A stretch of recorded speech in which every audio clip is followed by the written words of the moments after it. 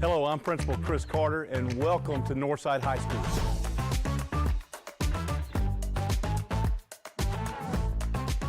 This is the 26th year that I've been at Northside. I like the students and I like the faculty. There's some days that you need more faculty support, and some days you just need the energy from the kids.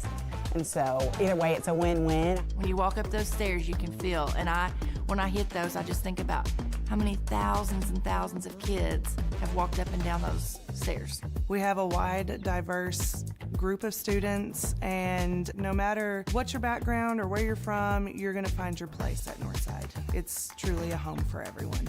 We welcome you to this great place. We're here to challenge you academically, and we want you to get involved in just about anything that you could possibly think about to get involved with. I love playing basketball and just communicating with everybody, like just having a good time with everybody. Yeah, Northside really made me like school for real, because like I used to not like it. All the teachers here, like they really are concerned with you, like they'll actually help you, like they're really genuine. There was never a time where I felt like I didn't have any friends or I was searching for friends, and I feel like I'm definitely part of the community, and I feel like everyone is.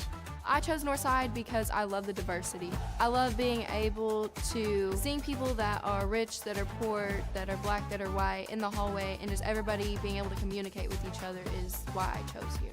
I got to Northside and everybody helped out each other. Even if you didn't have as much, everybody was like a family to each other, and I just loved it. My favorite thing about Northside is definitely the way that all the staff and students all come together to help each other. It seems like more of a family kind of place in terms of it's more of a helpful effort to make sure everyone's doing good. Whenever my students come back and see me, I always take pictures with them, and I'll post them on Facebook because it makes my mama bear heart really happy whenever they come home and see us, because we are a family. And so one girl said, my teachers care about me and they want me to succeed. And that's why so many students choose to come to Northside. I think when I consider like the individual stories, I had a particular girl that did not come from a good background and she's a doctor now. Or you have the kids that are very affluent and have all the right answers and all the right supports, and yet they needed something different. You know, they had to have someone be real with them. They had to fail on their own. And so when you hear those stories and you think, okay, they still made it too, they needed something different than just a typical affluent background, that they were struggling too. So you're gonna have both of those stories that I think is nice about this place. That, you know, that keeps me going. That's why I don't mind coming to work. Again, welcome, and we're glad you're gonna be a part of the Grizzly family. I'm a Grizzly for life. Grizzly for life. I'm a Northsider for life. I am a Northsider for life. The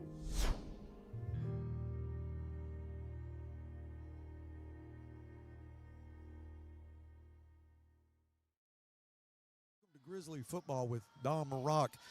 Coach, that close. We were that close. Fun to watch, and I know it was disheartening, but boy, you got down early.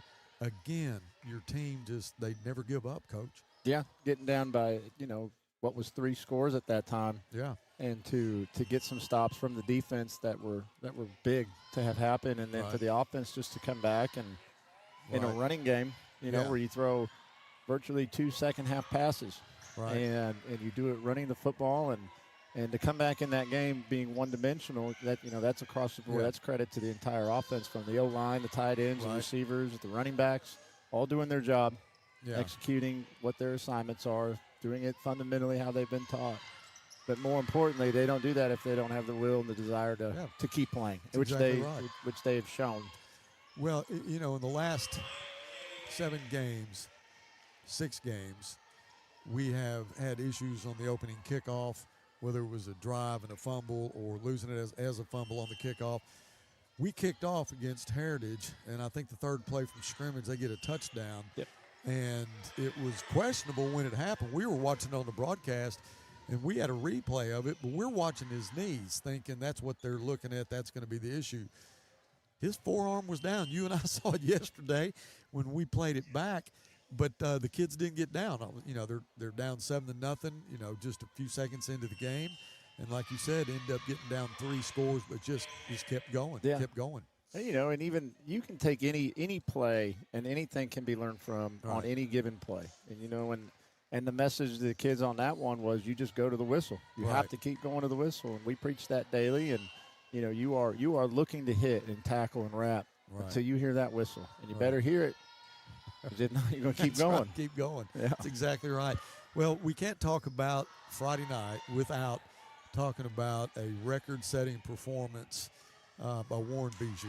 Yep. Coach, 381 yards on 25 carries, 5 touchdowns.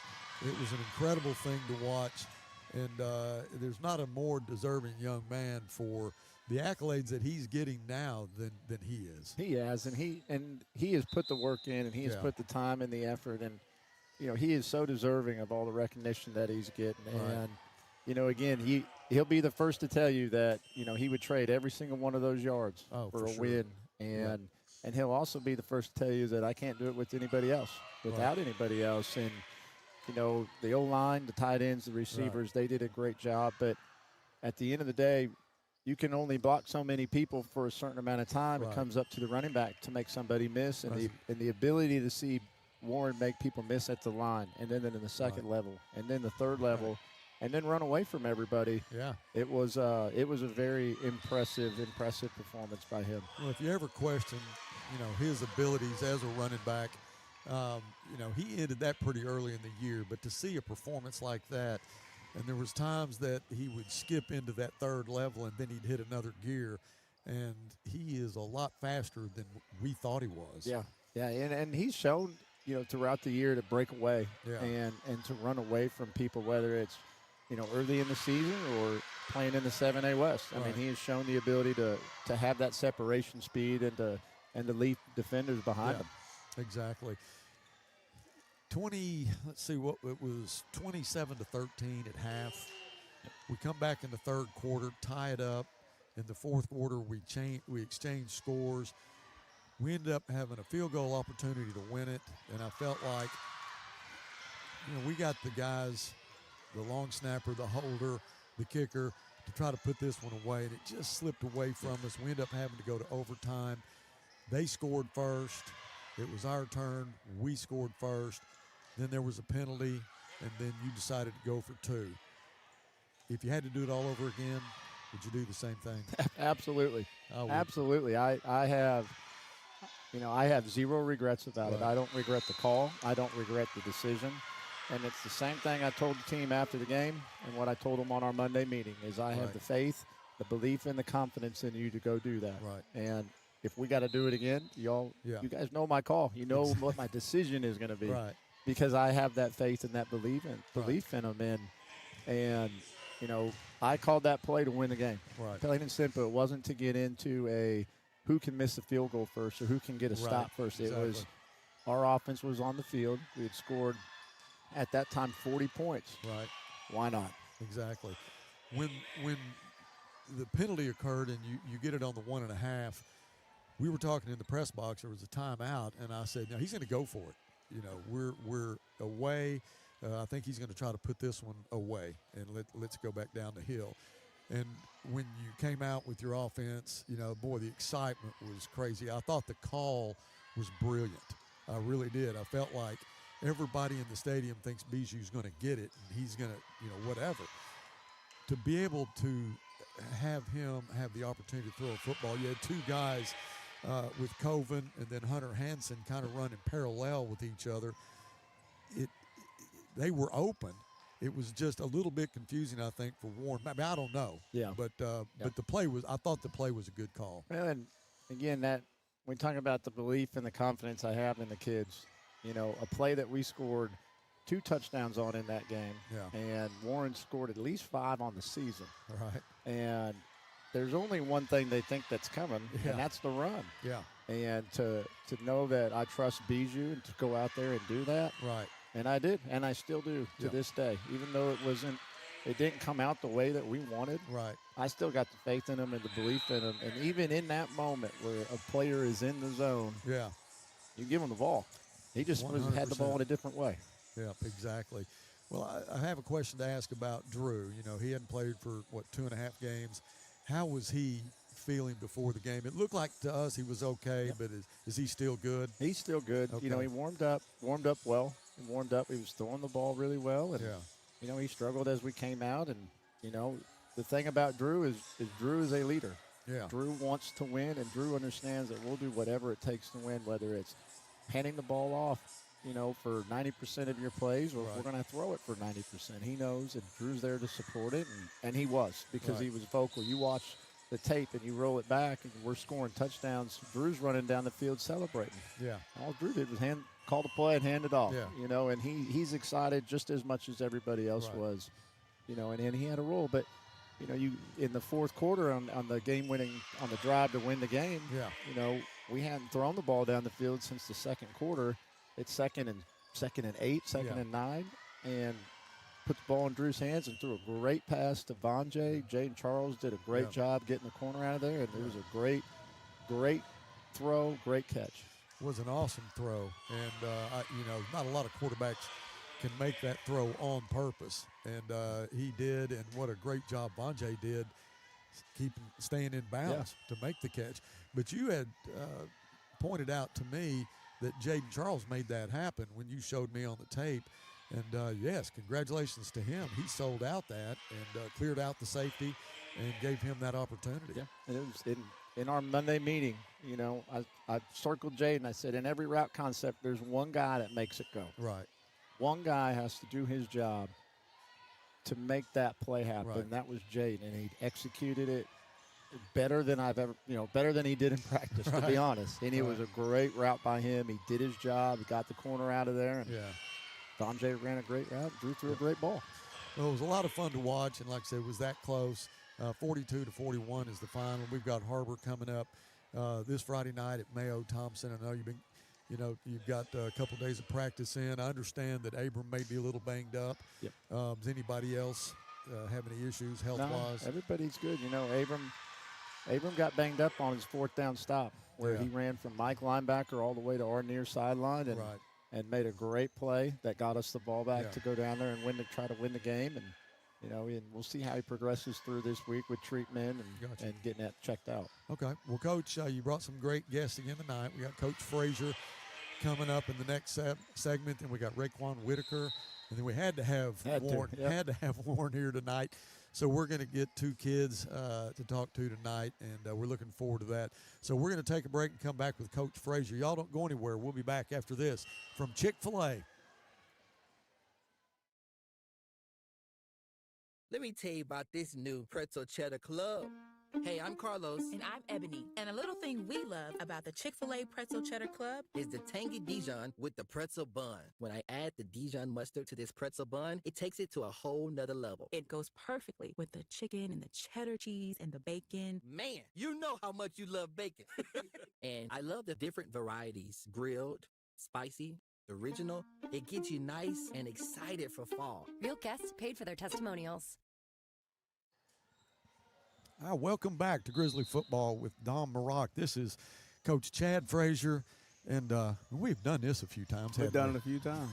We have. Coach, and appreciate you so much for what you do. Appreciate and I think you, Buzz. Over the years, you and I have talked enough about this is your alma mater. You were a quarterback here. Wins and losses affect you maybe differently than a lot of people. You live and die by it. No question about that. You've had your sons here, Max and Jet, and now they've gone on to do things. We'll talk about them a little bit too, but it's been your life, Northside High School. It has been. It's, probably sometimes you get a little bit too wrapped up in it, but it is what it is. You sign up for it, right? I mean, this was always the job I wanted to come back to whenever I was coming out of college, and I knew in high school when I wanted to coach and with guys like Coach Young and Coach Breedlove and Coach McKinney and, all these guys that I played for and loved to death and have the ultimate respect for, and really was excited to coach because of them. They were big influences on me. My coaches outside of my family, my parents and my grandparents, and, they were the biggest influences in my life. Well, and, you knowing that, now you're a coach, you know what kind of influence that you are on these kids. Absolutely. And, we hope so. Yeah, and you do. So. You have been a big influence in a lot of kids for a long, long time, and what a mentor. Well, I appreciate that. I've been very fortunate with the kids that I've had to coach, both position-wise and as football teams come through here, and I've been really lucky and been very fortunate to have the kids that I've had and had built the relationships with them and took a lot of pride in that. Always have, and a lot of times when you develop relationships with them, it's just like family. Sometimes you have ups and downs. Yeah. It's not always roses. Exactly. There's learning, there's development, there's good, there's bad, and that's part of building the strength of the relationship and kids getting better and learning, and hopefully they can apply it to something in their life down the road. So yeah, there's been a lot of pride in the kids that I have personally coached come through here, because I'm proud of all of them. Well, you talked about Coach McKinney. Yeah. He's here. He's here tonight. I hadn't seen him. I saw him sitting over there, but I hadn't talked to him. He coached me too. That tell you how far back he goes. We're here at Grizzly Arena. There's a volleyball game going on tonight. His granddaughter, Caroline, is one of the 3 seniors that's going to be recognized tonight on senior night. So he's here for that, not just for us. Yeah, Yeah, there you go. Yeah. But man, I tell you what, I'd have jumped in front of a car for him. Yeah. He was my coach from the time I was in the 8th grade until I graduated high school. That administration at Darby went to Northside when I was in 9th grade, going to the 10th grade. So I had the same coaches for a long time, and that's fun. You talk about kids that have to go through a lot of coaching changes, and it's tough for them mentally and emotionally. And I was really lucky to have the same coaches for so long. Yeah. And you're right. They're parents when the parents aren't around. Yeah. And it is a big responsibility, and you guys do it well. Yeah. Well, I appreciate it. We got a bunch of good coaches great coaches we've had that I've worked with and that have been through here since I've been here, and I'm on year 22 now. I've been here a long time, and a bunch of great guys that I've staffed with and worked with, and proud of the relationships that we've built with those guys through coaching and their relationships that last a lifetime, and there's been some great ones come through here, and I'm proud to say that I worked with them. Well, you being the kind of coach you are and the passion that you have for the sport and the school, the kids that you coach, it's such a full-time job, and it takes so much time away from family. So I always want to talk about what's behind the scene, and Teresa doing what she does to help you do what you do. And I know that you guys have been a great partnership, and I always want to recognize the strength behind it all, and she's a good one. Well, I appreciate that, and all the coaches appreciate you doing that, because all of us know that, my wife is the one that keeps the ship right, at our house. And, when the boys were younger, she was the one that was taking them to practice when I couldn't be there the majority of the time, and picking them up. And, she was, changing more diapers than I did, and, all that stuff. I mean, it was, it's been a labor of love, and literally, and she has been the rock that has been constant in our family and our marriage and our relationship when it comes to, keeping things together. And I don't, none of us we couldn't do what we do without our wives. There's no way. It's tough, and the reason that I do bring those things up is because behind the scenes, I know how much time that you put in. I think most people that watch broadcast or kind of keep up with high school, college football think that it's a Friday night job, and they don't really know. They know you have practices during the week. Yeah. Man, it goes on and on and on, and there's so much time away. You just have a little window that you have time to do other things that you want to do. So I like bringing up the fact that you have support and what that means to you to do your job. But when you do have a little bit of time, you guys spend a lot of time at the lake. I know that's part of your recreation. We do. That's our little piece of heaven, so to speak, our little slice of heaven. We've had that place.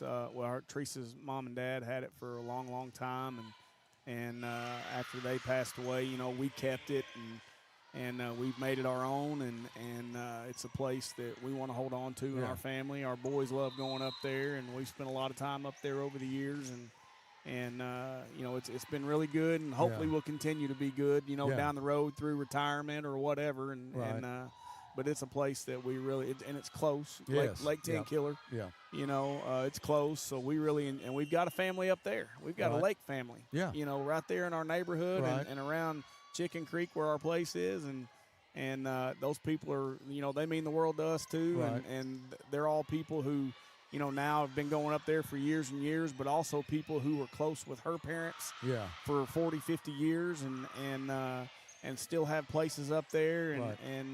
But yeah, it's been a great place for us. You know, well, I know that the kids like to go too. Yeah. And speaking of Max and Jet, tell me real quick what they're doing. So Max just got back. He spent the last month and a half, almost 2 months, back in Wyoming. Right.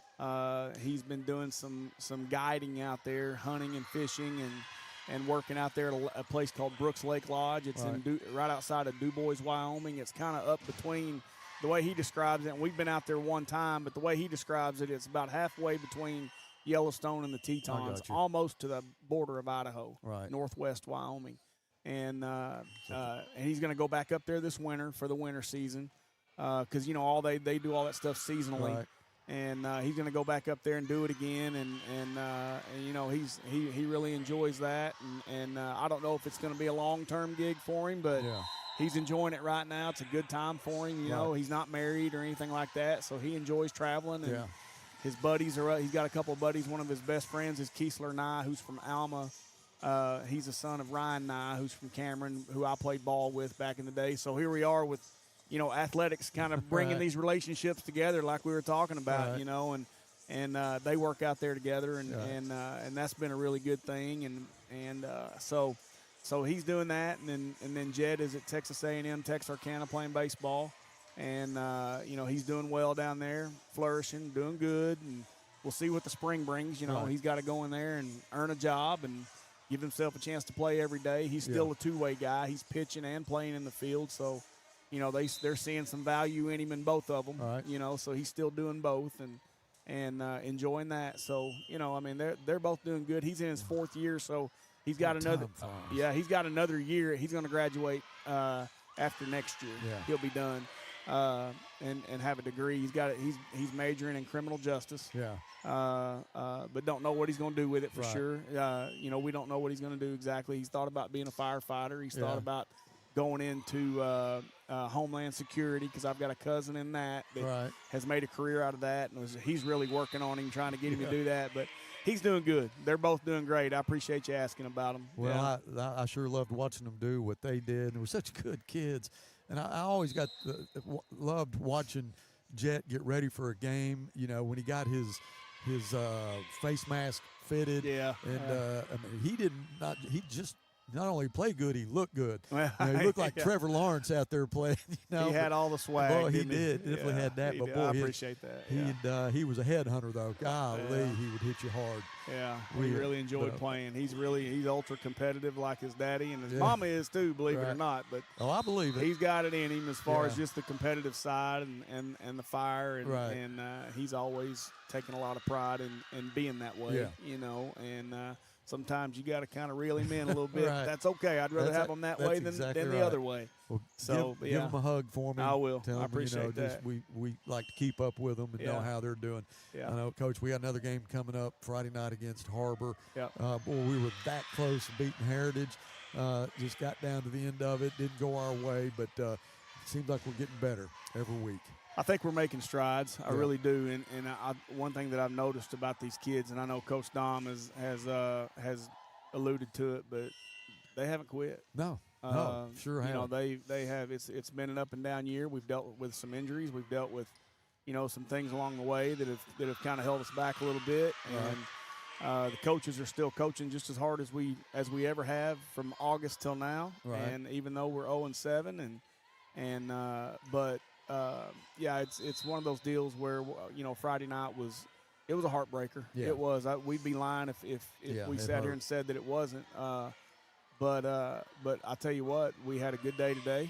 I felt like today was a good practice. A lot of times, you know, I've never been 0-7 before. Right. It's you a know, different had some down seasons and things Right. but I've never been 0-7. It's new territory. So it's new territory Yeah. for everybody, and it is demoralizing. Yeah. But it also, you find out what's right here. Build that character. You find out No what's question. right here. Yeah. And, I know this coaching staff is still totally committed these last 3 weeks to seeing if we can win a few ball games to get in the playoffs.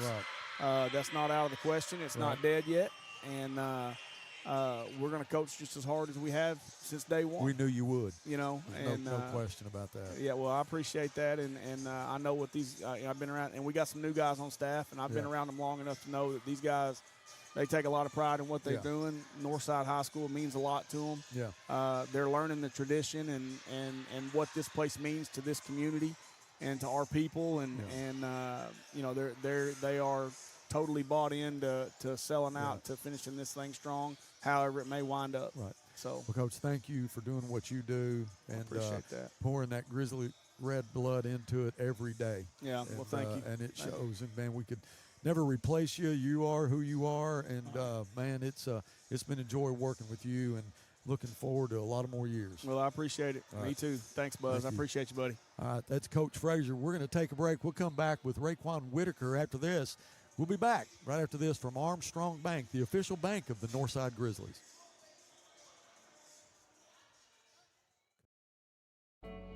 Family, it's bigger than bloodlines, stronger than DNA.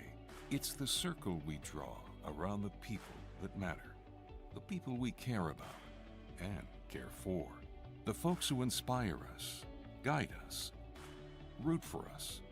Family means finding common ground, rolling up our sleeves, and making our way side by side. Armstrong Bank. Strength runs in our family. Welcome back to Grizzly Football with Don Maroc. We're here in Grizzly Arena, and this is Raekwon Whitaker, number 19. He's defensive lineman, senior. This is it, baby. Yeah, it's senior. This is it. You got a couple more games, regular season games, and it's gone by fast. It is. I'm not going to lie. I mean, when we first started the season, that first game, we're going into Southside. Yeah. I mean, after that game, this game just started coming every Friday. Yeah, it's just flown by. Here we are, getting ready to play Har-Ber. We've got Har-Ber, then we have Springdale. Yeah. After that, and so when you started your career, did you see yourself as a defensive lineman as a senior? Is that kind of where you were headed? To be honest, yeah, I was kind of working, like, whenever I started. Ever since, like, when I first came to Northside, I knew I wanted to play D-line. Right. And I knew I wanted to get better and better each day in my position. Well, you are a force. No question about that. I mean, how tall are you? 6'2". 6'2". When you stand up, seeing you in pads, from the press box is different than seeing you walk the halls. And, I mean, you're definitely a specimen. And on the football field, you are you're physical. No question about that. When you hit a quarterback or a receiver or, one of the running backs, I'm sure they get up and see that number 19 and think, yeah, I'm going to try to avoid that guy if I can. I'm sure that's your goal, too, every Friday night. Yes, sir. So how are you feeling physically? There's a lot of bumps and bruises, and it's physical, but are you good? I mean, aside from, like, a little bit of joint pain in my wrist, which, like, that's going to happen because on D-line, you're always having a strike, get that separation, and it's kind of like these boys on the O-line, they're big. So, right. I mean, doing it play after play. Yeah, it does kind of hurt my wrist a little bit. But aside from that, I mean, I'm good physically. I'm just ready to go. Well, everybody knows that, football is a collision sport. Yeah. You watch basketball and then even the volleyball behind us. I mean, it's contact. They're hitting the floor a lot. In basketball, you see a lot of flagrant fouls and a lot of physical contact. But in football, that's a collision. Yeah. And, man, I can't imagine, although I played, but it was years ago, but on Saturday mornings how you must feel after a Friday night. Yeah. What do y'all do on Saturday? Do you get ice treatments, or what do you do to try to get rid of some of the pains? I mean, yeah, Saturdays, I mean, if I'm really, really hurting, like bad and it's like I'm really sore, I will get ice and see if I can get in with Miss Sherry and try to ice it up and let it heal. But other than that, I mean, I just kind of rest up, let my body rest, and just relax that day. Just try to get ready for the next. Yeah, and get ready for the next week, get my mind right, that type of stuff. So how has, I mean, you've got 2 practices in this week to get ready for Har-Ber. How's that going? It's going pretty good.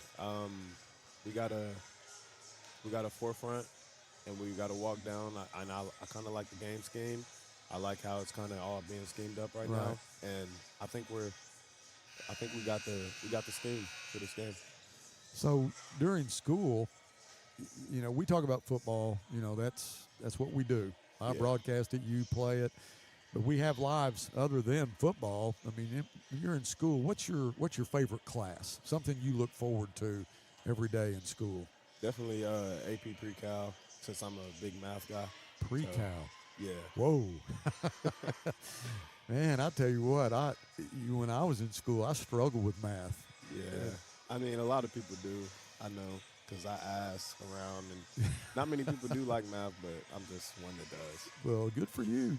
That's it's a tough class, and you'll be surprised how much you use it in your life after school.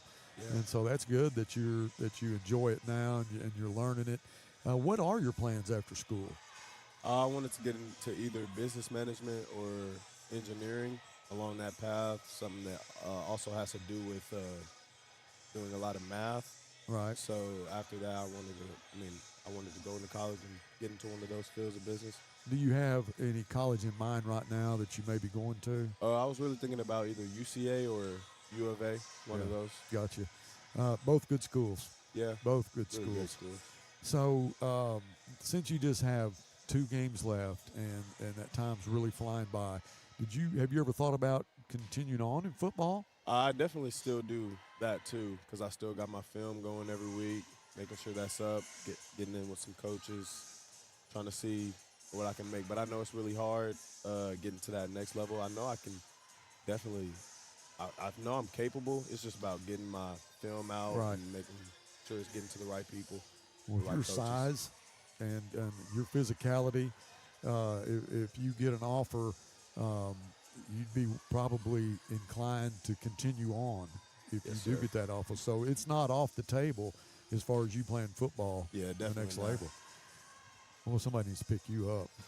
No question about that. Yes, sir. Keep that film out there. So when you had to make the decision to go to Northside, because now everybody has a choice. Yeah. You go South Side, you go to Fayetteville if you want to. Yeah. It's your choice. What made you decide to go to Northside? I definitely like going to Northside because, like, all my friends that I kind of grew up with, they also go to Northside, and I feel like making those bonds along the way really did kind of form me as a person. Yeah. So you've enjoyed I've your definitely years. enjoyed, like, the teacher, the environments, and, like, just kind of just as I came through freshman year, just getting to see all I got to see growing up. Yeah. We've enjoyed watching you. It's been a pleasure, and these next 2 games are going to be fun to watch. We zoom in on 19. You know, we like to watch what the result is of what you just did. Yes, so sir. looking forward to that again Friday night. So have a great last 2 games. There's nothing to say that we can't win those last 2, get into the playoffs, and continue on. You never know. Yeah, you never know. You never know. Definitely never know. So thank you for your years at Northside. It's been an honor broadcasting your games, and enjoy the last 2 and absorb as much as you can for the rest of your senior year. I just had a big reunion. I graduated from Northside years ago. The last 2 Fridays ago, well, not this last Friday, but the Friday before, when we played Fayetteville. Yeah. We had a homecoming, so I got to see a lot of my classmates from years ago. And it's good to see them, but it seems like it was yesterday. Yeah. Yeah. So really, just take your time and walk through the next semester and enjoy what you have left. Yeah. Thank you. Yep. Raekwon Whitaker, number 19. Come watch him play. You're not getting the true feeling of what this young man can do watching it on TV. You got to come to Mayo Thompson to see him play. Stay with us. We'll be back with Warren Bijou after this from Blaylock Heat and Air. This is Northside head basketball coach Cody Wilmath. I call 782-8940. That's 782-8940. Hi, this is Ricky Smith, head basketball coach for the Northside Lady Bears. I dial 782-8940. That's 782-8940. Football in fall, what a great time of the year. It's also a great time to take advantage of York factory rebates on high-efficiency HVAC products. Give us a call at 782-8940. That's 782-8940.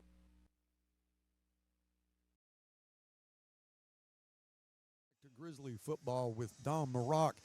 Just had a great conversation with Raekwon Whitaker, but got another young man here, and he actually did the first coach's show with us to the start of this year. This is Warren Bijou, and Warren, I have broadcast a lot of games, but I have never seen anything like that. First, let me say congratulations on a unbelievable night of rushing. 381 yards on 25 carries, 5 touchdowns. It was incredible to see it. The fact that you did it doesn't shock me at all. The conditions were right. You got some blocking. If they could just give you a couple feet of clear space, you're gone. Yes, sir. And then the way that you make people miss, and something that you show, we knew you were fast. Mm-hmm. But once you got into the secondary, and I said a couple times on the broadcast, it's going to be a foot race. Well, it's really not.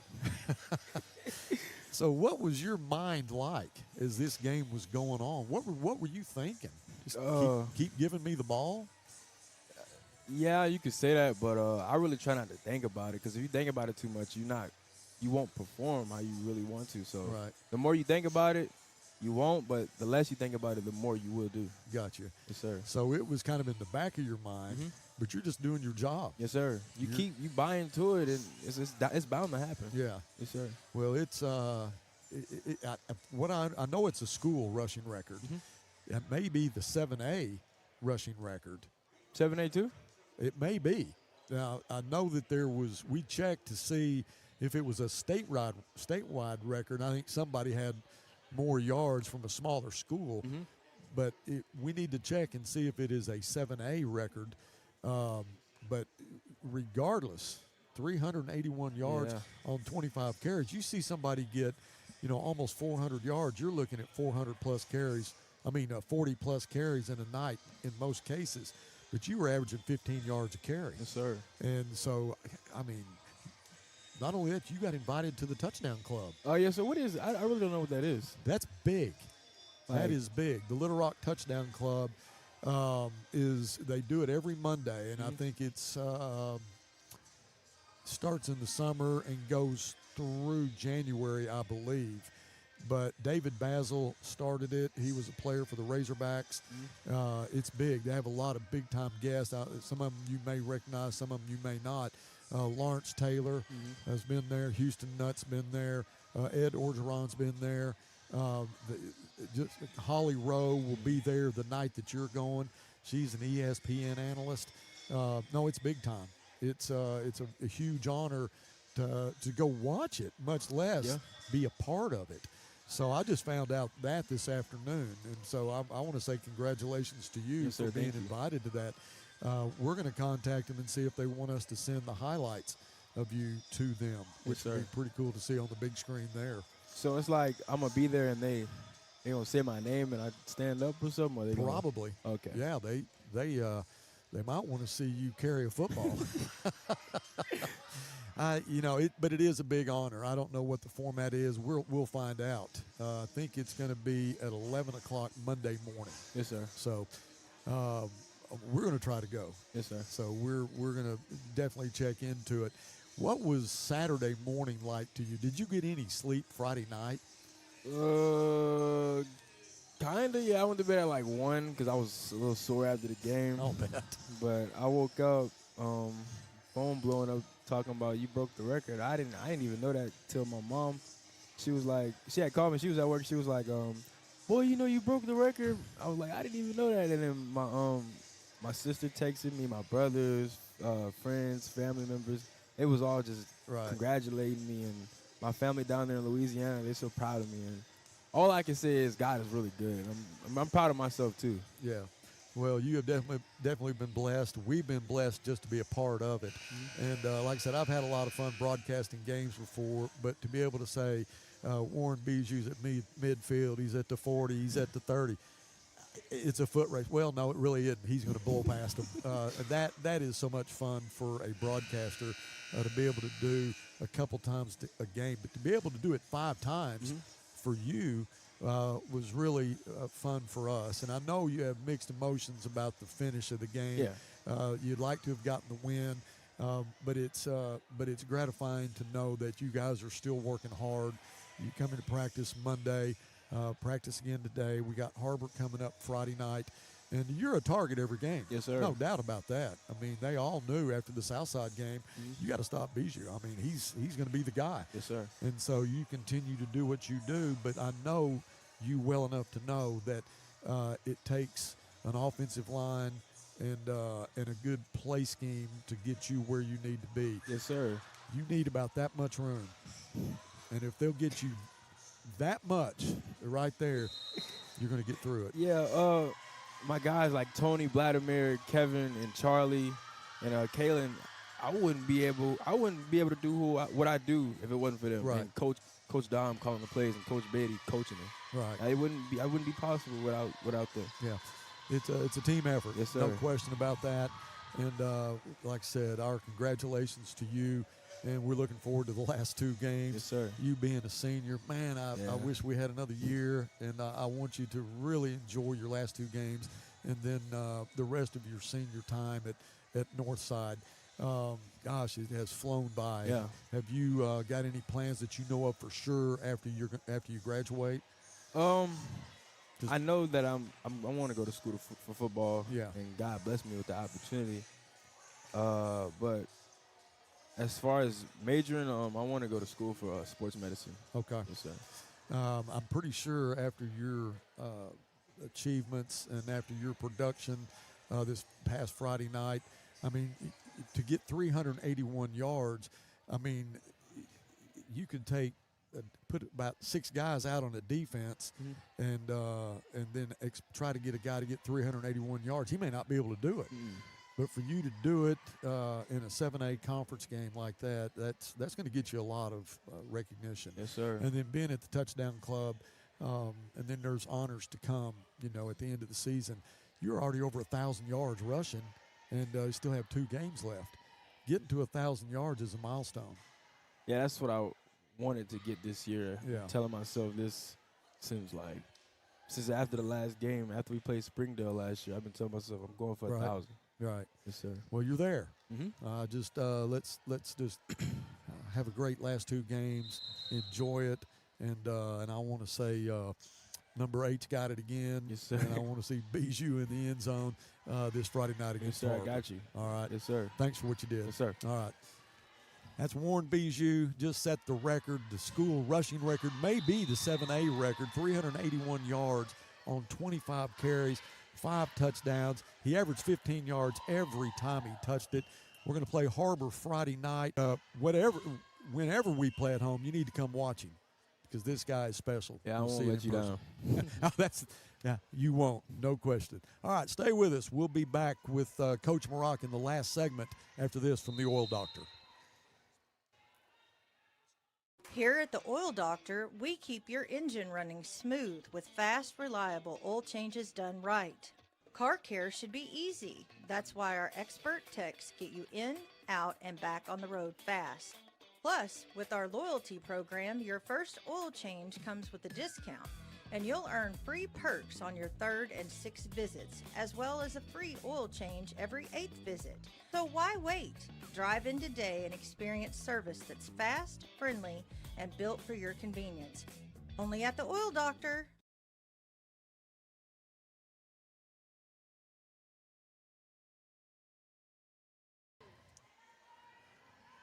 Welcome back to Grizzly football with Coach Dom Maroc. Coach, another week, great guest with Coach Frazier and then with Raekwon Whitaker and Warren Bijou. And these kids seem so mature for being high school, but even seniors, the way they carry themselves and the way they talk about, their plans and how they prepare for games and stuff like that, and being humble, that's refreshing. It is, and both those guys just are great examples of the way our program is moving. You know, guys that are both selfless. They'll do whatever it takes to win, in the best interest of the team, and, play whatever role they have to play. And a great example is Warren going to quarterback. Yeah. And when we talked to him at halftime, the answer was, yes, sir, let's get it. Right. And he was all for it. And in his mind, that was the best thing to do for the team. And do whatever we have to do to win. We asked him, was it in your mind? Were you conscious of where you were and knowing that you were picking up all these yards, and are you closing in on a record, or were you thinking about, what's to come? Can you keep adding to it? And no, he's not. He's thinking, I'm keeping that in the back of my mind and just thinking about next play. Next play, and that is the motto of what we talk about daily. Right. It's the motto of our team is you have the next play. Right. Don't let the same play beat you twice, and doesn't matter if it's great. Don't dwell on it. Don't celebrate it for too long, because there's another play coming. That's exactly right. Yeah. And to hear him talk and Raekwon talk about their time at Northside and how much they've enjoyed it, and this year has been special for them, even though the record is what it is. But the fact that with your coaching staff and how you guys really care for those kids and help mentor those kids and try to get them to the next level, not just as football players but young men. And so having any future Grizzlies that may be watching our broadcast and seeing that, hey, these guys don't give up. Yeah. They don't give up. Well, they don't give up because it means something to them. Yeah. And, you're playing for each other. Warren. Like it is, man, you're doing it for the guy next to you. It's not all about you, and they've bought into that. They have, and they show it every single day. Yeah. Every day that they're out there. It doesn't matter if it's meetings, weights, walkthrough, practice, pregame meal. That is all about, each other. And that bond, it has to be tight. And it lives in the locker room, and they're protective of it. That's the biggest thing, is that they are protective of that environment. Well, Coach, we have 3 games left. You got Har-Ber coming up this week. Then we have Bentonville West, and then we have Springdale. Har-Ber is 3-5. Yep, 2-5 right now. Yep. And so, I mean, they're a team that I can't really get a feel for. I think it's a need-to-know basis of how they are when they play, when they show up. I mean, they're good one night, they're not good another night. What do you see in Har-Ber? They're a good team, and they played a really good out-of-conference schedule. They played Greenwood the week after us and lost by 1 point. Yeah. And so they've shown that they have the ability to play with the top teams in the league. They've played the same teams that we've played for the most part, and they play them hard, they play them tough, and they're a very well-coached, disciplined team. They got a new coach as well, and their coach comes, he was from Bentonville last 10, 11 years as the offensive coordinator. So they're going to be a well-coached team, experienced, and, we'll just see hopefully the weather tonight or on Friday, but hopefully that can hold up and should be a good one. Well, I'm excited for it. Yeah, I am excited for it too. We talked earlier in the first segment about some bumps and bruises, and I was talking to Raekwon about, the physicality of the game. And what happens on Saturday when you come in, you try to nurse those injuries and try to get ready for the next week. And he said, it's physical, no question. Yeah. He's kind of nursing a wrist right now, but he's going to go 100%. He will, and when you play that style of offense, even from last week, phone booth football, it's going to be physical because you got 20 out of 22 people on the field are within a 5-yard box, it feels like. So it's going to be a physical game, and, to come back and have one guy on defense that's out that missed practice this morning for an injury. Yeah. We came away lucky with it. And I shouldn't say lucky, but fortunate enough to come away with just only one, And those guys, Miss Sherry will do a great job of getting them ready, Miss Sherry and Darius, and we'll have them ready to go when it's game time. So, Coach, we've got 2 more home games, and then we play the final game away at Springdale. What are the possibilities of getting into a playoff situation? Is it win 2 out of the next 3, or is it 3 out of 3? Or I know you're not probably thinking about that. The way I view it is you got to win 3. Gotcha. We have to win 3, and having the game against, Har-Ber this week. Right. And then Bentonville West coming the week after, and then Springdale. But to go 3-0, we got to go 1-0 this week. And that's our focus, is that we can't look ahead. We can't think how many games we got to win for the playoffs. How can we get in this way? I mean, we got to handle Har-Ber first before we can worry about the next one. Yeah, it's one game at a time. And Har-Ber, I feel like, if things start clicking for us, we can beat Har-Ber. Yeah. I think that, every game that we've played this year, you've seen some plays that you really did well. You see places that you made mistakes that you wanted to fix, but there is talent on that football team, and the fact that they're all still going. That to me, that's the most impressive thing. It is, and I mean, even practicing in the morning, we're still go at 7. I told them all week, Tuesday, Wednesday, Thursday, fellas, we're at 7. And we're going to be at 7 the week after and the week after. Right. It's not changing. Right. We had every single starter was there today. And it's like they show up, they want to work. Right. You got to find a way to make practice fun, and anytime, obviously, with our record being what it is, you have to make it fun still, because at the end of the day, football is still fun. It doesn't matter if you're undefeated on either side of the record. Right. Football still has got to be fun.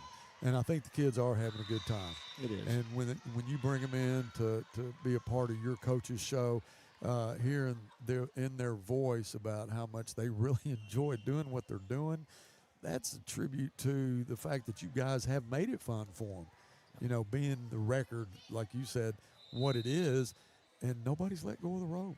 Yeah, and they haven't let go of the rope, and I'll reiterate to them, anybody I talk to, it's because they're going to show up, they're going to compete, but they're going to compete for each other. Right. That's the biggest thing that we have right now, is that they are playing for each other.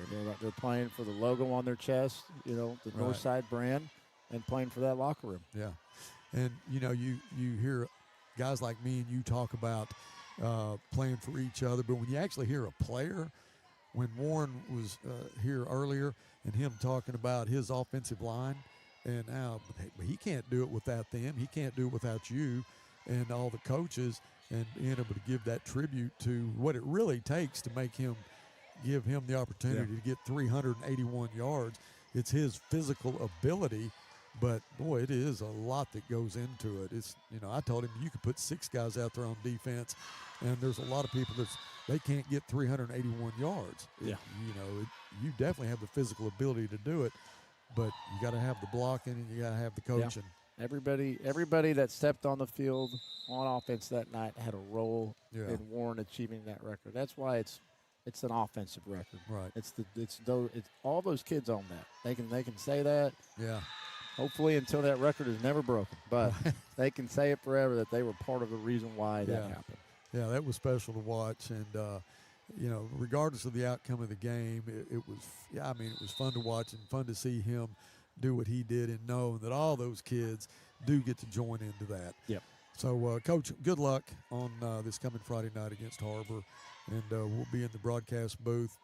Broadcast start around 5:30 with the coach's show, and kickoff will be at 7. And looking forward to another good game. Yep, looking forward to it. All right, that's going to do it for the Don Maroc Show.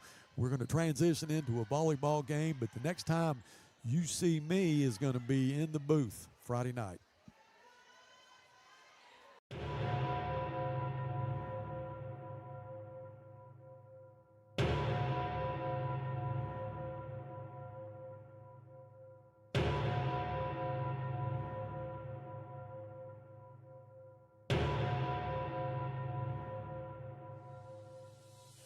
Northside football. It's the players running onto the field. It's more than 14 state championships and fans screaming, "Go Bears." Moody wants to throw, throws it right side. Complete touchdown, Northside. Northside football. It's the city of Fort Smith, standing together behind the first high school, and a mascot like no other. Intercepted. That's Calderera. He's looking for some help. Calderera at the 20, the 15, the 10, the 5. Calderera into the end zone. Those select few who put on the jersey are chosen. They wear the colors, they pay the price, and they succeed. They are Grizzlies. It's intended for Massey. It's complete. Massey's still on his feet. Here he goes. If he's dead in bounds, he's at the 10-5. Touchdown, Northside. Cavs Massey. Together we stand as tall as the old smokestack on top of our beautiful campus. Our memories are etched in stone for all to remember, and our blood flows Grizzly red. McLean pulls up, throws. Ezra complete. Ezra at the 20. Ezra at the 10. 5. Touchdown, Ezra Phillips. For over 100 years, we've been Grizzly mad. And today we will continue the tradition that has set us apart from any other. Ladies and gentlemen, we are Northside Grizzlies. Grizzly Sports Network pregame coverage starts now.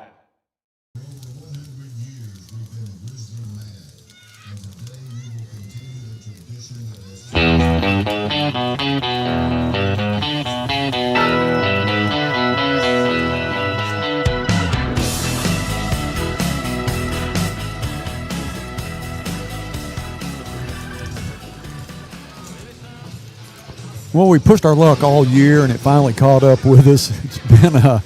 It's been raining all day. We thought maybe we might get a break tonight, but it looks like it's going to rain throughout this ball game, and it is what it is. But I'm glad to be here. I'm Buzz Sawyer alongside my broadcast partner, the Dash Riprock of broadcast, Jeff Ferris. I got Mike Fuller is on the field. He's got his Grizzly umbrella, and Jeff, I'm going to go to you first, and just see what you think about what has to be done in a night like this, where it's going to be wet. The wind is definitely blowing. We've got our camera set up in a tent right below us. We're ready. You ready? Oh yeah, I'm ready. It was a challenging drive up here from Ozark. This thing was it poured and poured and poured from Ozark all the way to here, but made it, and glad to be here. Appreciate you letting me be here. And I was wondering if Coach Fleur was going to be down there. Now, he's hardcore, man. Yeah, he's hardcore. Down there in that rain. Just like you, he's walked the sidelines. Well, it's been, some nights it's 70 degrees and no wind, and some nights it's 50 and the rain is going sideways. But let's go down to Coach. Coach, can you hear me? I hear you, Buzz. Can you hear me? Yes, sir. Well, I can tell you what, this old coach would much rather walk it in a dry night than a monsoon. Well, I know that I talked to him earlier, and he was going to George's to get him some vegetable soup and then head this way. Coach, we lost one last week I thought we were going to get by with, but we had a big night from Warren Bijou, set some records. It was fun to watch him do what he did, but I know he'd give it all up for a win. Yeah, it was a tough loss. They played really good. Had a chance to win it there at the end, and just didn't go our way on the last play. So hopefully tonight, with the weather like this, you better get ready for a lot of fumbles.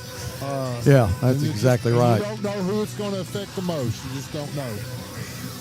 Well, it looks like the wind is coming. Wind's blowing. Yeah, it's coming out of the southeast. The flag is wrapped around the pole, so you really can't tell by looking at that, but you can feel it coming through the windows, opening the press box, but also you can look at our tent that's right below us. It has our cameras set up.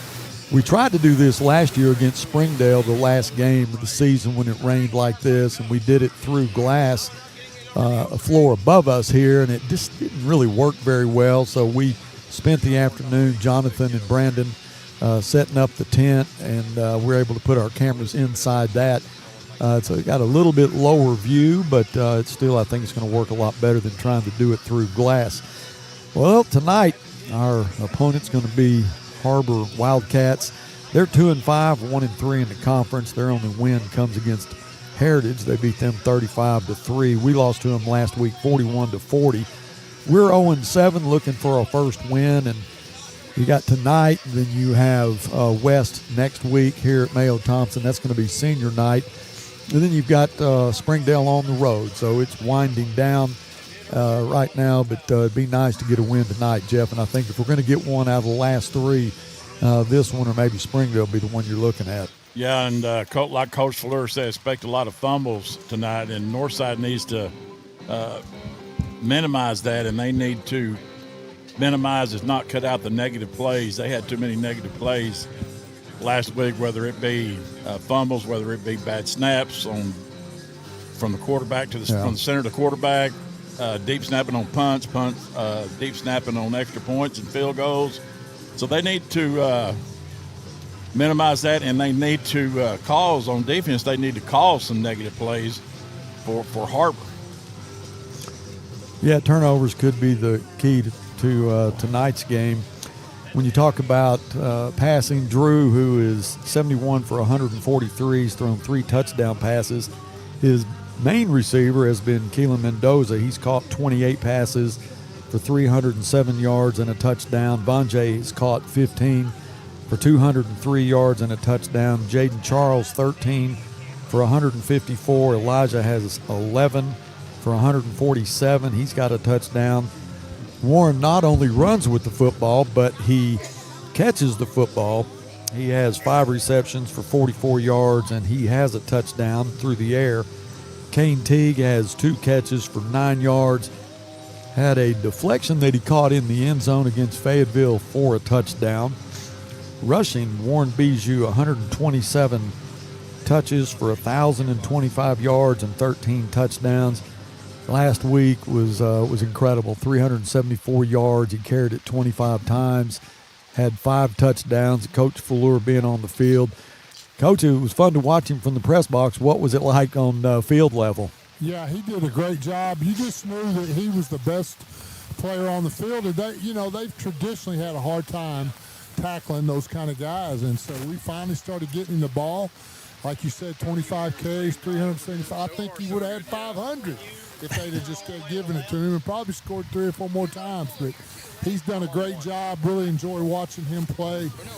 We've had some really good running backs here, and he fits right in that category. Yeah, been some great running backs in the history of Northside, and we always talk about 2 of them that you coach, Sunquist and Ty Massey. And tonight, Coach, I think that if, you had that offensive line and those running backs, it'd be a great time tonight to let those guys go. I mean, these modern-day coaches, they don't mind throwing in the rain, so I'm sure we'll see the ball in the air. But I not like tonight, I'd tell my backs both hands on the football and let's grind it out. Yeah, that'd be nice to do tonight. But let me ask your opinion, Coach. You got 3 games left, and we're looking for our first win. This would be a night that you'd like to think you could get one, hopefully. Well, the rain, it evens things up, and you don't know who it's going to affect them. Just don't. But it definitely, if you're a great passing team, if it's raining like this, it will definitely take that away and even things up for both teams, I think. And we're giving up 46 points a game. We're only putting 17 points on the board. Har-Ber's giving up 32.5, and they're putting up 27. They lost to West 41-14, lost to Springdale 47-43, lost to Bentonville 38-7.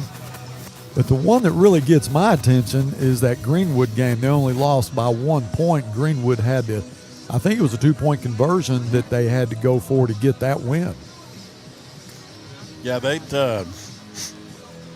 I just want to see the Grizzlies come out strong and confident tonight, and it's going to. I don't know. It's probably a hard week for them this past week because of that. That was just such a heartbreaking loss for them last week. I hope they've been able to put that behind them and they come out strong tonight. And whether they kick off or whether they receive, if they receive, take it down the field and score. If they kick off, 3 and out. Jeff, we talked about the 6 games before the last one, that there was always something that happened in that opening drive, whether we kicked it or we received it. Last week, everything went pretty good. We kicked off, and they ended up scoring on their third play. And when you go back and look at it, and you look at it really, really close, that was the play where Gardner, it looked like you watch his knees, they never touched the turf, but his forearm was on it. I mean, from his fist to his forearm was on the turf, and we go back and watch it in slow motion and the replays, and the referees just missed it. I mean, they can't see everything, but he was down. So that's the same rule in high school, college, and pros. If your forearm is on the ground, you're down. You're down. Okay. Yeah, but he was definitely down, and they, like I said, they just missed it. But he continued on like any good back would do, and until that whistle blows, just keep running. And he ran all the way to the end zone, and they were up 7-0, like in the first 60 seconds. Yeah. And but we came back. Warren had next drive. He had an 81-yard touchdown, and that just got his night started. Yeah, that was just warming up for him. Yeah, speaking of Warren, as you can see through our camera now, how hard it is raining. But I guess there's no lightning in the area, so we should be kicking off here in about 24 minutes if everything holds together. But Warren's going to be recognized at the Touchdown Club in Little Rock this coming Monday, and if you can get tickets, I don't know that you can now, but it would be fun to have some of his friends and relatives there to support him as he is going to get an award for the Player of the Week. And we've sent some highlights to him, so hopefully that they're able to play some of his highlights while he's being given that award. But great honor for him, and I know he's excited about it. That's going to be Monday. I think the doors open at 11, and then the actual Touchdown Club ceremony start at 11:30. Coach, you watch a lot of that on the live stream, and it's a pretty big deal, isn't it? Yeah, it's as good a Touchdown Club as there is in the country. Yeah. David Basil heads that up and does a great job. It's really, they bring in some great speakers. I try to watch it every Monday or Tuesday. I enjoy watching football stuff. You mentioned earlier about taking the ball and kicking it. I know one thing, I'd be kicking it tonight. Yes, sir. Yes, sir. Yeah, it's definitely not getting any better out there. It's coming down hard, and it's coming sideways. So hopefully that we can get you some decent coverage on this tonight. It's good to have Coach Fleur on the field, getting some of that sideline action. We usually have a camera on the field, but we can't do that tonight because there's no way for us to protect it. But we have tried to protect our cameras for the broadcast. We have 2 cameras. We'll get you some close-ups, and we'll get you some wide shots there. But it'll be interesting tonight as we continue on. Gisano's has catered the press box, and we've got some pizza here. We appreciate that. But as always, Chick-fil-A is bringing this broadcast to you, and we appreciate what they do and how much time they spend helping high school sports here in Fort Smith.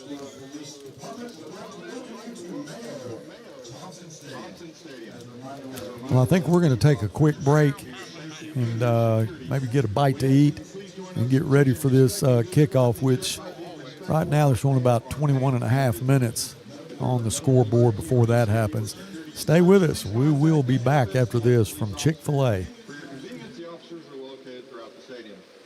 me tell you about this new pretzel cheddar club. Hey, I'm Carlos. And I'm Ebony. And a little thing we love about the Chick-fil-A Pretzel Cheddar Club is the tangy Dijon with the pretzel bun. When I add the Dijon mustard to this pretzel bun, it takes it to a whole nother level. It goes perfectly with the chicken and the cheddar cheese and the bacon. Man, you know how much you love bacon. And I love the different varieties. Grilled, spicy, original. It gets you nice and excited for fall. Wilcats paid for their testimonials. An accident can leave you feeling stuck, uncertain of where you can go. At AutoPlex, we specialize in getting your vehicle repaired quickly and accurately. Our expert technicians use the latest tools and OEM parts to restore your car to its pre-accident condition. With precision and care, we ensure your car looks and performs as if the accident never happened. Ready to get your car back on the road? Visit fixrex.com to start your repair today. Beauty, wellness, and luxury under one roof. Dream Aesthetics delivers rejuvenating Korean facials and advanced needling. Your glowing lymphatic skincare specializes in lymphatic massage, postoperative care, and body sculpting. Reflection Aesthetics Lounge provides advanced microneedling, teeth whitening, and hair growth treatments. Everything for your ultimate radiance. All together for you at 2711 Park Avenue. Dream, glow, reflect. Hablamos español. Summer's winding down, but the savings are just getting started. Dive into the end-of-season sale at Burton Pools and Spas. For a limited time, save up to $14,000 on fiberglass pools. And the first 10 customers who purchase an Aquacrete pool with a premium vinyl finish will receive a free hot tub. Don't miss these incredible deals. Visit our stores in Fort Smith, Springdale, or Greenland, or go to BurtonPools.com for more details. At Burton, we do more than build swimming pools. We build long-term relationships. Or Auto Park has the best used cars in town. We take more trades than anyone. One look at the variety and quality of our selection proves it. All makes and models. One-owner trades, corporate leases, executive demos. Get top dollar for your trade. Keep the cash or use it to upgrade. Possibly lower your payment. Free car washes for life. If you're looking for a pre-owned vehicle, Or Auto Park is the place to look. Go to OrAutoPark.com to find your next vehicle. Get more at Or. Here at the Oil Doctor, we keep your engine running smooth with fast, reliable oil changes done right. Car care should be easy. That's why our expert techs get you in, out, and back on the road fast. Plus, with our loyalty program, your first oil change comes with a discount, and you'll earn free perks on your 3rd and 6th visits, as well as a free oil change every 8th visit. So why wait? Drive in today and experience service that's fast, friendly, and built for your convenience. Only at the Oil Doctor. Uncertain on how much your repair is going to cost? At AutoPlex Collision Repair, we understand that unexpected accidents can leave you financially stressed. That's why we offer Repair Now, Pay Later. Start your repairs today and spread the payments over time so you don't have to wait to get back on the road. With flexible payment options, you get the repairs you need without the financial burden. Let's get you back on the road, worry-free.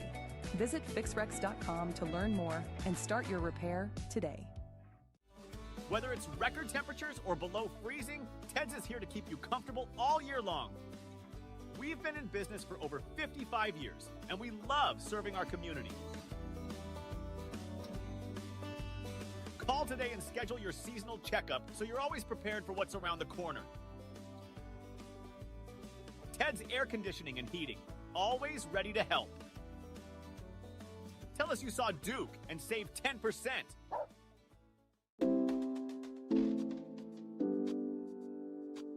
Sawyer's is about more than sunrooms, patios, and home improvement. For over 30 years, we've been about people, about our community, about you. We make quality products affordable so you can focus on making memories with those who matter most. We bring our passion for great craftsmanship and take pride in the work we do so you can count on it lasting a lifetime. Give us a call today and see the difference we can make for you. REP is your trusted source when it's time for you to sell your business or if you are looking to acquire one. We offer a variety of services that help prepare your business for sale, and we also counsel and advise you every step of the way. We take pride in our experience, market knowledge, and integrity. You can be assured your business is in the right hands. Resolution Equity Partners, partnering with you now, preparing for the future. With rising costs everywhere, from groceries to gas, we know repairs can feel out of reach. Insurance deductibles and repair costs can make you hesitant to start. But at AutoPlex, we believe you shouldn't have to choose between your budget and getting your car repaired. Our Repair Now, Pay Later option helps ease the financial burden so you can get the quality repairs you need without the wait.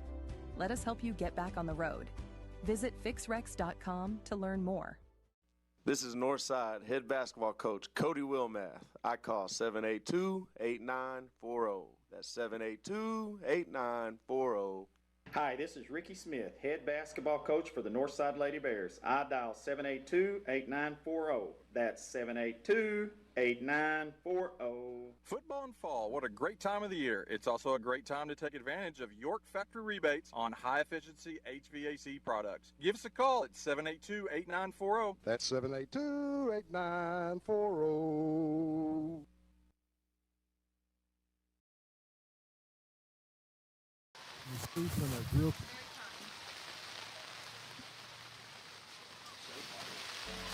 Family. It's bigger than bloodlines, stronger than DNA. It's the circle we draw around the people that matter, the people we care about and care for, the folks who inspire us, guide us, root for us. Family means finding common ground, rolling up our sleeves, and making our way side by side. Armstrong Bank. Strength runs in our family. At AutoPlex Collision Repair, we're not just about fixing cars.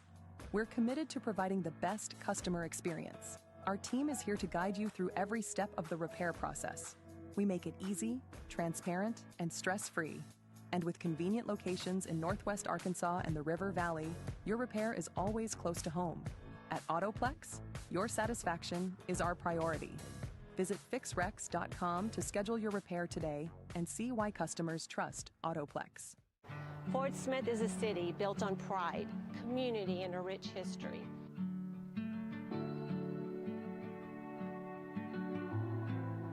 Our neighborhoods tell the story of where we've been and where we're going. And just like sports, real estate takes teamwork, dedication, and trust. I'm Vicki Cooper with the Heritage Group Real Estate Company in Fort Smith. And whether you're buying or selling, I would be honored to help you find your place in this great community. Have you been to the River Valley's only multi-sport facility? Then let's hang out. The Hangout in Fort Smith is the only sports facility that offers indoor tennis and pickleball, indoor and outdoor basketball, and has now added multiple soccer fields. Soccer leagues are forming soon. Did you know the Hangout also has an 8,000 square foot fitness center with bar, yoga, HIIT, and Pilates classes? The Hangout, 5400 Gary Street, or thehangoutfs.com. Fitness, sports, and more. Let's hang out.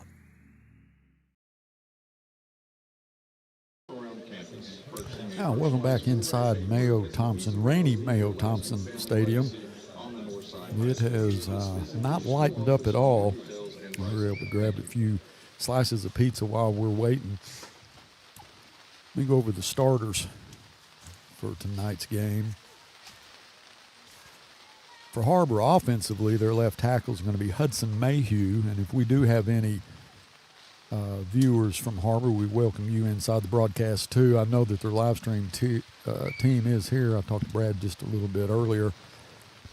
Left tackle is going to be Hudson Mayhew. Left guard, Perry Lewis. At center, Mark Ballard will handle those duties. Right guard, Matt Graham. Right tackle, Aiden Aguilar. Tight end is going to be Jack Gilder. Their quarterback is going to be Bryce Owens. Running back, Reed McAllister. Wide receivers will be Gray Garum, Lincoln Posius, Trayson Reith, and Austin Sandoval. 12 players there, but they have an extra wide receiver, and they're probably going to throw it, at least on normal night. They'll throw it more than they will run it. But tonight, we'll wait and see how that works out. Defensively, left end is going to be Kayshawn Holder.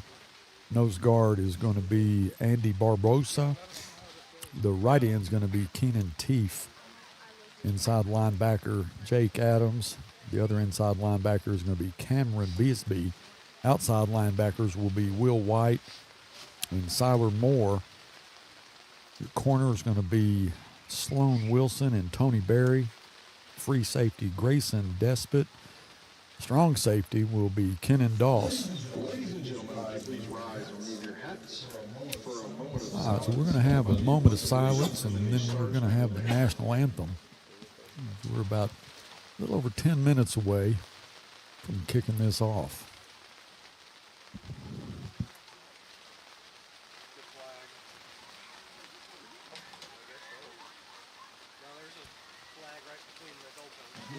pledge allegiance to the flag of the United States of America and to the republic for which it stands, one nation, under God, indivisible, with liberty and justice for all.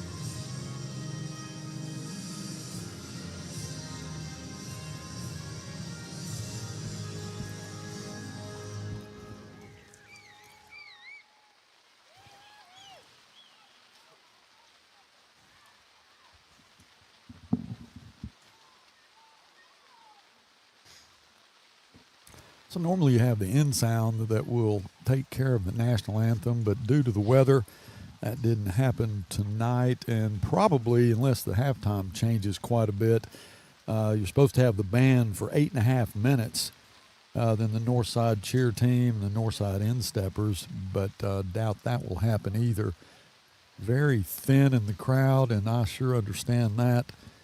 Glad that we're able to bring this broadcast to you, and we're going to do our best to get some good camera shots. A little bit different than we did last year, and hopefully our tent holds up. Offensively, starters for the Grizzlies. Left tackle is going to be Areta. Left guard, Camise. Gonzalez will be the center. Rodriguez, right guard. Scott will be the right tackle.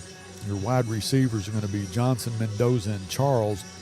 Tight end will be Elijah Rogers. Defensively, Cartmill, Dye, and Whitaker will be on the defensive line. Your linebackers will be Gardner, Marshall. Free safety is going to be Hill. The other free safety is going to be Johnson. Chavez brothers will handle the corners. And Jonah Calderera will be the star.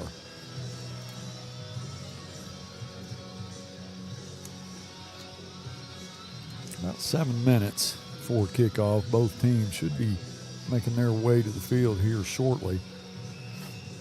Jeff, I got a big trash can right in your way. Well, that's all right, man. Hopefully you can. Oh, we'll be all right. You got me a good screen right here, so we're good to go.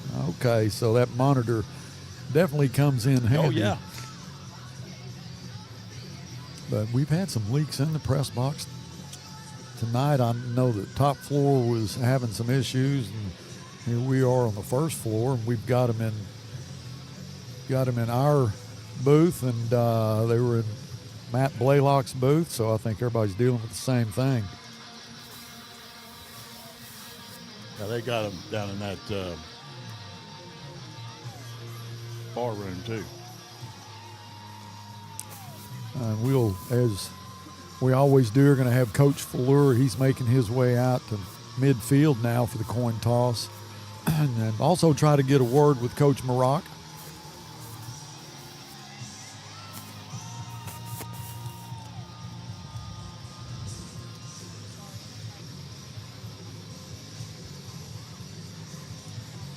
You know, if you're just watching the ball game, you got to be hardcore, a true fan to actually be in the stands on a night like tonight. So we say thank you to everyone who is here and who's making their way here.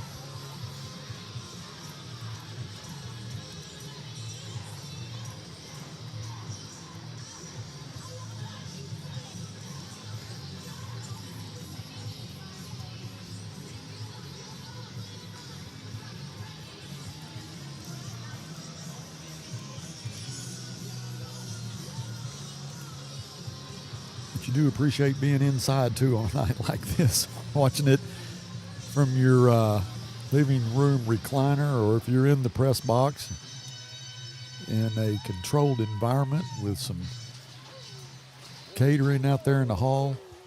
It makes it pretty nice, too. Man, that pitch, speaking of that pitch is pretty good, man. That was pretty good.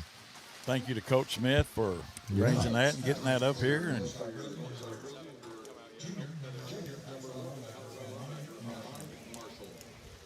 so we got our captains making their way out to the field.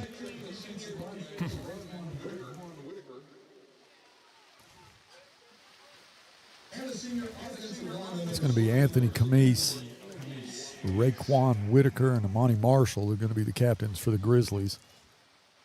Had a great talk with Raekwon Whitaker and the coaches show, and talked about his time being a Grizzly. He's a senior this year, and you know, it goes pretty fast, Jeff. And you look back when we were seniors playing high school ball, and it seems like yesterday. You're talking, what, 49, 50 years ago? A long time ago. That's we're still upright, so that's always a good thing. You bet.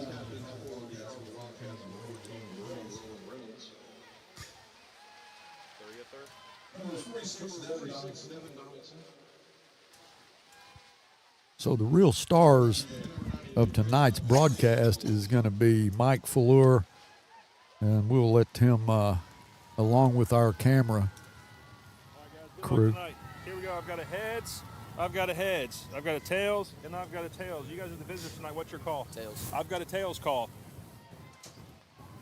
It's tails. You guys have won the toss. You're going to defer, which means you're going to want the football, correct? Yeah. Which way you guys want? All right, Buzz, did you hear that? They won the toss, deferred. We're taking the football, and some bad news. We have lightning in the area within 12 miles, and it gets any closer, we'll be in a delay. Coach, I always appreciate you keeping me up to date. Well, I hope that doesn't happen. I do too. But I'm sure you heard the lightning this afternoon and started thinking, man, this one may not happen tonight. Oh, buddy, those things can be miserable. Oh, yeah. And, you know, you're committed here. You want to try to wait it out, and who knows how long that might take. I'm sure both teams don't want to come back tomorrow. No. Hey, you remember when we were playing Bryant? I think it was in a playoff, and we had that lightning delay. Yeah, it wasn't a playoff. It was early in the year. Oh, okay. Yeah, okay. It was going to delay it to like 1 in the morning. That's right. So. Or come back Saturday and play. And then turn around and play the next week. We just came home. Yeah.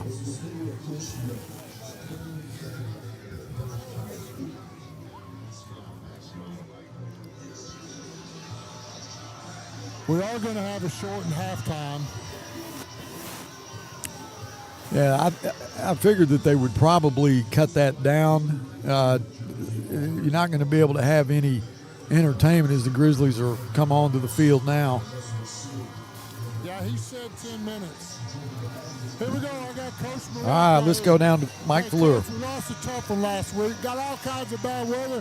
What are we thinking about tonight? Hey, enjoy the environment. It is what it is. Can't control the weather, so we're going to go out there and play our brand of football and play aggressive and play hard, and let's get off to a good start. That's what I like to hear. There you go, Coach Murat. All right, we're going to get the ball first, and we'll actually be going into the wind and this horizontal rain. As I was saying during the coin toss, the real stars tonight are going to be Mike, who's on the field, and then Jordan and Andy, Brandon and Aaron, who are in the tent right now. Two of them on the camera, and the other two are with umbrellas trying to shield any potential incoming rain as Har-Ber now comes to the field. They'll be in white and gray. We'll be in all black with red numbers. Jeff, I'm not selling you short, brother. You are definitely a huge part of this broadcast, along with Jonathan. But we're in a controlled environment here, and it feels good being here close to a bathroom if you need it, or another trip to the buffet bar. I don't think I could do what Coach Fleur is do it. I know I wouldn't want to do it, but if you needed me to do it, I would. Well, I appreciate that. He may want to trade with you here in a little bit. I'm ready. All right, Biju's going to be deep. He'll be at about the 11 or 12 yard line. Brody Reynolds is going to handle the kicking chore for the Har-Ber Wildcats, and he's going to have some pretty good wind behind him. Seen a lot of sky kicks, a lot of position kicks as the year has progressed, and not used to seeing guys that probably have the leg just hammered into the end zone, but you may see Reynolds go ahead and do that because he's got the wind behind him. Warren's going to set up at the 10. The referee says, come on, let's kick it. We are now underway. And again, you just see a position kick. Warren's going to take it, man. It's going to be right off his shoulder pads, and it will be a grab to see who gets it. The Grizzlies keep it, but we averted disaster there. Har-Ber has the ball. Oh, we didn't avert disaster then. I thought that the Grizzlies had it.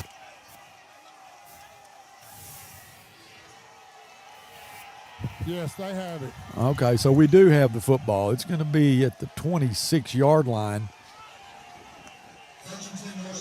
Yeah, that was could have been bad right off the bat, but we do have it. 1st and 10. Drew Jackson will come out. Ball's at the 26.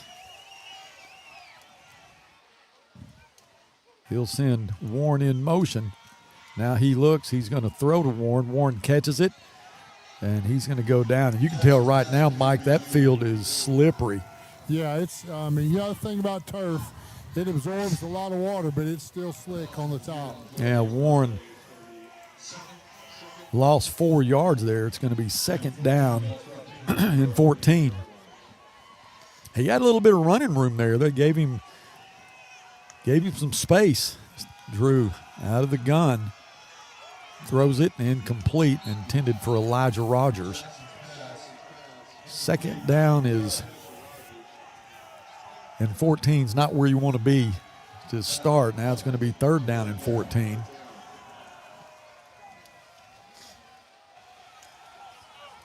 And Drew will go empty. Trips wide to the left side.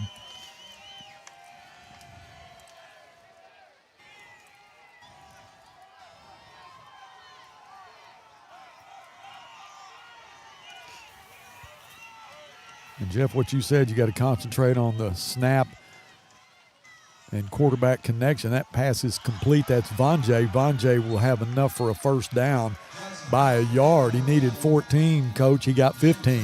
Yeah, great throw and catch into the wind. Good job. 1st and 10 from the 37.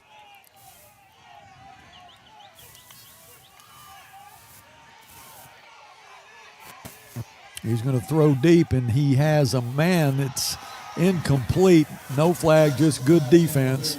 Coach, you were right there, Johnny, on the spot. What'd you see? Well, the ball hit him right in the numbers. He had a chance to catch it, and the Har-Ber guy made a shove right there at the end, probably caused him to lose a little concentration. 2nd down and 10.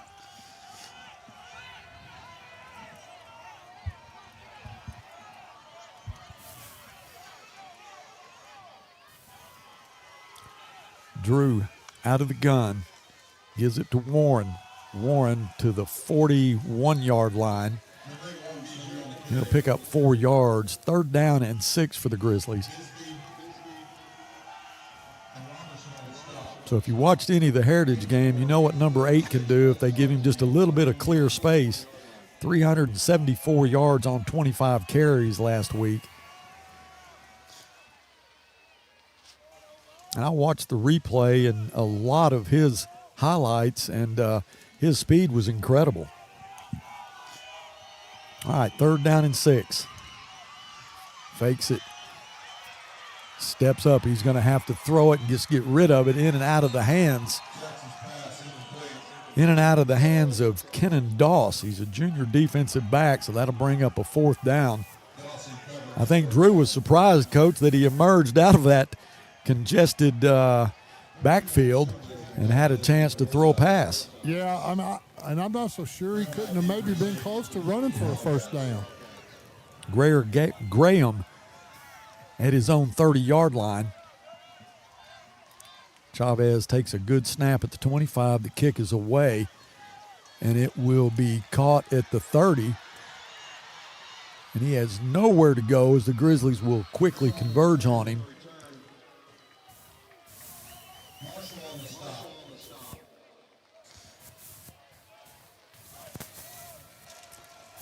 Nice kick by Chavez. Nowhere for Graham to go. It'll be 1st and 10 for the Wildcats at the 30-yard line. Bryce Owens will be the quarterback. And all of our scouting says they're going to throw it more than they're going to run it. He'll have one back in the backfield. And he'll send a man in motion, hand it off, and he'll immediately go down. Looked like he lost his footage, Coach Fleur. Yeah, it's slippery out here. I mean, it's going to take some sure-footed people to get any good footing and get some good gains. He lost a yard, 2nd down and 11.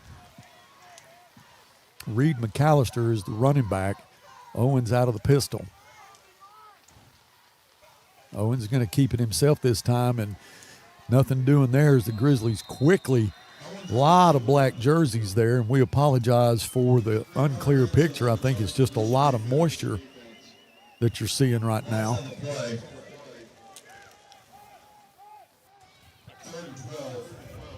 Loss of another yard. 3rd down and 12. They'll send Trayson Reith wide to the left side. That is the wide side of the field. One receiver into the boundary. He'll work empty. Owens looks, and he'll escape. Nope, he won't. He was caught from behind. And that's going to bring up a 4th down, so Grizzlies did a great job defensively. They're going to force the punt. Keelan Mendoza will come in to receive the punt.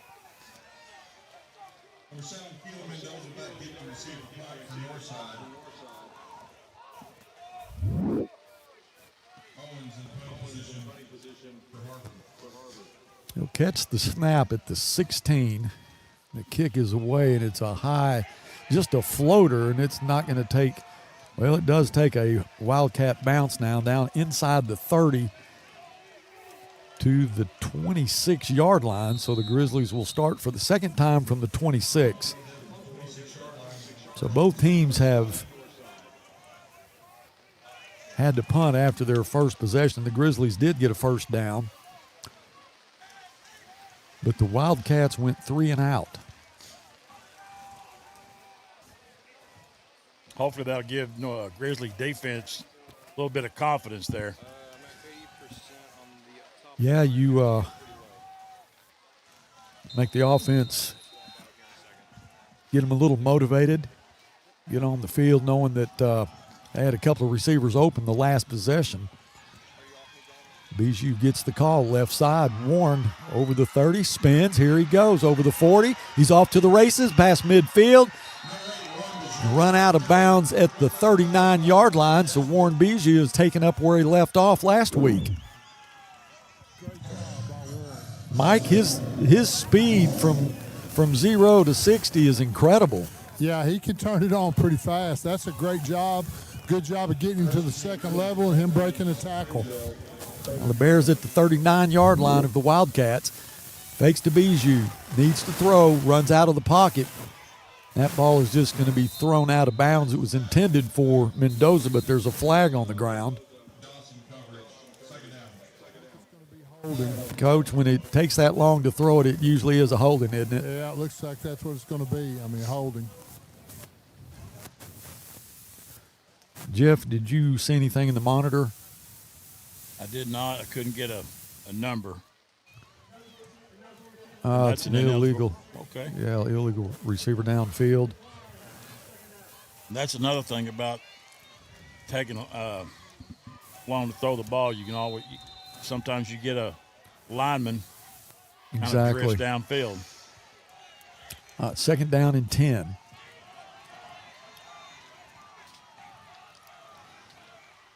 Bijou on the right hip of Drew Jackson.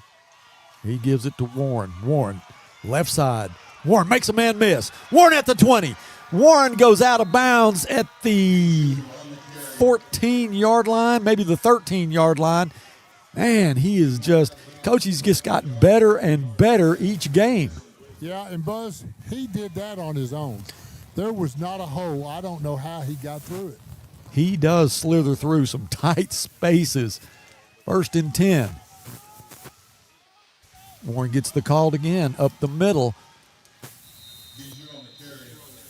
There is some pretty serious blocking downfield there.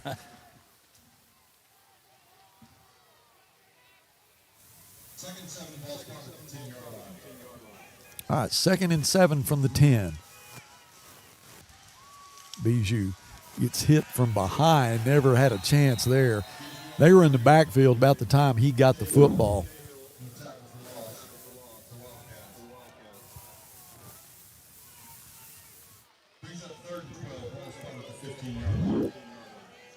Loss of 2, 3rd down and 12.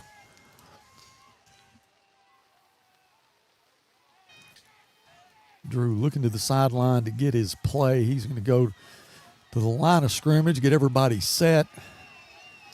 12 seconds on the game clock. Now Drew rolls right. He cocks and throws, and it is incomplete over the intended receiver. And that was Charles. It was the intended receiver. So it's going to bring up a 4th down and 12, and we'll probably see the field goal unit. You will.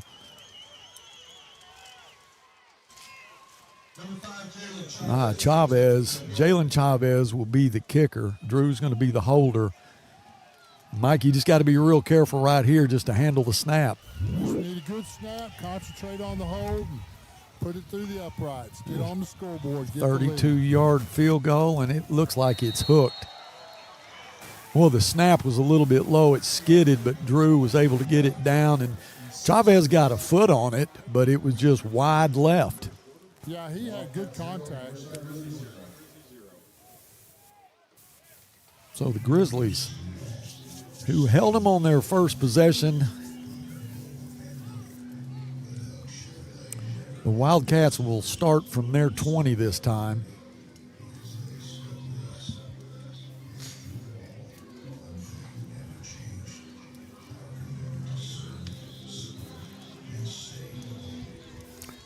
Bryce Owens, the quarterback, hands it to McAllister. McAllister with nowhere to go. The Grizzlies' defense has really been swarming these runners from Har-Ber. That was Amani Marshall that made the tackle. He'll lose a yard, 2nd down and 11. Reith split wide to the left side.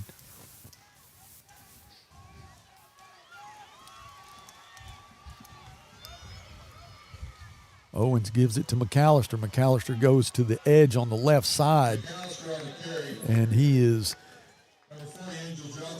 Johnson makes the stop for the Grizzlies. He'll pick up 6 yards. So 3rd down and 4.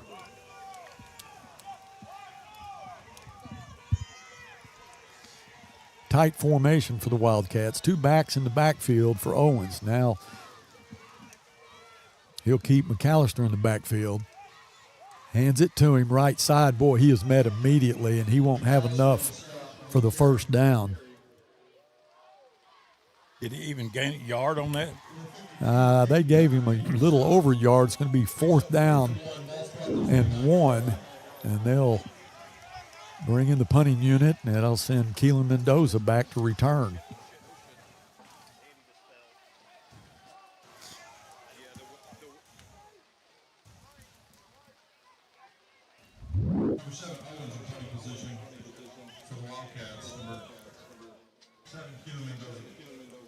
High snap, he handles it. The kick is away, and boy, he got a good kick. That is a great job as it's going to roll all the way down, and they'll down it at the 1. What a punt. What a great job by the punter just to handle it. That was Bryce Owens. He was lucky it didn't go over his head. Mike, I'm sure you got a good look at that, but to be able to bring it down and get the leg on it that he did was impressive. Yeah, and what a field flopping deal there. It sure was. Because you want field position, and we had it on our side. Yeah. So far, we've handled the weather better than Har-Ber on offense. Exactly. But dang, putting the ball, I can't see it on the 6-inch line. Yeah, it's going to be inside the 1. Now you just don't want to give them something easy, in my opinion. But another great possession there, Buzz, for the Grizzly defense. Another 3 and out. So the first 2 times Springdale has the ball, they're 3 and out. Yep, that's a good point. Excuse me, Springdale Har-Ber.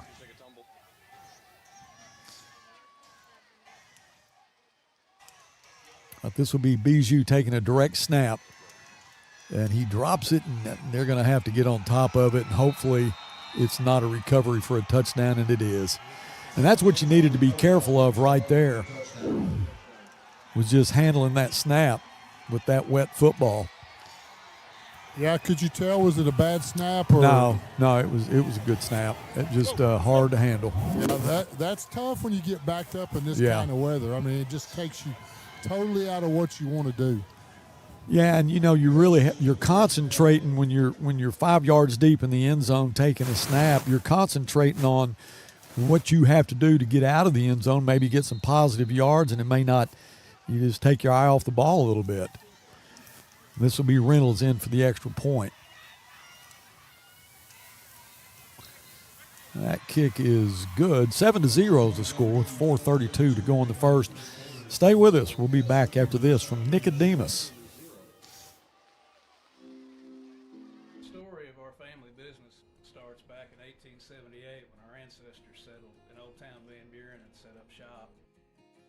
We have been providing quality work, craftsmanship with the finest materials available using time-honored and traditional methods. Providing quality service to the River Valley for 6 generations. Let me tell you about this new Pretzel Cheddar Club. Hey, I'm Carlos. And I'm Ebony. And a little thing we love about the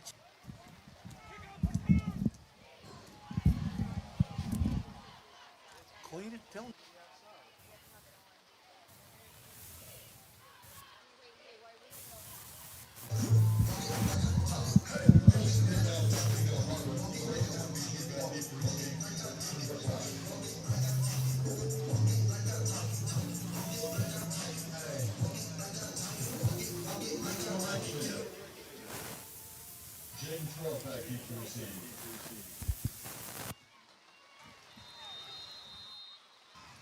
All right, Reynolds has it teed up.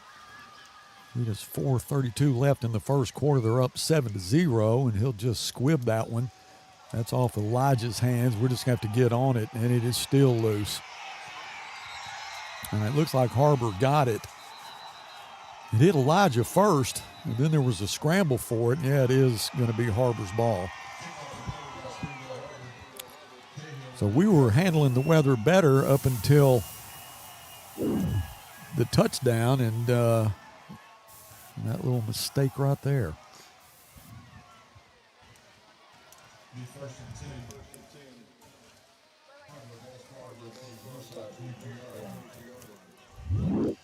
So Har-Ber's going to have it at the 18-yard line of the Grizzlies.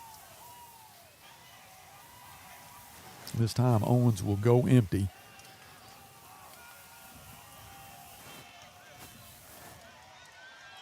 That pass is incomplete. It was intended for Trayson Reith.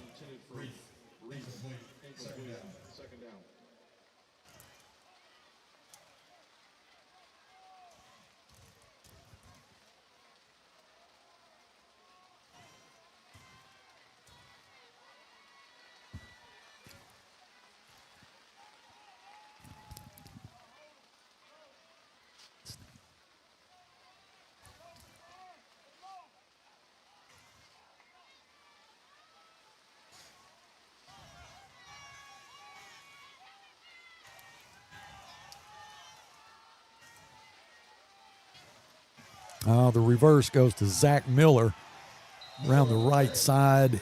He gets inside the 10 to the 9-yard line. That'll be a 1st and goal.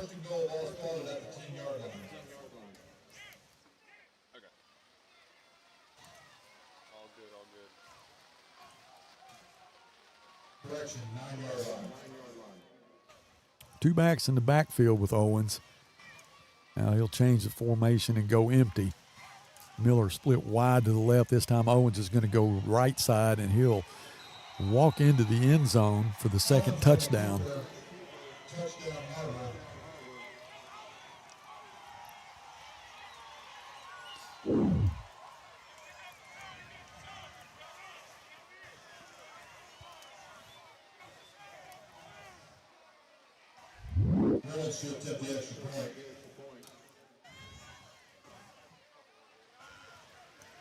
Reynolds is back on the field just in a little over a minute. Try his 2nd extra point.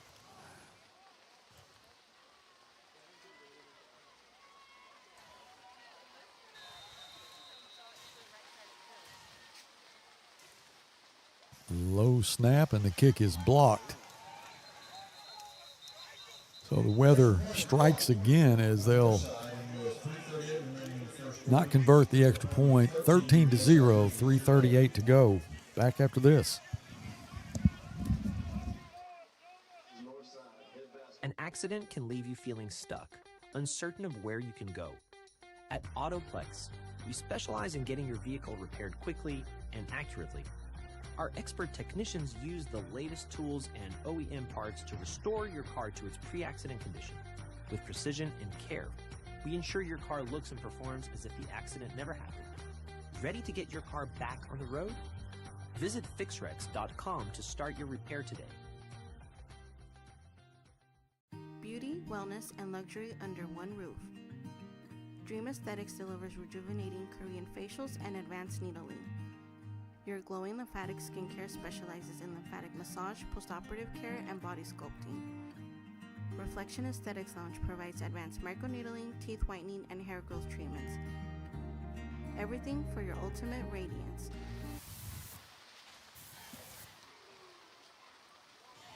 This time Elijah will handle it cleanly. He's taken down at the 27.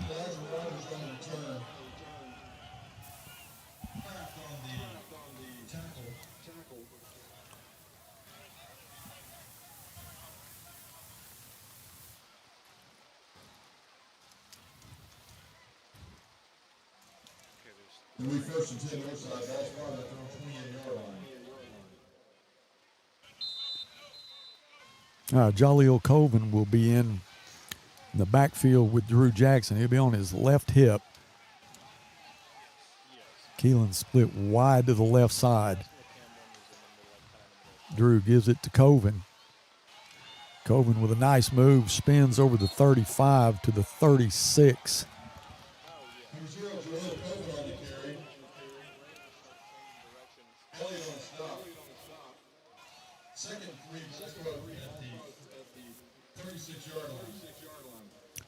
Vonjay's going to check in. Elijah Rogers will come out. He'll go to the slot on the left side. Colvin gets the call again. Not much there for him. He may get a yard. It'll be enough for a 1st down, though. 1st and 10 from the 39.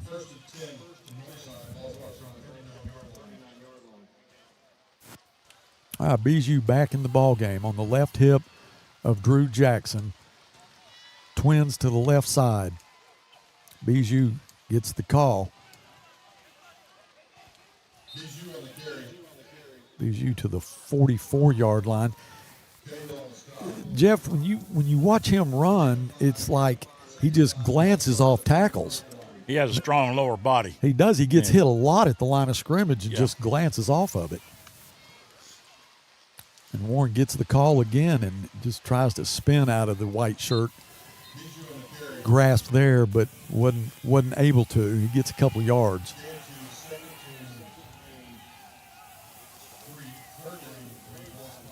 I bet he has good squat lifts and good power clean lifts. Now, Vonjay will check out. Kane Teague and Elijah Rogers will be in at tight ends.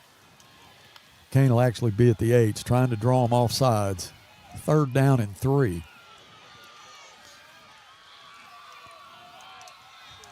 Under 10 on the play clock. Warren gets the call. Warren will not have enough for a first down. He's going to be about a yard short.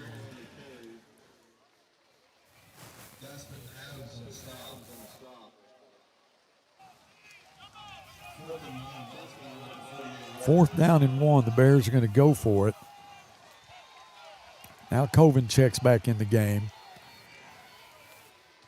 Drew comes out. Keelan comes out. So it will either be Coven or it's going to be Bijou that'll take a direct snap, and it's going to be Warren. 4th down and 1 from the 48-yard line. And Bijou gets it, but he fumbles, and they may say he's down. Coach, what did you see? No, he's not down. He wasn't down? No. We had the first down, and it looked like, as we're watching the replay here, no, you're exactly right. He lost it as he was going down. Yeah, he had the first down, and then they just punched it out as he was going down.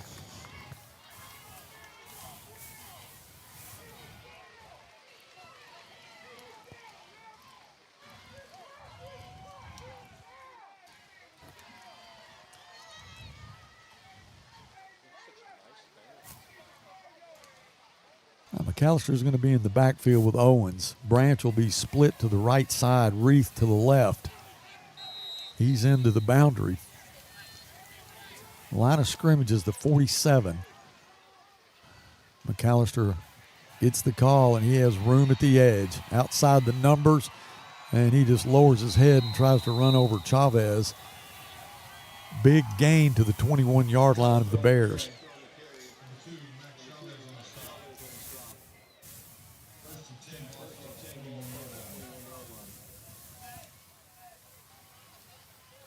Well, McAllister got a head of steam built up then and just lowered his head and gets the call again as he'll get to the 15-yard line.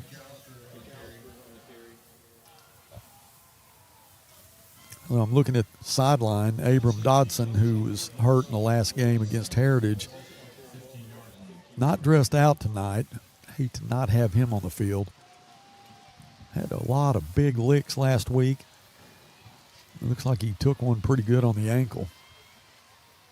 2nd down and 4.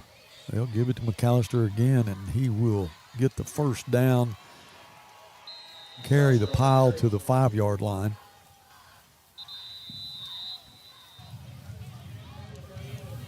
That will be the end of the first quarter.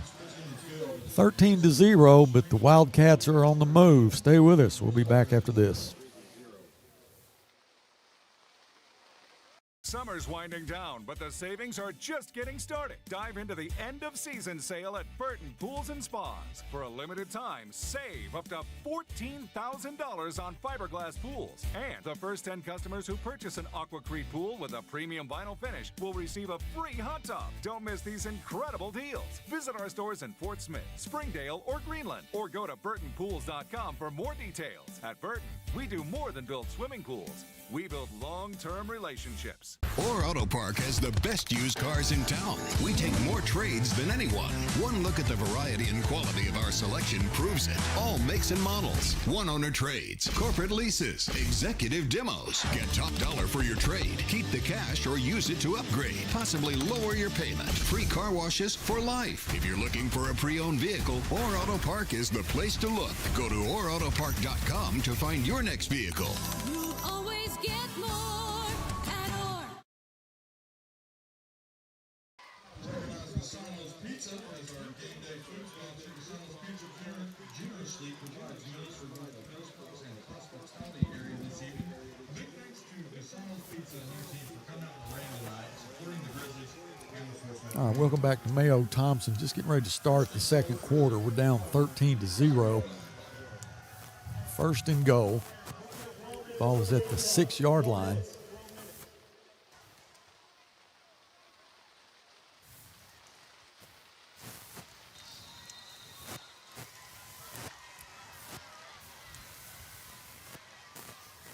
Owens sprints to the left side, and the pass is incomplete.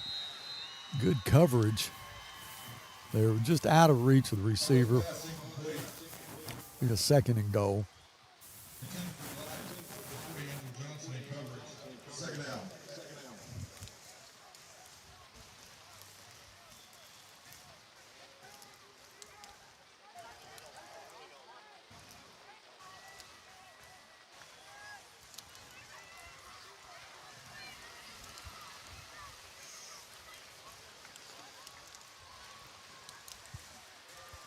Second and goal from the 5.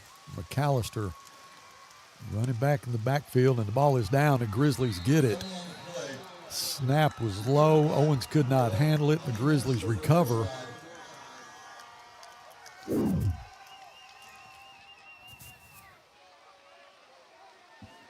that was Monty Marshall who was there to make the recovery.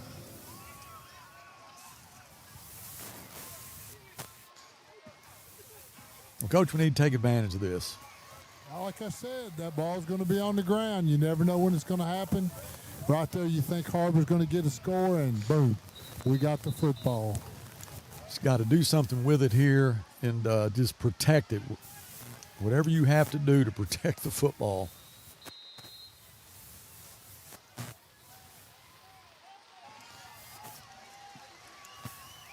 First and 10 Grizzlies, ball start at the 8-yard line.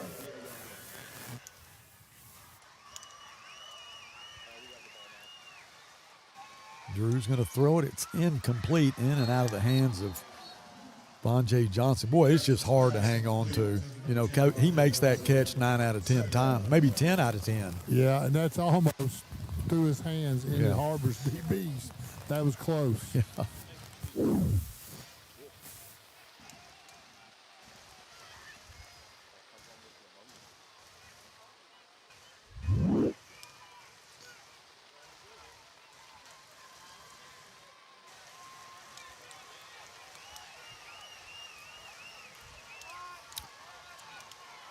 Play clock is at 5.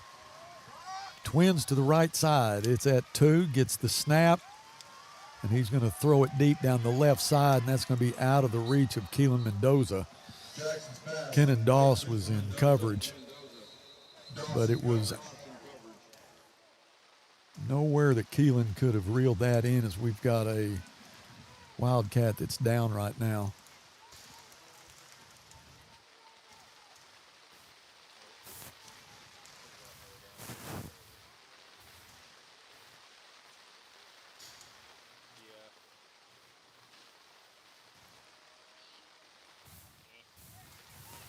Trying to get a look and see.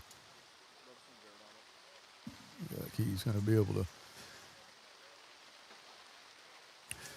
Yeah, he's going to be able to walk off the field. I think he's going to be all right. I did not get a number on it.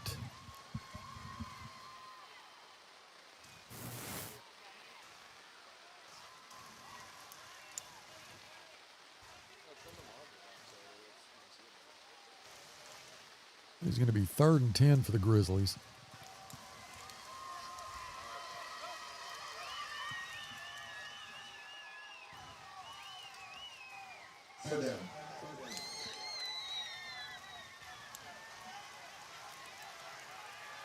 All right, Drew with trying to get the information from the coaches. He'll go empty. Trips to the right side of the field. And he's going to throw it to the left side. It's the same play, and that's intended for Keelan. Exact same play. Keelan with Kenan Doss in coverage.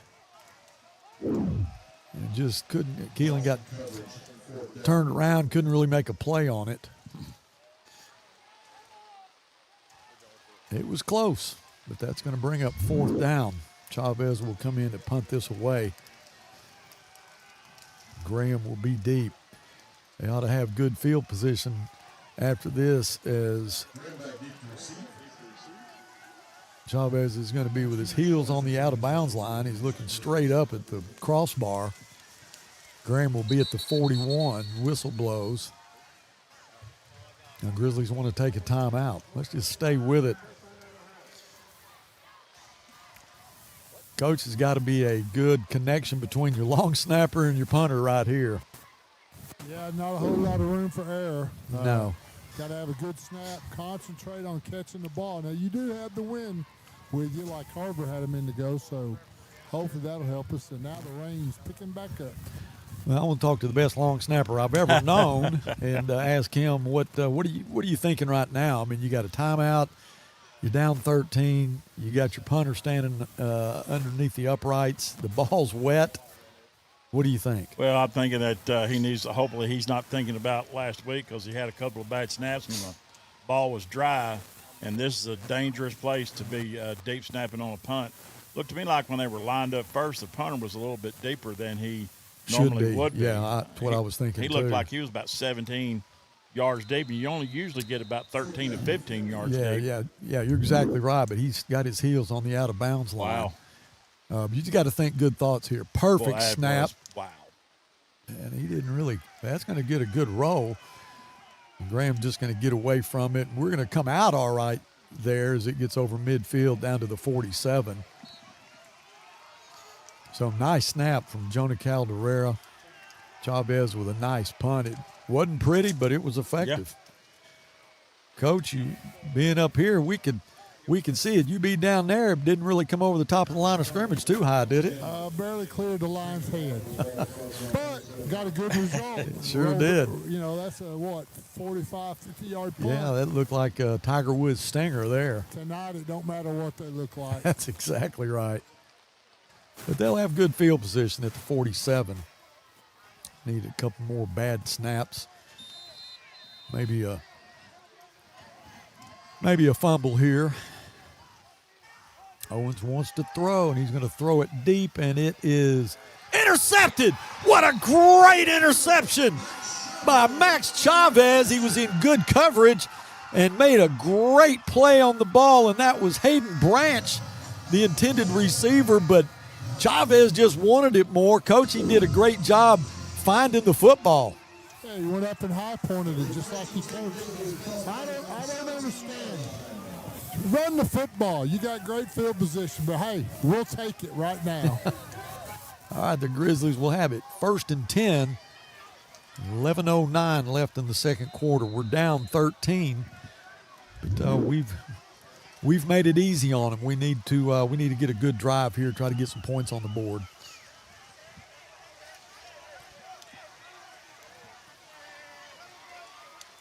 Drew hands it to Warren. Warren tries to slide through the line of scrimmage, just a little bit of an opening. May get to the 20.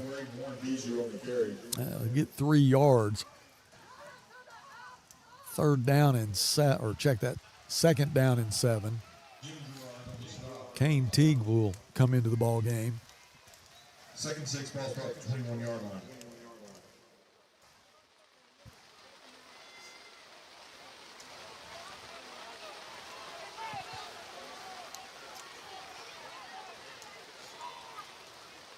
Send Kane to the other side.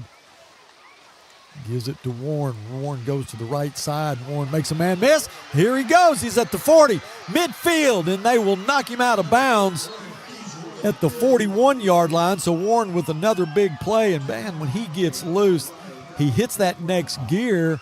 And if you don't have him make him run out of real estate, he's going to take it to the house. Watch this cut right here. Right there. Right there. Wow. What a good move.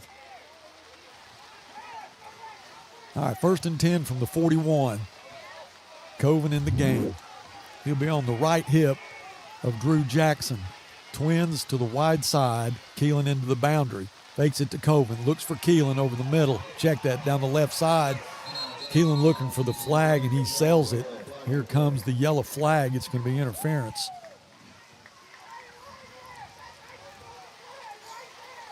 So he had trips to the right side.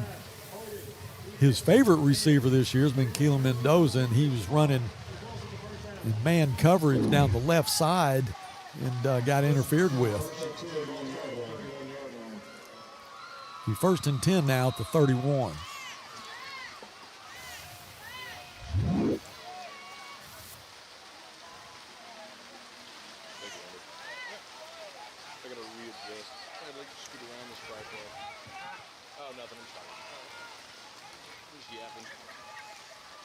Coven, right side, finds some space to the 25-yard line.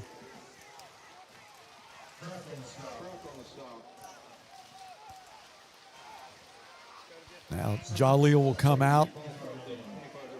Bijou in. Second down and 3. Fakes to Bijou, throws. It's complete in and out of the hands of the intended receiver. And that was Vonjay. So Vonjay has had a couple go through his hands, but you can sure understand that with the pace of the ball that Drew puts on it and the fact that it is slick. That's going to bring up a third down and 3. Keelan into the boundary. Gives it to Warren. Warren, can he get to the edge? Warren at the 15, goes out of bounds at the 10-yard line. That'll be enough for a first down. It's just speed kills, Coach. He gets it to the edge, and you got to make him run out of real estate because you're not going to catch him. I'd keep giving him the rock. I agree. Me too. Give it to him again. Makes a guy, well, he just got stuttered back to the 15-yard line. Didn't have anywhere to go then. Got a little penetration to the play side.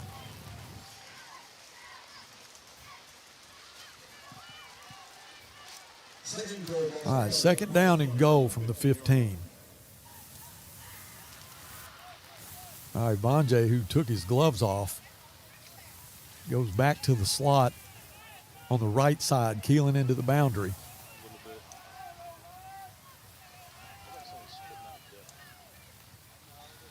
Drew wants to throw it. He's going to have to run. There's a flag right where you don't want there to be a flag. Did you see any holding, Mike?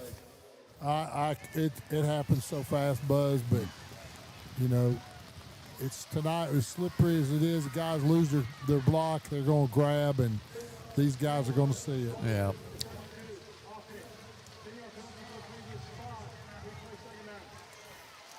All the way back to the 25-yard line. So it's going to be second down and goal.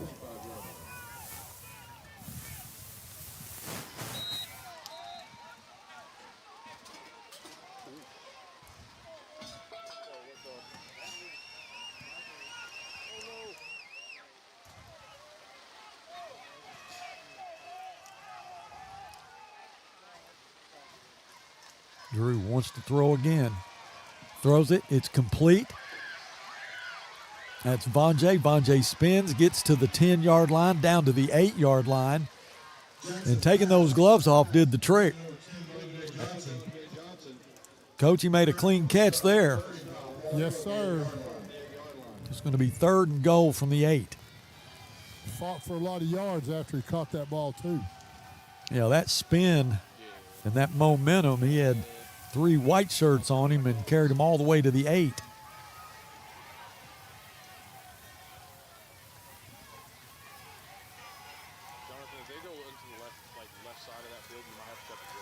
Reverse, that's Keelan going around the right side. Can he get to the edge? No, and he's taken down at the 13-yard line. I like the call. I mean, I really like the call right there. They just did a good job of sniffing it out. Well, the Grizzlies are going to attempt another field goal. This time Nick King will be the kicker. And this will be a 30-yard attempt. Nick definitely has the leg for it to be from the right hash. Drew's going to hold it. Good snap, good hold. The kick will be, it would have been good, but there is a flag. The Grizzlies called for a false start. They're going to have to move it back 5 yards.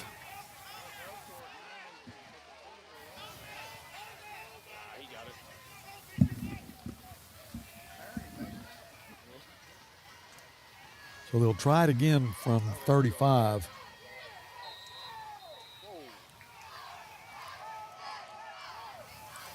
Jonah's going to snap it. Drew's going to hold it.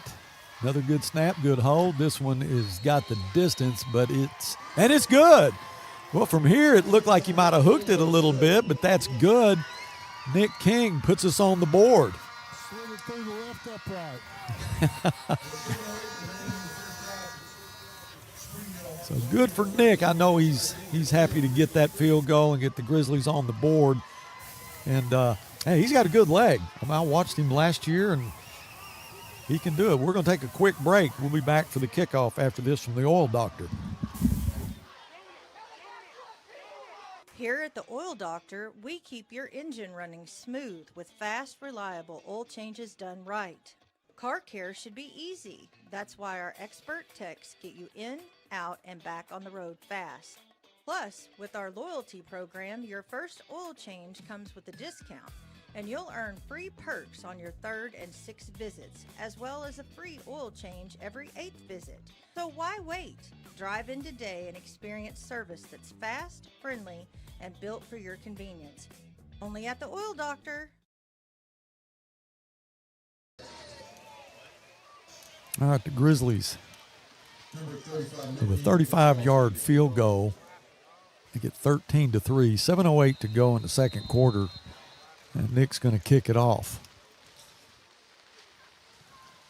And that will just be a squib kick picked up at the 28.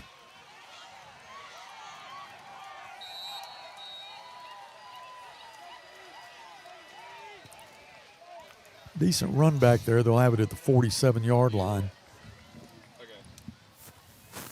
I guess the deep kicks are really a thing of the past this year.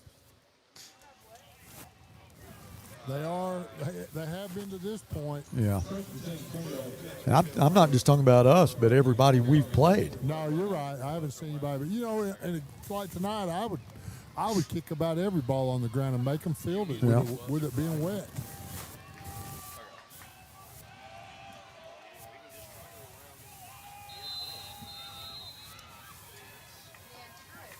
Owens, empty set. And he has a wide open lane. They're going to make him run out of real estate, but that was Trayson Reith, came in from his wide receiver. A little wide receiver trap there, and he gets all the way down to the 20-yard line. So 33 yards, quick 33 yards. Owens in a little bit of trouble here, and he's going to pay for it.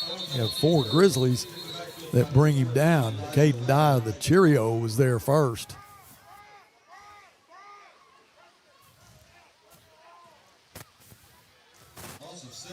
It'll be 2nd down and 16. Back to the the 26-yard line of the Grizzlies.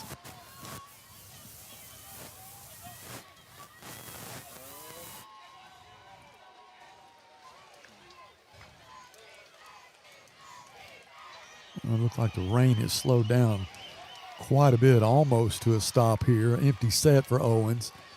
He'll give it to Miller. Miller goes to the left side, gets maybe to the 20-yard line, 21-yard line.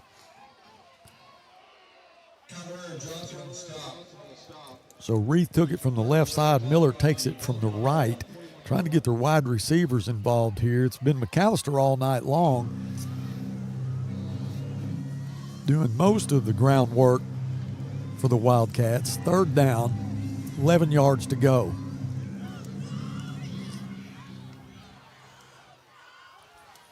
And McAllister gets it. He's still on his feet, but he will not. I think he'll get to about the 16.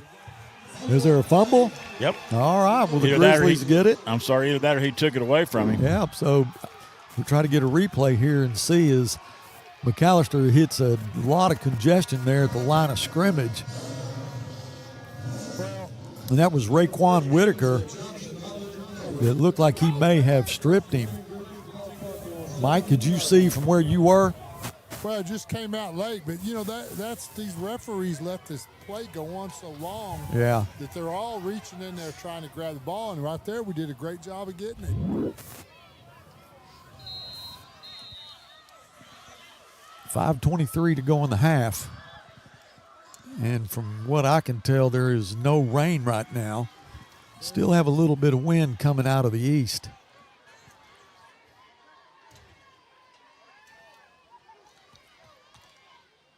The give is to Warren. Warren looking for a cutback. Gets to the 20.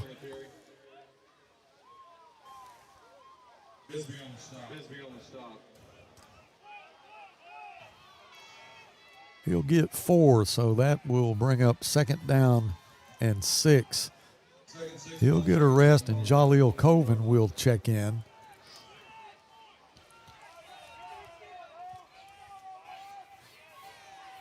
Kane Teague will be on the right side, along with Elijah, who will be at the H.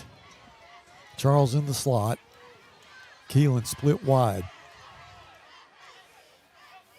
Now he'll put Elijah on the left side.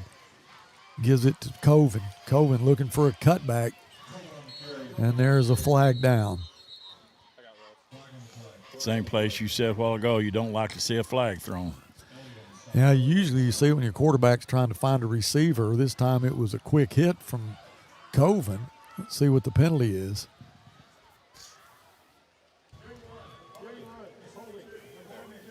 Another holding. That was Aretta that was called for the hold.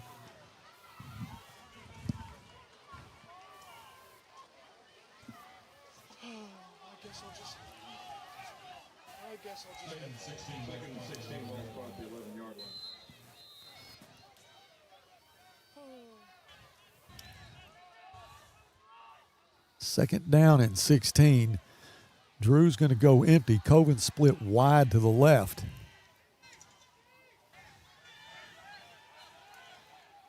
Little confusion, 6 seconds on the play clock. Drew's going to have to get the snap, and we'll call timeout. We'll take one with him back after this from, not sure who it's from, AutoPlex. Stay with us. Uncertain on how much your repair is going to cost? At AutoPlex Collision Repair, we understand that unexpected accidents can leave you financially stressed. That's why we offer Repair Now, Pay Later. Start your repairs today and spread the payments over time so you don't have to wait to get back on the road. With flexible payment options, you get the repairs you need without the financial burden. Let's get you back on the road, worry-free. Visit fixrex.com to learn more and start your repair today.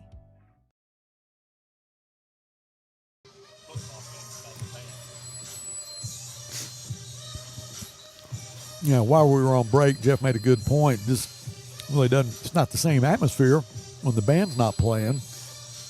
Well, and you also miss those in-steppers and cheer team. Yeah, and the choir and the flag line and the band and halftime entertainment and all that. Normally have the end sound do the Star Spangled Banner, and didn't have that.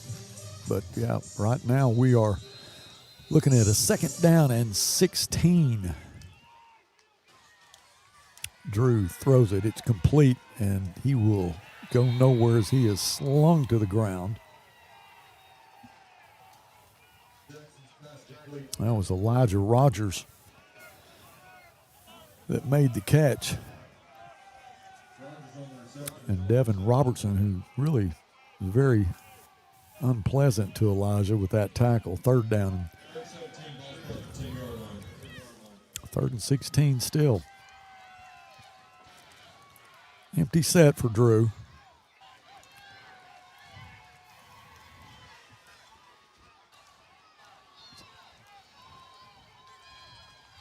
It was a low snap, but he did a good job getting it in and out of the hands of the intended receiver. And that was Jaden Charles, so it'll be a 4th down. Chavez will have to come in and punt this one away. Graham will drop back his own 45. Check that, it'll be our 45. Have a little bit more room to work with here.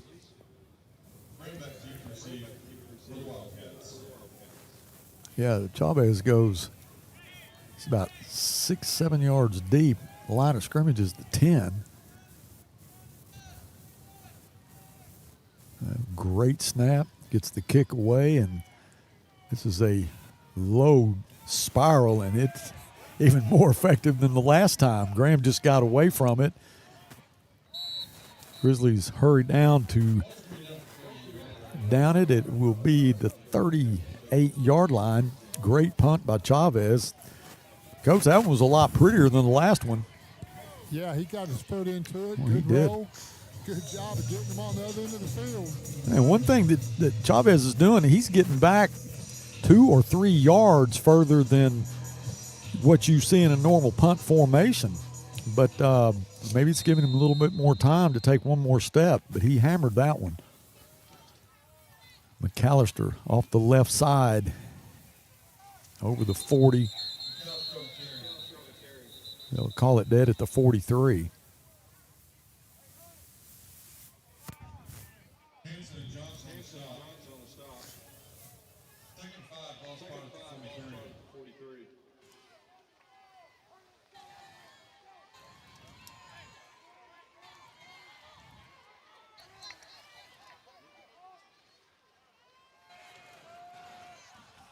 Is complete to McAllister. He has to go to his knees to get it. They'll give him a couple of yards on that reception.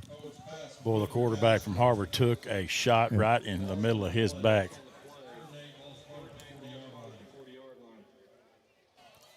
That'll bring up a 3rd down and 8 from the 40. So McAllister he'll go to the sidelines, and I'm sure that Owens is going to go empty. He's going to get his receivers involved here, either on a reverse or he's going to load up and throw it, and that's what he's going to do, a little tunnel screen. It's incomplete, almost intercepted. Johnson was there to disrupt that, so the Grizzlies are going to force him to punt. Still have 2 minutes and 3 seconds. 2 timeouts left for us.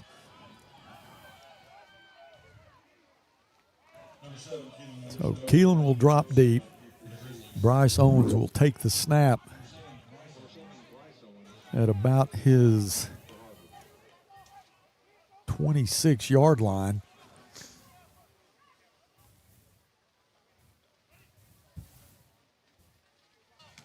And that one will just be a wobbly spiral. And, boy, just a great roll. And Owens has had a big night, off his right leg all the way down inside the 10, the 7-yard line. 1:50 left in the first half, but we do have 2 timeouts. Coach, both punters have really done a good job. Yeah, that ball, it's wet. It's not raining, but you might have could have caught that ball. Yeah. There was a lot of height. The other balls haven't been like that. They've been low.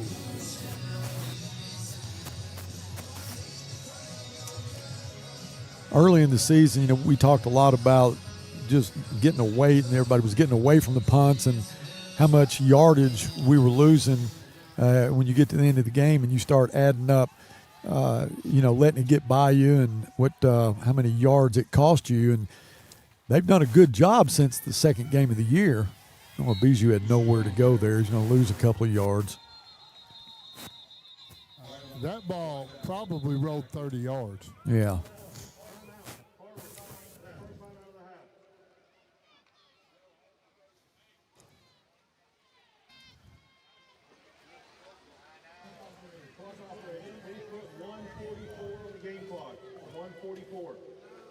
They're going to add a couple of seconds to the clock. Well, there is a timeout on the field.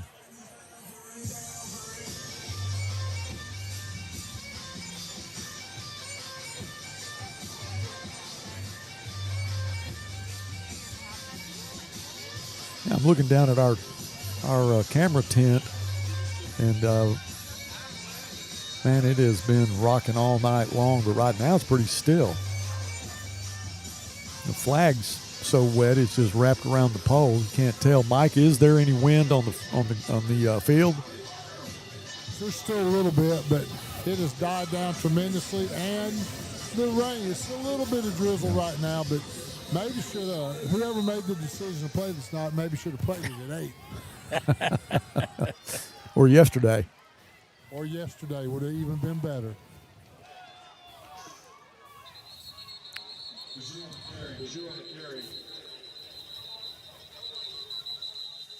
Bisbee on the stop. Bisbee on the stop.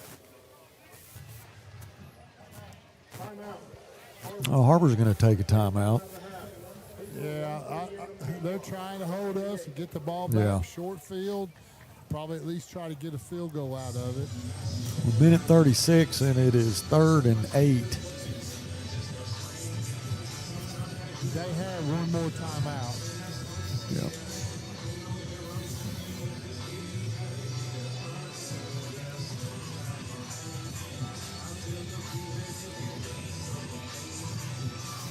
So Drew's main receiver, Keelan Mendoza, he's run a lot of just rails, and he's being covered really well by Kenan Doss, but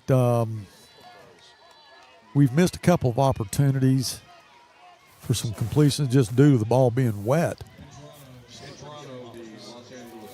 But right here we have a 3rd down and 8 and a minute 38 to go. So yeah, you definitely, if you can pick up a 1st down here, and he's going to throw it deep. That's intended for Keelan, and that should be a flag. And that's the 2nd time that it's going to be called. And let's make sure that, it's going to go against Doss. Now, he's running stride for stride with Keelan, but guys, that ball just hung up in the air, and it was up for grabs. So we'll get a 1st and 10, 24-yard line, minute 32.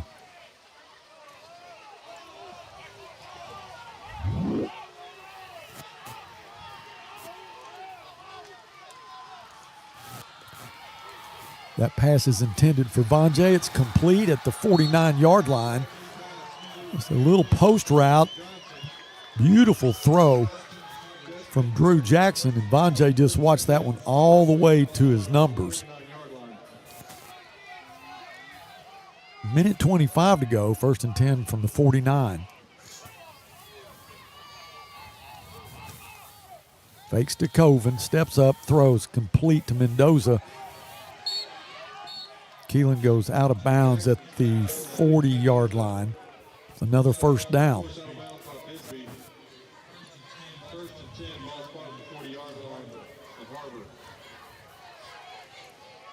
Minute 14 to go.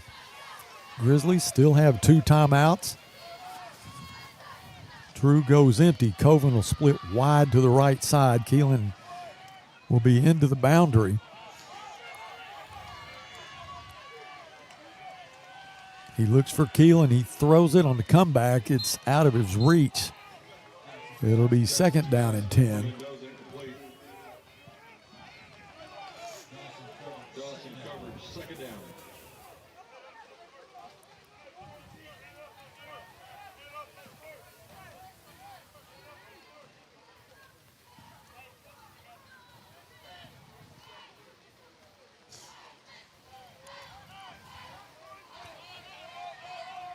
Grizzlies just taking their time here as the play clock's at 10 now.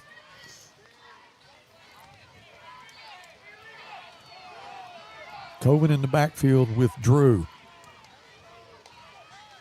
Looks right, throws. It is complete. That was Jaden Charles on the reception. He'll pick up a couple of yards. 2nd down. Check that, 3rd down and 6.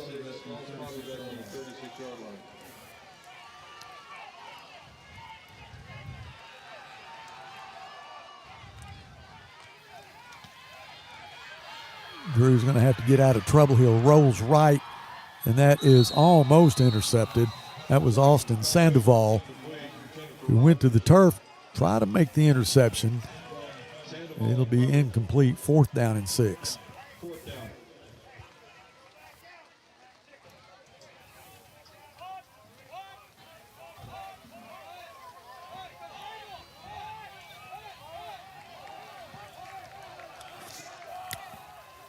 Looks like the punting unit is going to come in with 36 seconds to go. I saw Jonah Calderera first. He's the long snapper. Max Chavez will be at midfield to take the snap. Nobody deep. It's a bad snap, and he will try to recover it. Not successful. And it'll be Har-Ber's ball at the 46-yard line. That was Will Croft that was there to get the recovery. 34 seconds, one timeout for the Wildcats. And they'll have it at the 47.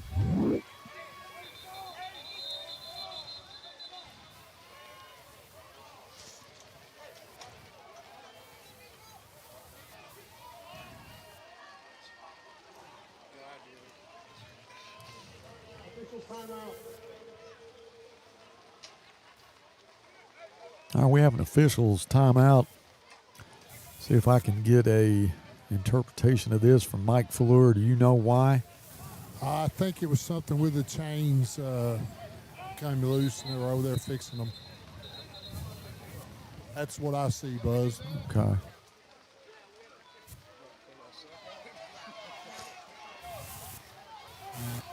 Yeah, it looks like they're just going to put the chains down. They are having to. I think they are going to get another set from the other end of the field. You know, we've seen this a few times.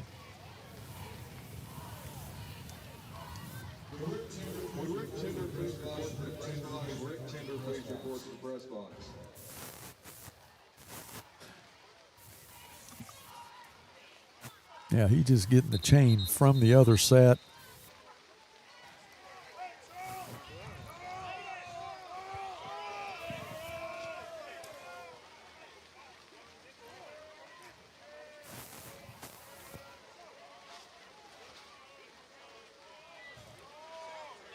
All right, back to action now. 1st and 10 from the 47. 34 seconds to go in the first half. Owens, little screen pass and nothing there. That was Chavez that snuffed that one out. Owens just barely got it away, but that was the idea. But there was nothing there for his receiver.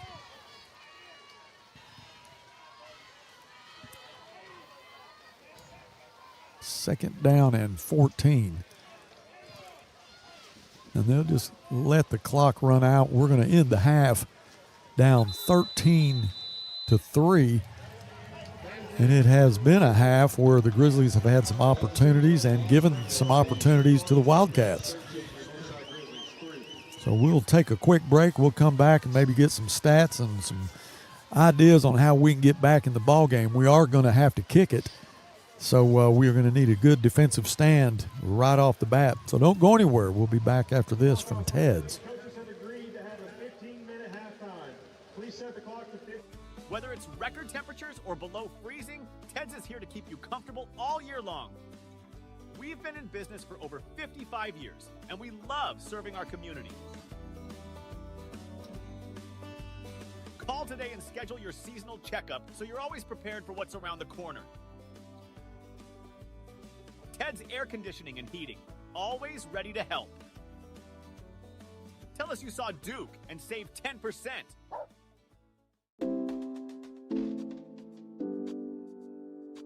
Sawyer's is about more than sunrooms, patios, and home improvement. For over 30 years, we've been about people, about our community, about you. We make quality products affordable so you can focus on making memories with those who matter most. We bring our passion for great craftsmanship and take pride in the work we do, so you can count on it lasting a lifetime. Give us a call today and see the difference we can make for you.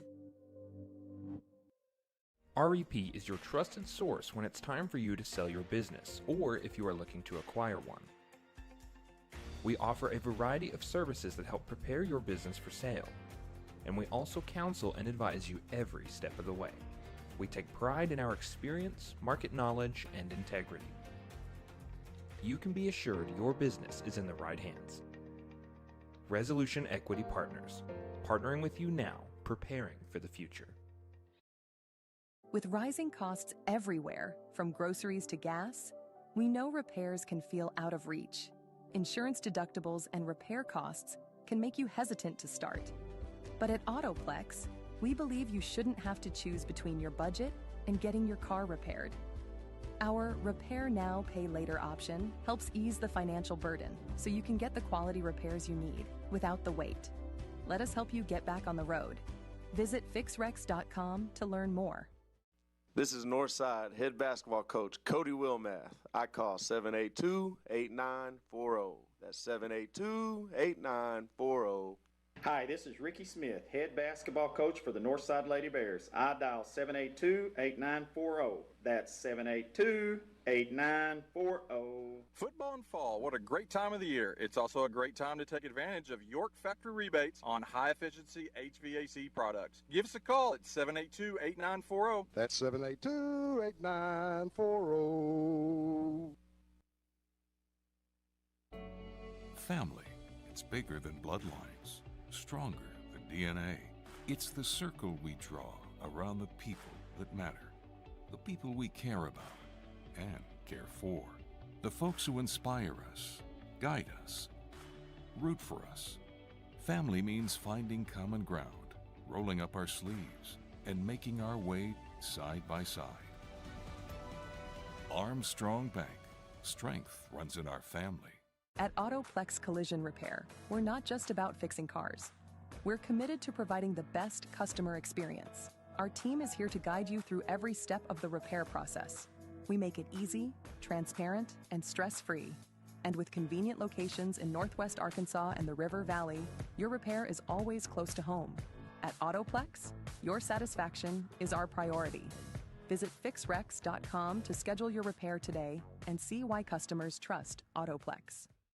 Fort Smith is a city built on pride, community, and a rich history.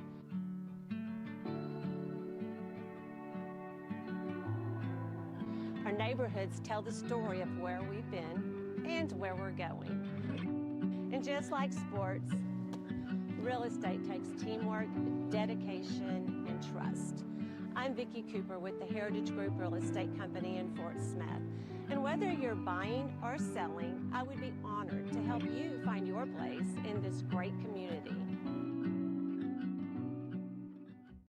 Have you been to the River Valley's only multi-sport facility? Then let's hang out. The Hangout in Fort Smith is the only sports facility that offers indoor tennis and pickleball, indoor and outdoor basketball, and has now added multiple soccer fields. Soccer leagues are forming soon. Did you know the Hangout also has an 8,000 square foot fitness center with bar, yoga, HIIT, and Pilates classes? The Hangout, 5400 Gary Street, or thehangoutfs.com. Fitness, sports, and more. Let's hang out.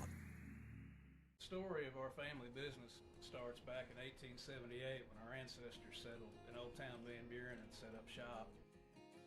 We have been providing quality work, craftsmanship with the finest materials available using time-honored and traditional methods.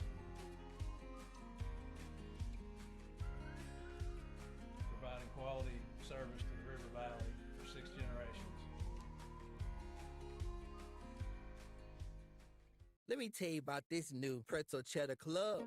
Hey, I'm Carlos. And I'm Ebony. And a little thing we love about the Chick-fil-A Pretzel Cheddar Club is the tangy Dijon with the pretzel bun. When I add the Dijon mustard to this pretzel bun, it takes it to a whole nother level. It goes perfectly with the chicken and the cheddar cheese and the bacon. Man, you know how much you love bacon.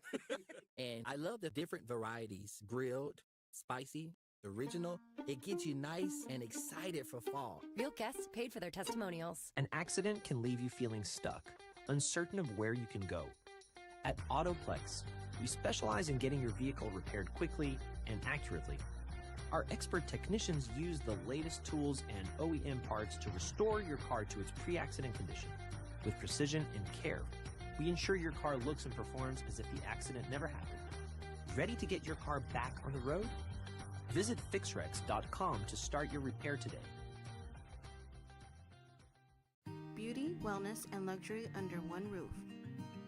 Dream Aesthetics delivers rejuvenating Korean facials and advanced needling. Your glowing lymphatic skincare specializes in lymphatic massage, postoperative care, and body sculpting. Reflection Aesthetics Lounge provides advanced microneedling, teeth whitening, and hair growth treatments. Everything for your ultimate radiance. All together for you at 2711 Park Avenue. Dream, glow, reflect. Hablamos español. Summer's winding down, but the savings are just getting started. Dive into the end-of-season sale at Burton Pools and Spas. For a limited time, save up to $14,000 on fiberglass pools. And the first 10 customers who purchase an Aquacrete pool with a premium vinyl finish will receive a free hot tub. Don't miss these incredible deals. Visit our stores in Fort Smith, Springdale, or Greenland, or go to burtonpools.com for more details. At Burton, we do more than build swimming pools. We build long-term relationships. Or Auto Park has the best used cars in town. We take more trades than anyone. One look at the variety and quality of our selection proves it. All makes and models. One-owner trades, corporate leases, executive demos. Get top dollar for your trade. Keep the cash or use it to upgrade. Possibly lower your payment. Free car washes for life. If you're looking for a pre-owned vehicle, Or Auto Park is the place to look. Go to orautopark.com to find your next vehicle. Get more at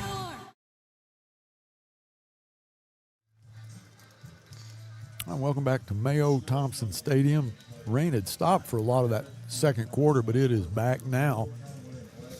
About 7 minutes to go in a half. Shortened half. Knocked it down to 15 minutes.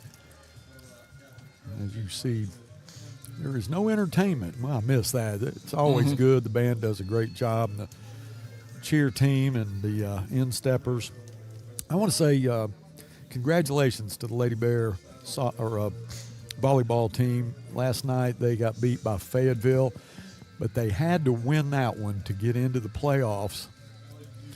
And Fayetteville, I think, is ranked third in the state. They have only been beat twice, and both those times were Bentonville. Had to go to Fayetteville to play them. Won the first set, lost the second. Won the third, lost the fourth, went into a tiebreaker, got beat 15-13. Oh. And it was impressive to watch, and just what a great job that Matt has done with the girls. They're young. They're going to lose. They have 3 seniors they're going to lose. They're a young team, and they're going to be really, really good next year. And you never know. I mean, if they could have gotten into the playoffs, who knows? They would have played Central first and would have been at Cabot. That would have been this coming Monday night. But I just want to say how much we enjoyed broadcasting their games. Thank you to Matt and all the assistants for, what they did for us when we did broadcast those games. I mean, rolled out the red carpet for us, had El Levito cater all the games, and it was fantastic. Well, I tell you what, I can't be there live on Tuesdays because I work on Tuesdays, don't get off in time to get up here, but enjoy watching the broadcast and listen to the broadcast. And if you've never watched a volleyball game, a girls volleyball game, you're missing out. You are, and next year hopefully you can get to some of them, because seeing it on TV and then seeing them in person is, it's pretty impressive to see what they do. And we got basketball season just around the corner. Red-white game is November the 4th. We'll be broadcasting that. And so we are looking forward to getting that underway. And, boy, it's a grind. You play on Tuesdays and Fridays, and then you throw your tournaments in, and it's something. Hey, I got a text a while ago from a long snapper's brother. He said his comment, the best long snapper well, it was Ben Good, is his brother, Brett.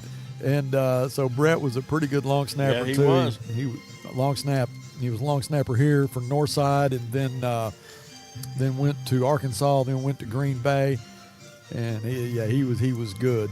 Yeah. But Ben, what I'm talking, best one that I know that I've actually taken a snap from is this guy right here. Well, I appreciate you saying that. He could get it back there pretty good. So I never got to take a snap from Brett, but I'm sure he could get it back there pretty good too. Well, I'm just glad that now that deep snapping is considered a skill. Yeah. Even back in Why would it not have been I don't know. Back then? But you look at NFL teams back in when we were in college, NFL teams didn't carry a deep snapper. That was a position play. You had to be a position player Well, I mean, to be a deep snapper. You were a center too. Well, so the only reason they moved me to center is because we were fooling around one day. My freshman year, we were fooling around one day in the Stroop building. No way. And we had a graduate assistant coach down there, and he said, "Hey, come here. Hey, can anybody deep snap?" And so I went up there and I deep snapped him about, I don't know, a dozen balls. And next day I'm deep snapping on punts. I guess he went and told Leon that, hey, I found us a deep snapper.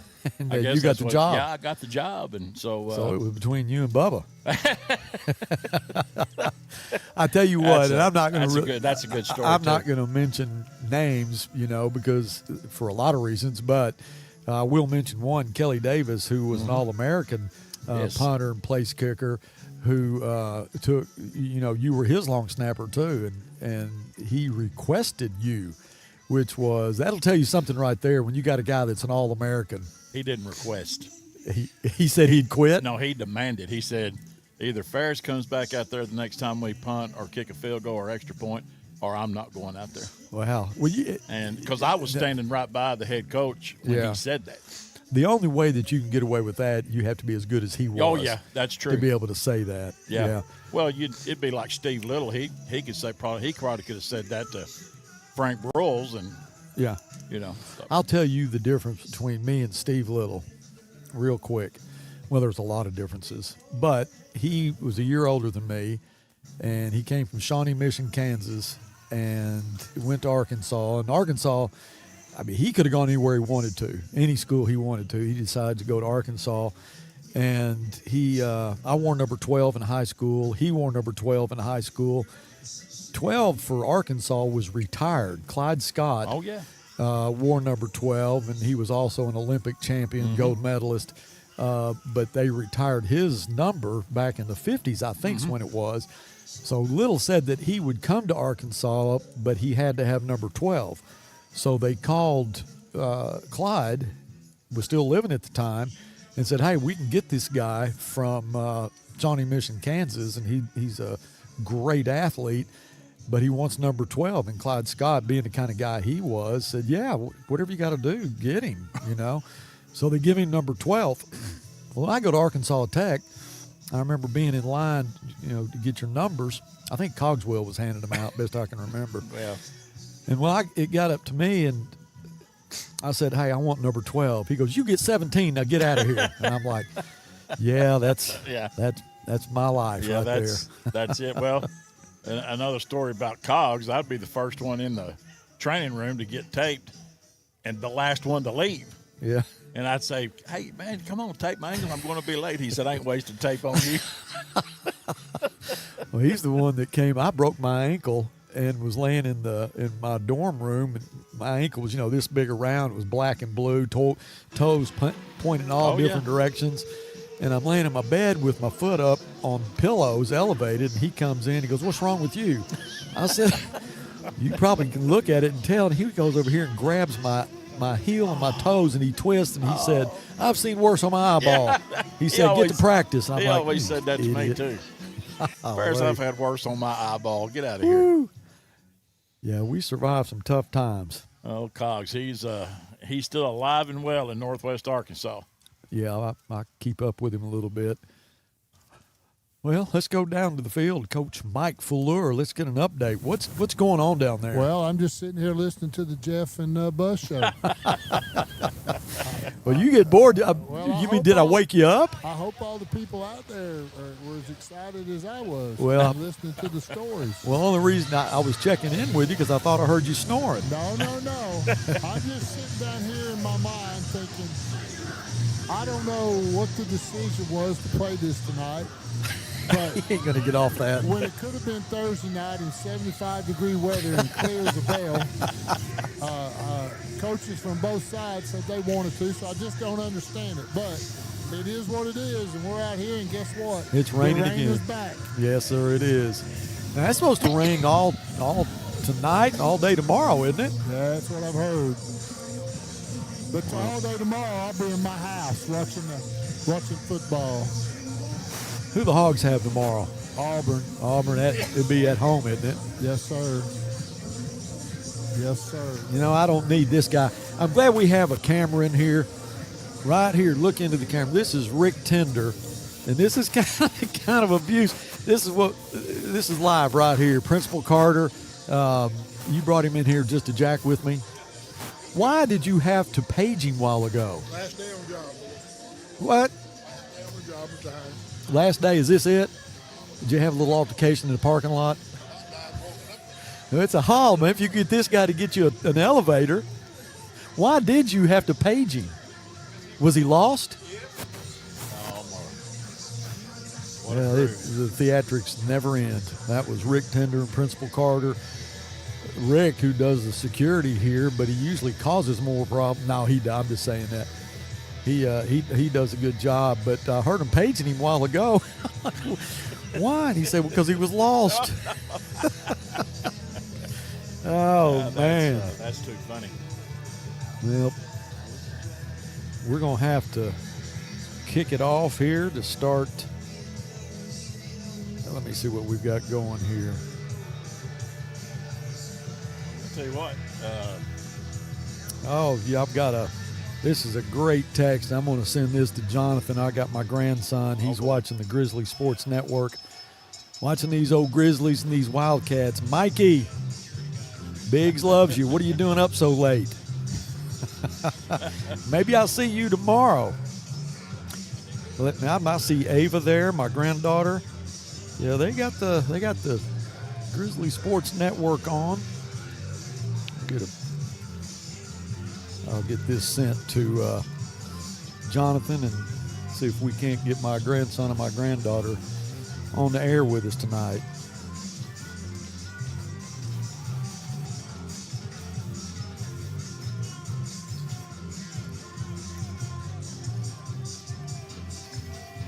Yep. You don't have the band, but you got a little war playing. Some 70s music right there.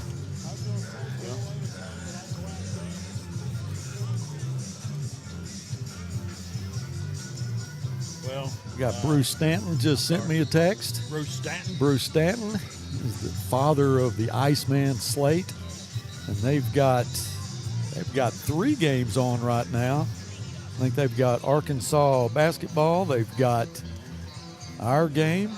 Can't tell what the other one is. They got the World Series on? He doesn't have the World Series on. He's got 2 football games and a basketball game. Well, Bruce, thank you as always tuning in. Appreciate. He is the authority in bass fishing. Pregame. All right, we're about back to action now as Nick King's going to tee it up. Had a field goal, 35-yard field goal in the second quarter, and he just squibs that one, and it's going to bounce right into the hands of Reith. And he'll be taken down at the 39-yard line.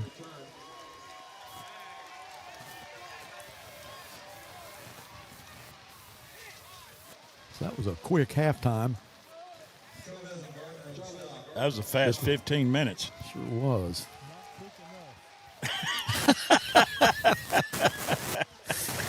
He's still trying to figure out who's responsible for all this. You know, I think you're going to have to buy Coach Fleur a steak dinner after this game or something. I definitely owe him. He'll want to go get some barbecue. That'd be good too. All right, back to action. Owens out of the pistol. Fakes it to McAllister. Keeps it himself. He's got some space. Goes out of bounds at the 49-yard line.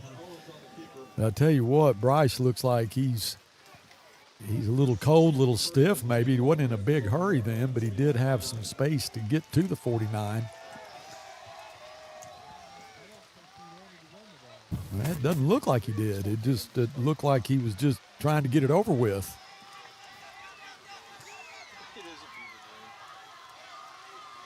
But he did get a first down. This time he wants to throw right side complete. Had his legs taken out from under him.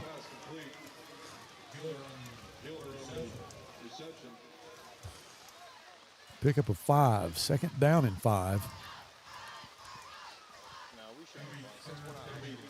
That was Amari Hill made the tackle.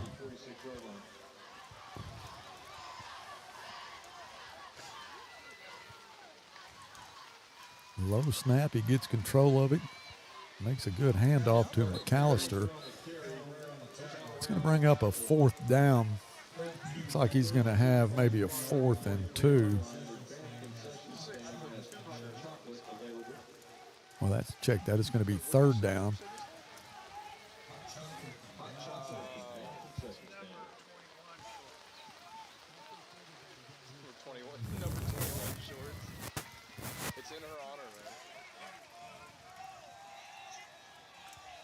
Third and 2 for the Wildcats.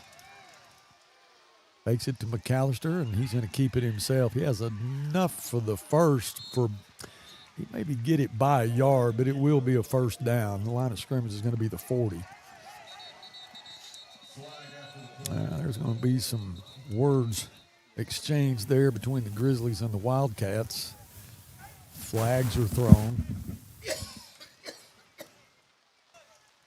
We'll see what the call is.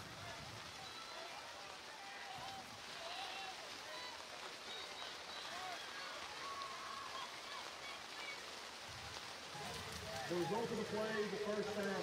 After the play, unsportsmanlike conduct. Number 2, defense. Number 7, offense. No penalties offset. It'll be 1st and 10 Har-Ber. So the penalty's offset, but Owens got the 1st down. So the line of scrimmage will still be the 40. 1st and 10. Springdale Har-Ber ball started at the Northside 40-yard line.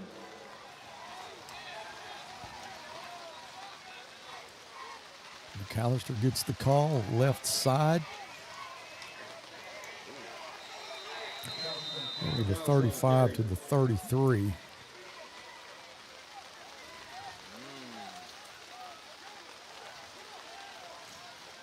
Amari Hill gets up off the turf.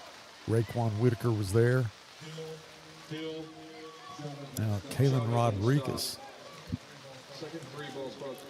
offensive lineman. Most of the time, he will check in. He'll be on the defensive line. 2nd down and 3. Now Owens rolls right, throws, and it is complete. He's taken down immediately at the 21-yard line. Green on the reception. 1st and 10. Har-Ber ball spotted at the Northside 21-yard line. Tom McAllister off the right side down to the 15. McAllister on the carry. Johnson on the stop. Gain of 5, 2nd 5, ball spot at the 15-yard line.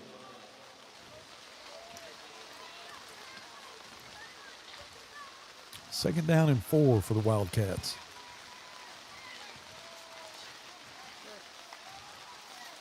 He gives it to McAllister right side. He'll have enough for the 1st over the 10-yard line down to the 9. Gardner on the stop. On with Johnson. 1st and goal, ball spot at the 9-yard line. Wildcats have a 1st and goal from the 9.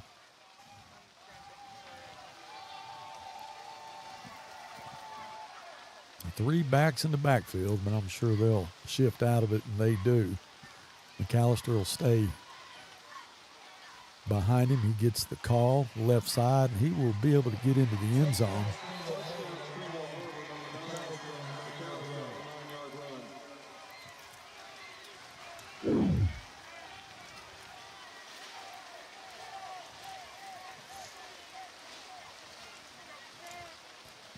Brody Reynolds on to attempt the extra point.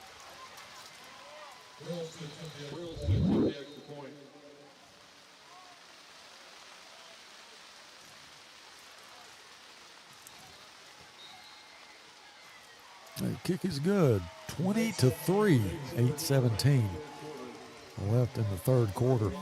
Back after this from the Oil Doctor. Here at the Oil Doctor, we keep your engine running smooth with fast, reliable oil changes done right. Car care should be easy. That's why our expert techs get you in, out, and back on the road fast. Plus, with our loyalty program, your first oil change comes with a discount, and you'll earn free perks on your 3rd and 6th visits, as well as a free oil change every 8th visit. So why wait? Drive in today and experience service that's fast, friendly, and built for your convenience. Only at the Oil Doctor. People in the back, find where because they're the receivers. On the 10. All right, Reynolds set to kick off. They are up 20 to 3. Oh, that's going to be, whoa, what a play. And that ball was a rocket coming off the foot of Reynolds. And it looked like that it hit Sarvea right in between the numbers. Maybe I have to get a replay on that, so we'll get it now. Yeah, it caught him off guard, but then he knew he had to go get it, and he did. What a great play by him. So the Grizzlies will have it at their 49-yard line. That could have been an easy recovery for the Wildcats.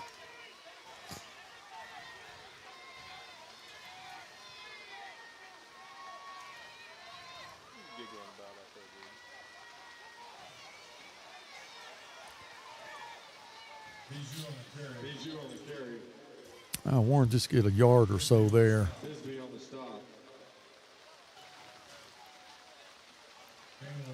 Yeah, I'll give him 1, 2nd down and 9. No.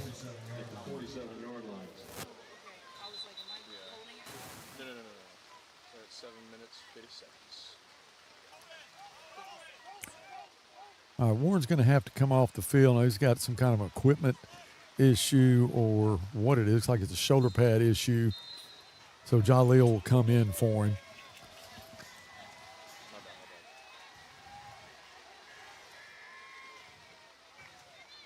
Colvin gets the call. Was going to go left, nothing there. Had to reverse his field, and then he's going to lose 3 yards. That's going to bring up a 3rd down and 12.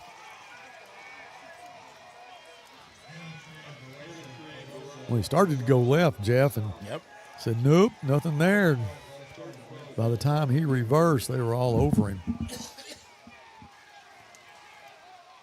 Yeah, there wasn't any room anywhere for him to go.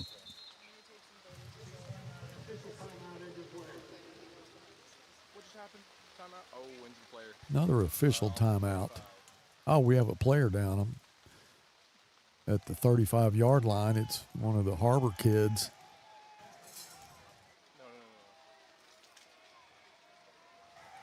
So we'll take a timeout while they check him out. Back after this from the Resolution Equity Partners. REP is your trusted source when it's time for you to sell your business or if you are looking to acquire one. We offer a variety of services that help prepare your business for sale, and we also counsel and advise you every step of the way. We take pride in our experience, market knowledge, and integrity. You can be assured your business is in the right hands. Resolution Equity Partners, partnering with you now, preparing for the future.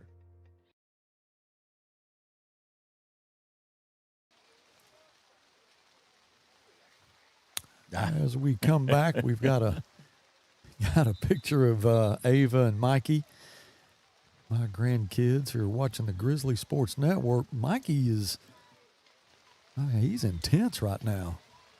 And come on, Bears. And Ava's kind of looking over his shoulder. Appreciate them watching Big Daddy's broadcast. All right, we are back to actions. It's going to be 3rd down and 12. Gave Bijou a little time to get back in the game. He will go in motion left. He'll bail out to him. Makes the catch. If he can make a guy miss there, he's going to go out of bounds at the 46. That'll be a 4th down and 8 from the 46-yard line of the Wildcats. Coach Marock's going to send in the punting unit. 6:45 to go in the 3rd. So it'll be Max Chavez, who's done a really good job tonight punting. One of them wasn't so pretty, but real effective, and you can see how far back he's standing to take this snap. That's a short snap. That's Bijou. Bijou goes off the left side, and he's going to fight for that first down. It's going to be close, but it looks like he may be short. Golly, he's about a yard short. That reminds me of Jackson King and the Mike Fleur days. Yeah, he was just about a yard short. So it's going to be Har-Ber's ball. Mike, you called that a few times. Well, fake punt, not that one, but I thought he had it. But yeah. I'm way across the field, so obviously I don't have a great view. But that's they're talking over there. I mean, maybe they're talking about the spot. Well, they're definitely discussing. I'll go back to Northside, Southside game, and you had the ball on about your own 15-yard line, and you called a fake punt, and Jackson, or I can't remember who it was exactly. It wasn't Jackson, it was before him, and he went for a touchdown. Yeah, I think I don't remember who it was on that one, but Jackson ran a few.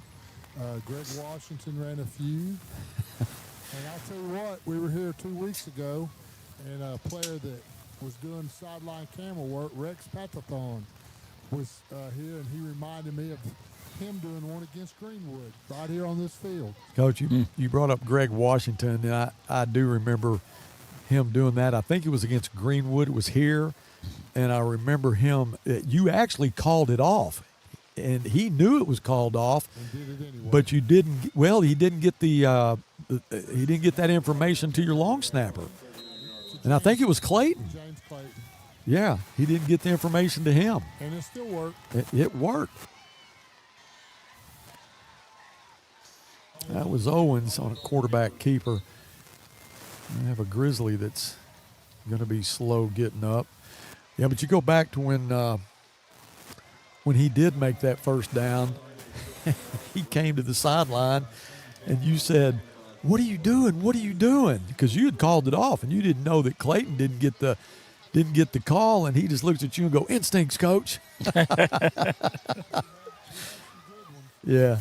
Greg Washington, he was a good player, ended up going to Missouri State. And there goes Owens, and I don't think anybody's going to catch him. So he gets outside the numbers down the sideline.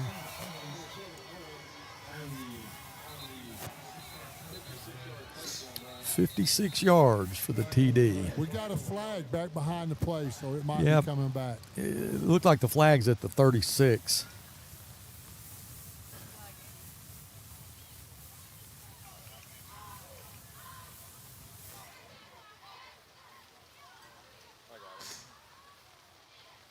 Coach Dannenhauer is in his first year for Har-Ber. Boy, he doesn't look very happy at all. Okay, Buzz. Can you hear me? Yes, sir. I just got it. There's the scoring play counts, and there's an unsportsmanlike conduct penalty behind the play. So touchdown is going to count. That'll be a 56-yard run from Bryce Owens.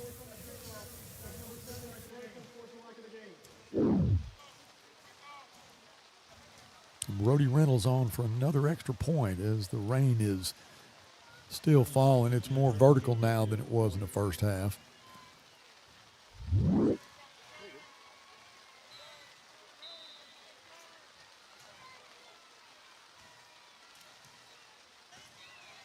Brody's kick is good. 27-3, 5:58 to go.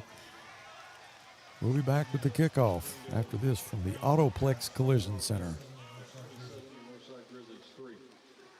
With rising costs everywhere, from groceries to gas, we know repairs can feel out of reach. Insurance deductibles and repair costs can make you hesitant to start. But at AutoPlex, we believe you shouldn't have to choose between your budget and getting your car repaired. Our Repair Now, Pay Later option helps ease the financial burden so you can get the quality repairs you need without the wait. Let us help you get back on the road. Visit fixrex.com to learn more.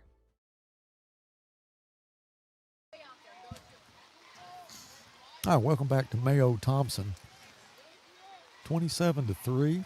Just got a text from Coach Little. Mike, you'll like this. He's glad that he got to play last night. He's at home where it's warm in his recliner watching the Grizzlies right now. Yeah, if he was a true Grizzly, I hope he hears me. Oh, he's hearing you. He should be here. But you can't hardly blame him, though, can you? He's done jump ship and gone to Oklahoma. He's the offensive line coach at Picola, and they're having a good year this year. Ball taken at the 20. Nice run back from Jaden Charles. Jaden just a sophomore over the 40 to the 43-yard line.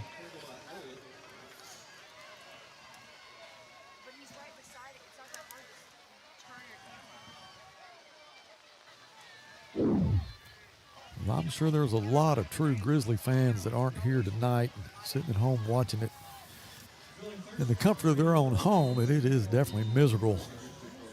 I don't think it's as bad as it was last year against Springdale, but it's been pretty miserable.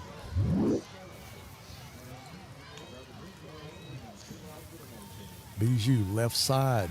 These are over midfield down to the 46-yard line.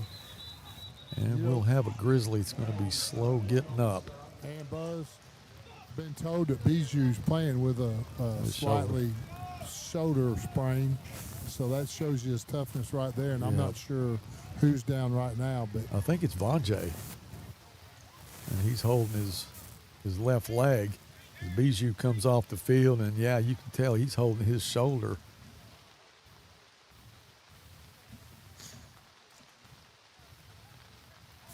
And I believe that is Vonjay Johnson.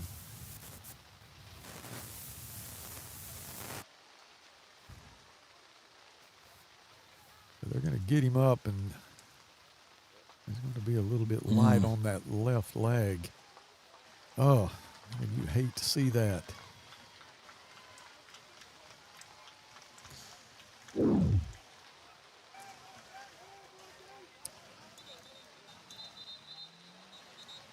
So we'll try to get an updated report on Vonjay here as quick as we can.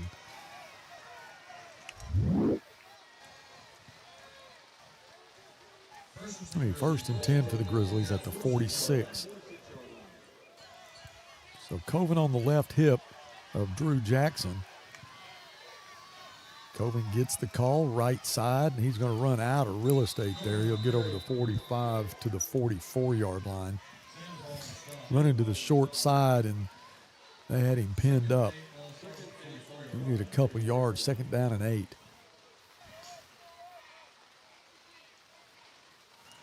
Boy, tonight we're short our sideline camera, and Jordan Baker, who's normally in the east end zone, on a camera deck there. And we love to have those shots for our viewers. We don't have that tonight due to the weather. Drew wants to throw over the middle, and it's intercepted. And that's Kenan Doss, who's been manned up with Keelan all night, and he's got a lane down the right side. Cuts back. There's a flag thrown. He's going to be taken out of bounds at the 7-yard line. Doss read it all the way, and he came from the left side to make the interception. Nice return from Kenan Doss, but there is a flag down. Man, that was thrown from a long way away, too, Coach. Did you see that? Well, Buzz, I think he was just backing his buddies up. There's yellow flags came from everywhere. Yeah, well, there's another one back at the 34. Yeah, I think it was a blindside hit. They hit the guy, I'm not sure who it was, without him seeing it. They're going to call holding. Yeah, blindside block.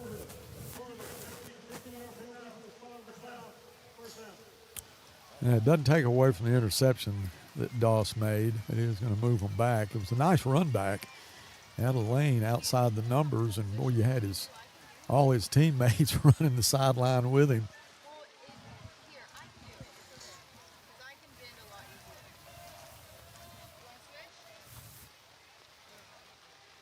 All the way back to midfield.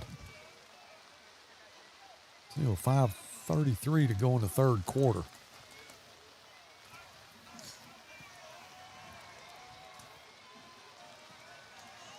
Bryce Owens, who had a 56-yard run for a touchdown the last possession, gets the snap, hands it to McAllister. McAllister slips away from a would-be tackler.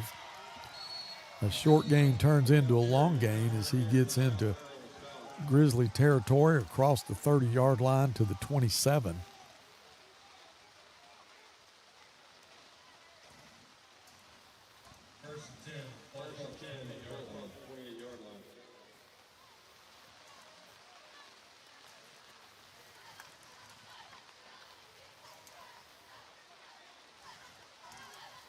Jack Gilder will be split to the left side. McAllister in the backfield with Owens. Out of the pistol, hands it to Owens. Owens this time will go to the left side, protecting that football as he hurdles a man over the 10-yard line to the 9. Finally taken down by Johnson. Boy, he did a great job in the first quarter with McAllister, but boy, the second quarter and so far this quarter, he's been picking up big chunks of yards at a time. Ball in the left hash, 1st and goal from the 9. If it ain't broke, don't fix it. That was McAllister over the 5 to the 4.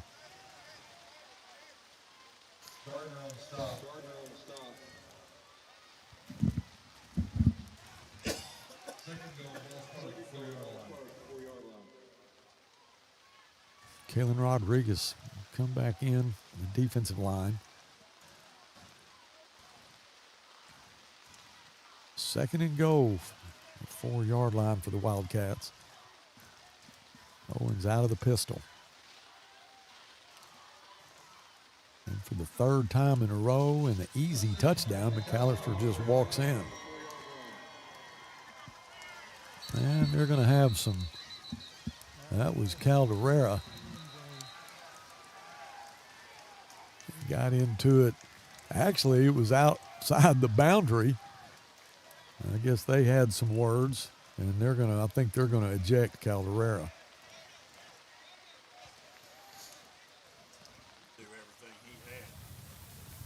He threw his flag. I think he threw his hat. He did. Yep, I'm not sure if they've ejected him or not. They told him to leave the field. Well, I think that's because he was pretty hot. Yeah. But hopefully, I hope not. If he threw a punch, then he's probably ejected. But and Now that may very well be what happened. And they're talking about it now. Well, if he threw his hat, that's not a good sign. All right, Coach Maroc will get a word from the ref.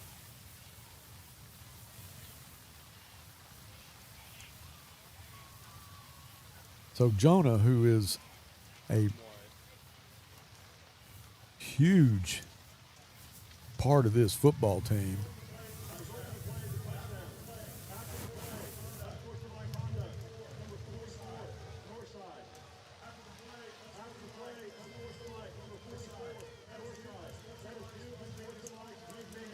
yeah, he's kicked out.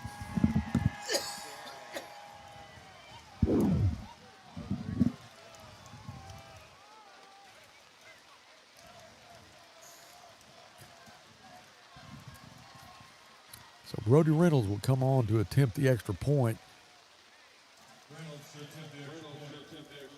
There's 3:49 to go in the 3rd. So if he's ejected, does that mean he can play in the 4th quarter of the next game? Mike, do you? Well, if they've changed the rule, before he's out the next game. So, but they may have changed the rules since I've quit coaching. I'm not sure, Buzz, but I'm pretty sure it's for the entire next game. Well, that's a huge loss. Calderera, who's he's a force on defense at linebacker, and he's our long snapper. Reynolds' extra point is good, 34-3. And 3:49 to go in the 3rd. So we'll just stay with it right now. I'll find out right now. All right. So the referee, as soon as he, like Jeff said, he threw the flag, then threw his hat. And Jonah was actually on top of him, but I don't know if he was provoked. I mean, I know Jonah. Jonah is one of the most laid back, well-behaved young men that you're ever going to meet. Yeah, he got hit.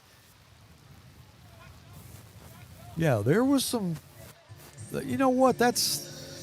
I'd be appealing that if I was Northside coaches. Jonah got hit basically from behind. That was Blake Pettit. Yeah, Coach, I got you. All right, so the rule is he has to sit out 4 quarters. So he will be able to play next fourth quarter. Next week in the fourth quarter. Yeah, but I tell you what, I'd just about appeal, or I would appeal that. Jonah got hit from behind, and they were out of play. It was out of the end zone, back of the end zone, and Jonah just ended up on top of him. He never threw a punch that I saw, and I know Jonah, and he is a well-behaved. I mean, I know you get hung up in the heat of the game. He's very competitive, but he's I just don't see where that should have been called that way. Did you tell if it was it continued?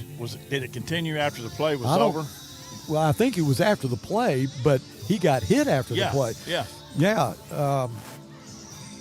McAllister had already scored, and then Jonah was coming across the back of the end zone. Yeah, I saw him getting blocked, and he got hit from behind, and they were on the very back of the end zone, and as they rolled over, Jonah was on top of him.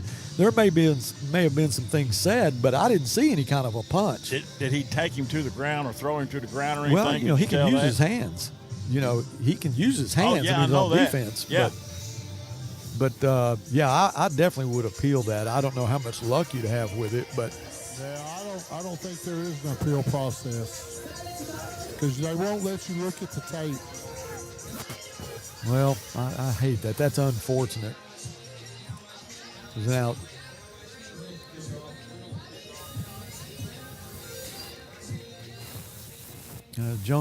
he's a junior. Now, senior night is next week. Yeah, if you knew they were going to kick an onside, well, that was a heck of an onside kick. Good job by Mendoza being over there. The great hands he has, but that was the kind of kick that you teach right there where it takes that big hop. But Keelan was there to make the catch. All right, 34-3, and we got 3:48 to go in the third. We'll be at the 19-yard line.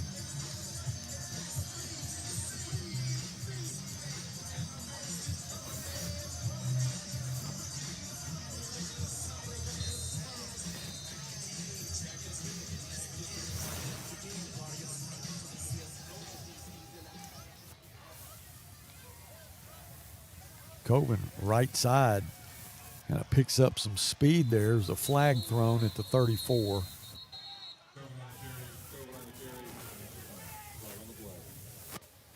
That was a 4-yard pickup, but there is a flag. It's going to be holding. We can't get a break.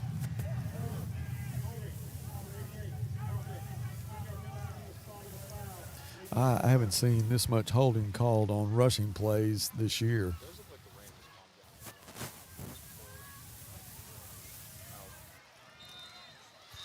All the way back to the 10. Second down and 19 for the Bears.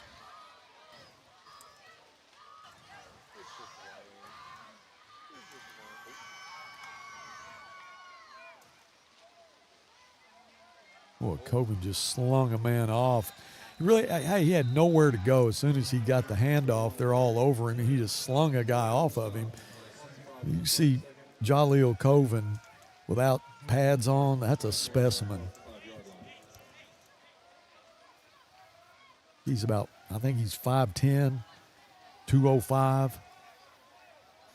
Runs low, runs hard. He is strong.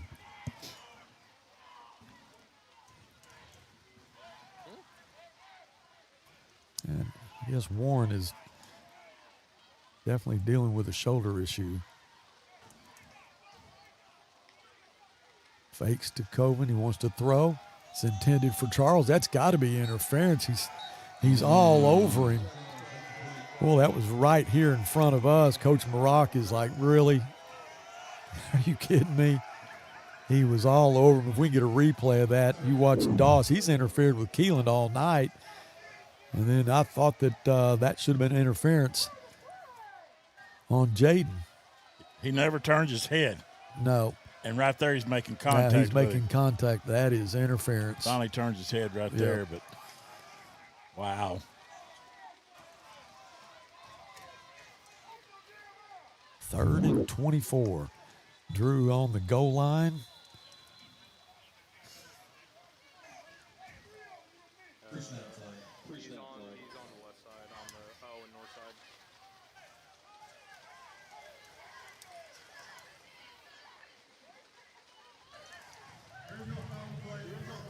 Northside. No flag on the play. He'll pick that up. Third and 24.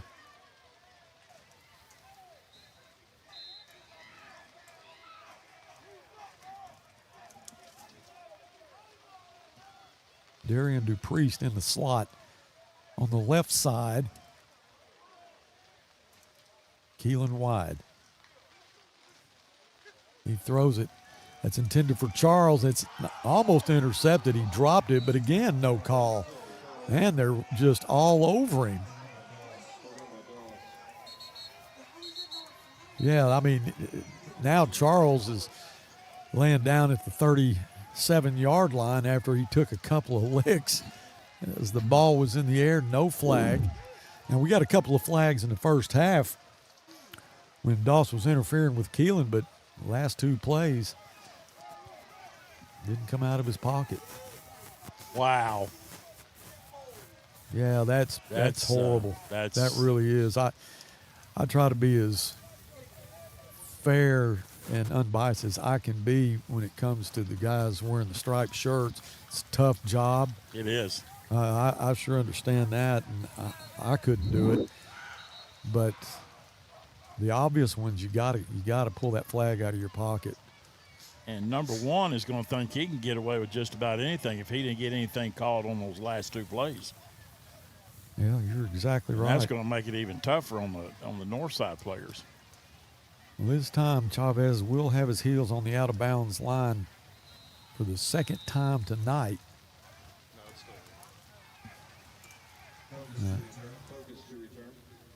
Good snap, gets it away. And this will be fielded at the 34. That's Posias.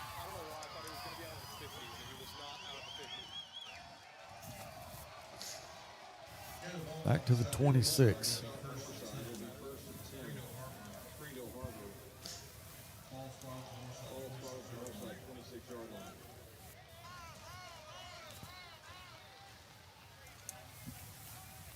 That was a short half, but this is one heck of a long third quarter.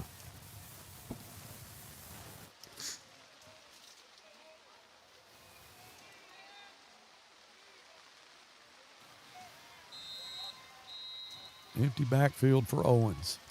Now he'll send a man in motion. He'll give it to him on a jet sweep. Over the 20. Like he got to the 17-yard line. That was Reith on the jet sweep. He'll pick up 8 yards. Second down and 2 for the Wildcats.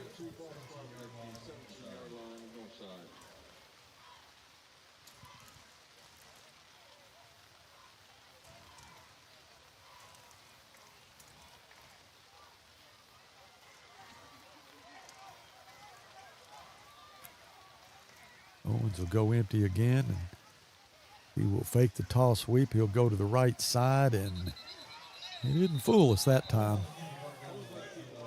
That was Cheerio Die. Go ahead and mark that one down too, just in case. That's his second sack tonight. Yeah, Cheerio, who got the very first AutoPlex collision play of the game back in a preseason game against Texarkana, when you couldn't hit the quarterback, but he said, hey, I'm going to go ahead and get this first AutoPlex award. Empty backfield for Owens. Third and long. A reverse, it's on the ground, and the Grizzlies will jump on it.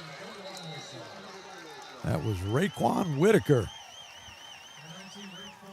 So Raekwon and I had a great conversation in the coaches show this past Tuesday night.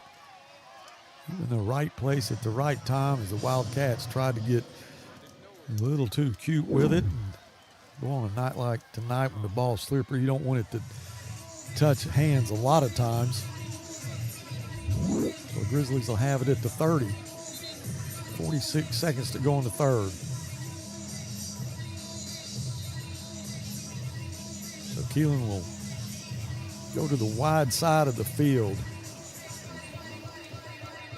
DePriest into the boundary. Gives it to Coven. Coven upended at the 35. Picks up 5. That'll be a 2nd and 5. DePriest, a junior wide receiver. He'll be back into the boundary. Looks like Bijou may have seen his last action tonight. Yeah, twice I watched him come off the field grabbing his shoulder. And y'all know as well as I do that if he's not playing, he's hurt. Yeah.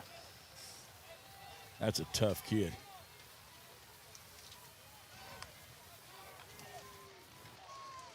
Coven gets to the edge. And gets to the 41-yard line.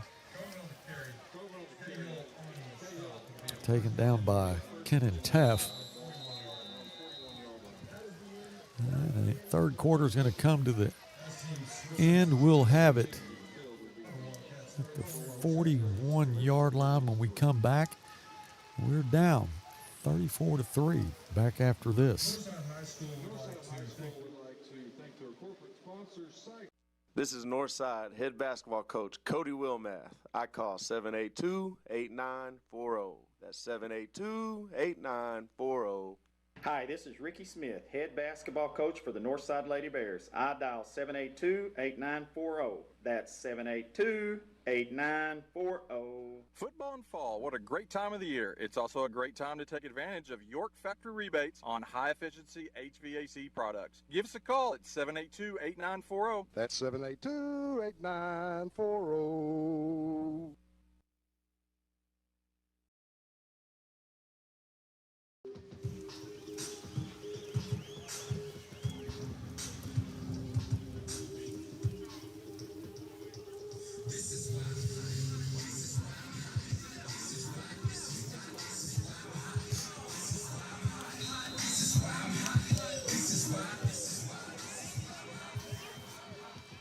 First and 10 from the 40, and the flags fly.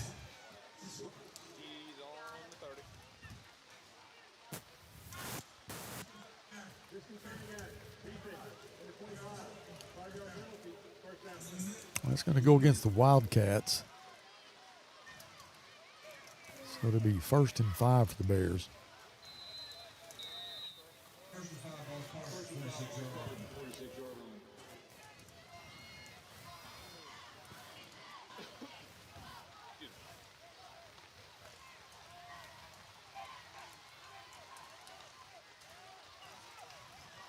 Coven on a cutback over midfield to the 48.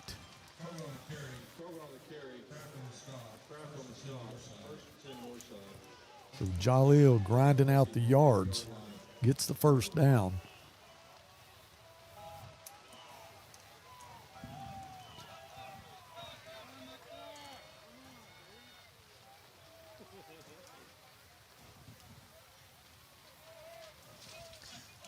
Keelan split to the left side. Tony Berry, a senior defensive back, will be manned up on Keelan. Coven again, left side to the 41. So Jalil just keeps picking up 4 and 5 yards at a time, and I know you'd like to move it a little bit faster, but at least we're moving it. 2nd down and 3.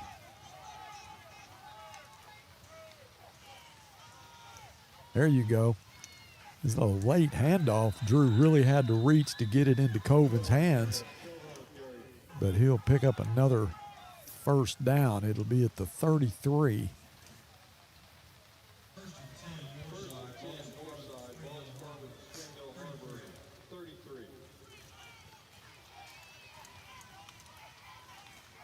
And Jaleel gets it again. Right side, pushes off a man, now cuts back. Still on his feet over the 25 to the 24.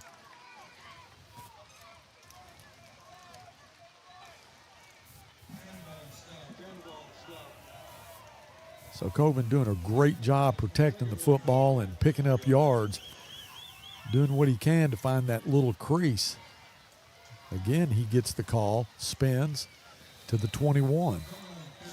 Flag thrown, and Coven might be a little bit slow getting up, but he's holding his shoulder pad too.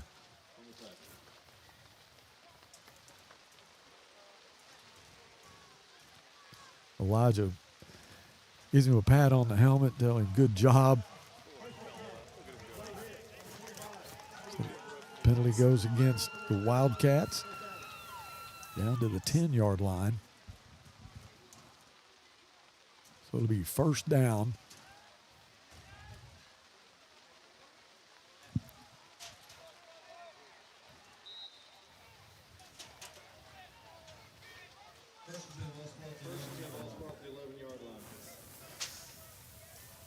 Jaleel with the call, cuts back, right side into the end zone. Touchdown, Jaleel Coven.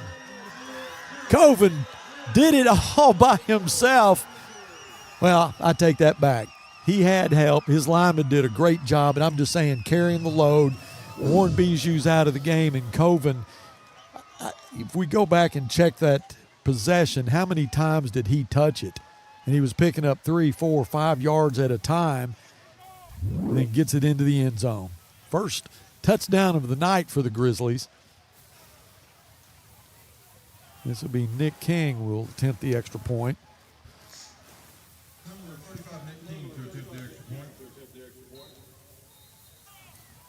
Drew Jackson will hold it.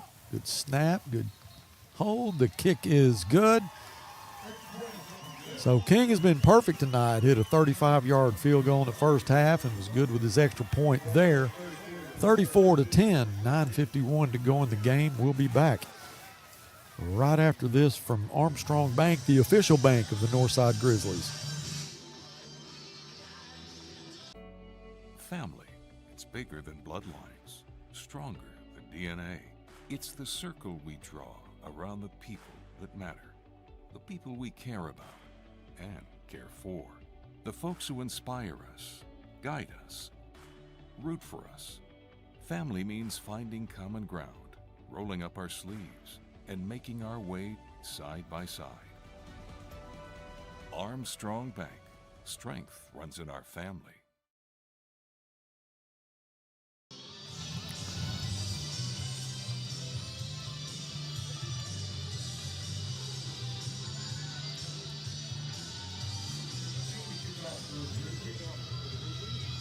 Nick King will tee it up.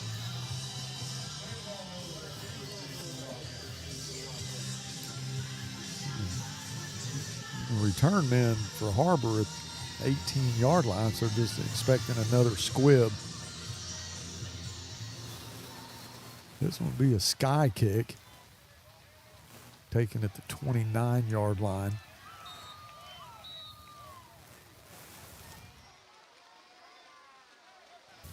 So Coach Jaleel did a great job looking for open holes and just picking up what he could. And you take the small gains with the big gains, but he got it in the end zone for us. Yeah, hard-nosed running. He doesn't quite have that burst that Bijou has, but he is a tough runner, and it don't matter how you get it as long as you get it. Yep.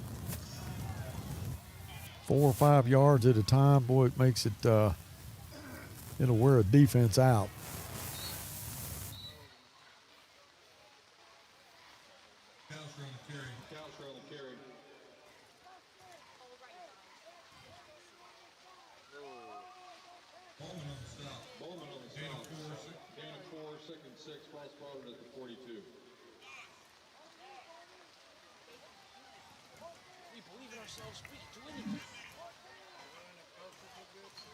Owens will keep it himself, and he is outside the numbers, and he's just going to go down.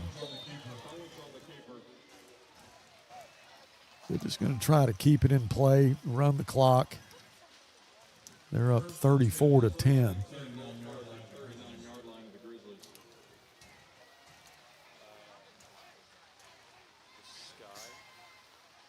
There's something about Bryce Owens.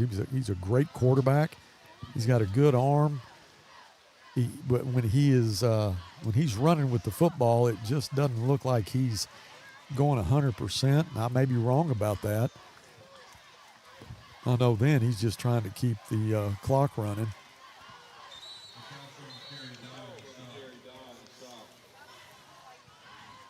But he is just a junior, so they'll see him again next year.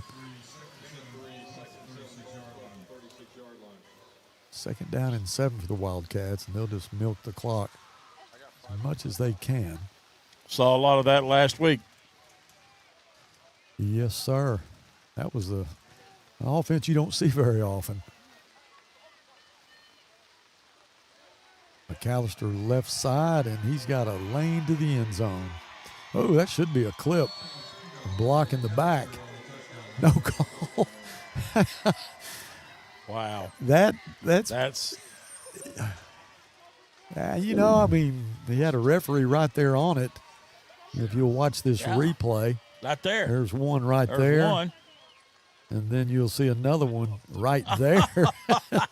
No call. Well, 2 in one play. Oh, my goodness. Reynolds back on for the extra point. Out of the hole to Real Croft. The kick is hooked, that one. That's just outside the left upright. 40-10. 7:55 to go. Back after this from Vicky Cooper and the Heritage Group. Fort Smith is a city built on pride, community, and a rich history.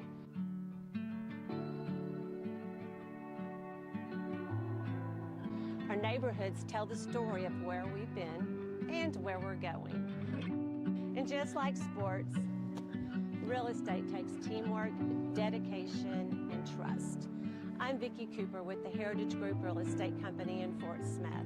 And whether you're buying or selling, I would be honored to help you find your place in this great community.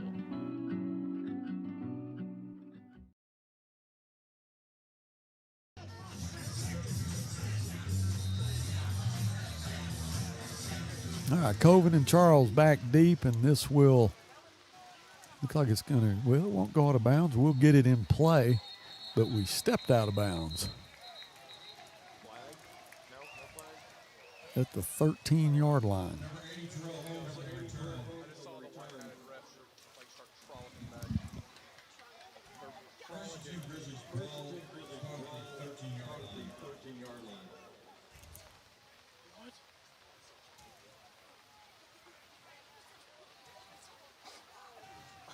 Are you talking about British accent? He threw the pigskin and he hit the other guy really hard as a flag on the play, please.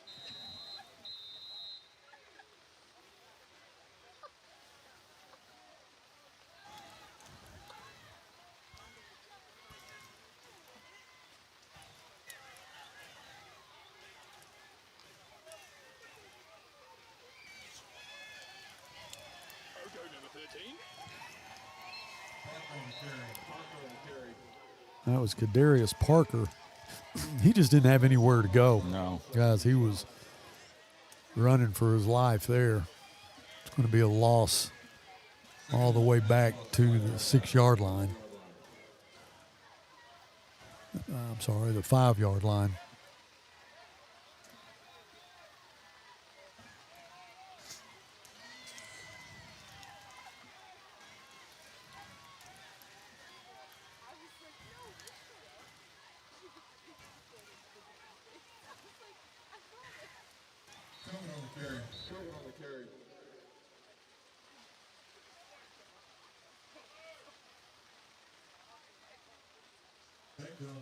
Baker on the stop. Is that how low we've gone? Third long ball 12. Third long ball 12.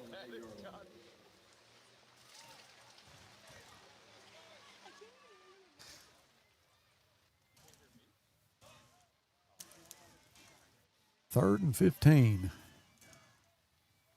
8-yard line.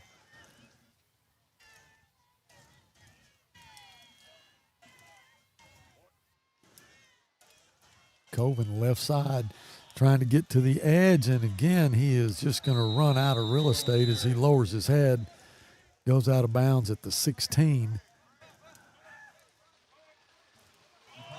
So that's going to bring up a 4th down. So Chavez, who really hadn't been in a comfortable position all night trying to punt.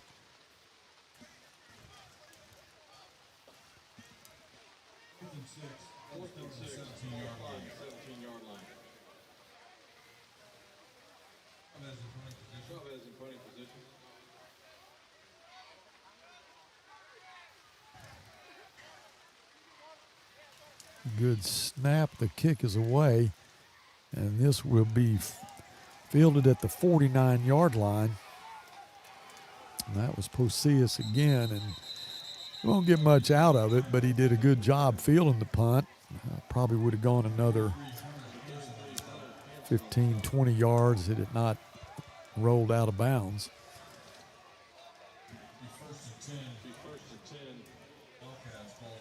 So we just hadn't had any field position all night long.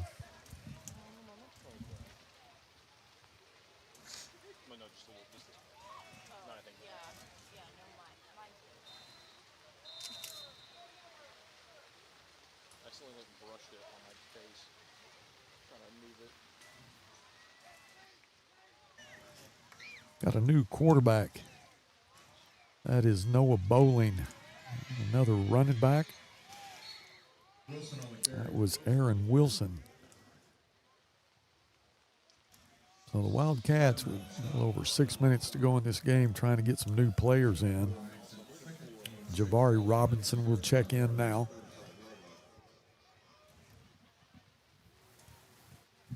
Noah Stevenson, along with Brantley Harper, will split wide to the right side.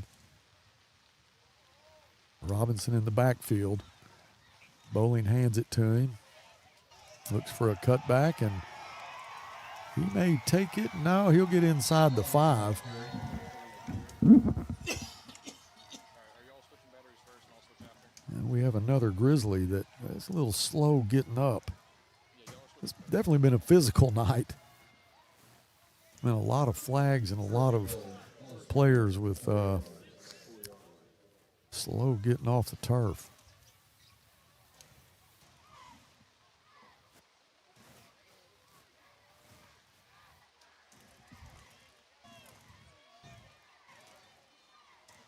Bowling and Robinson in the backfield. And Robinson will get the call again and tries to spin his way in the end zone, but the Grizzlies keep him out. That was Cheerio Dye with another tackle. Called his name a lot tonight. Cheerio's had a good night on the defensive side of the ball. Yeah, he's been a good player all year long. Yes, he has. As we mention every game, if you like barbecue, you got to go to his dad's over on Midland next to the Family Dollar parking lot. Big Daddy D's. This time Robinson's going to try again. Cuts up, and they're going to keep him out again. Another flag on the turf. I try to get out there about once a week. I took Mike and I, we've been there about 3 times. Mike doesn't like it very much, but he keeps going back. Not true.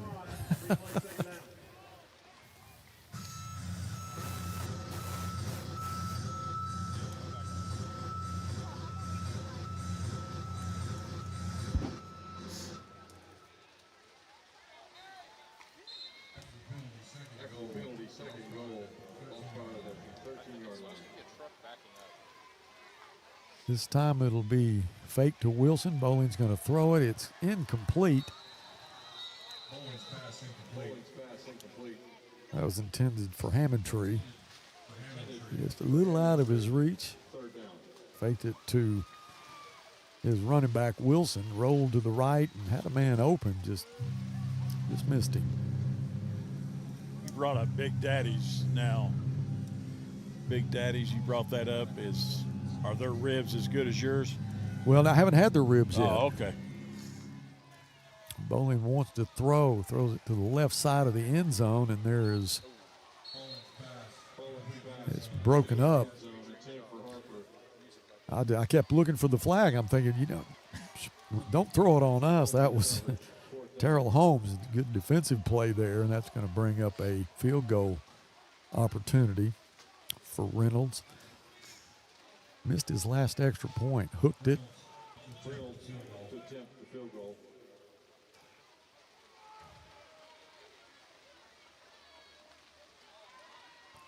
Kraft to put it down at the 20. This will be a 30-yard attempt for Reynolds. Good snap. The kick is on the way. It's got plenty of leg. That one's right through the middle. He hit that one good. 40-10, 3:53 to go as the clock will now continue to run.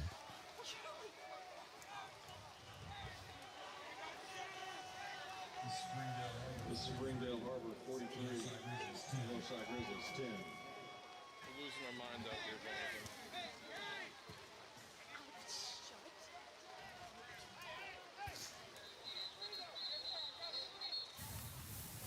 What are they watching over there?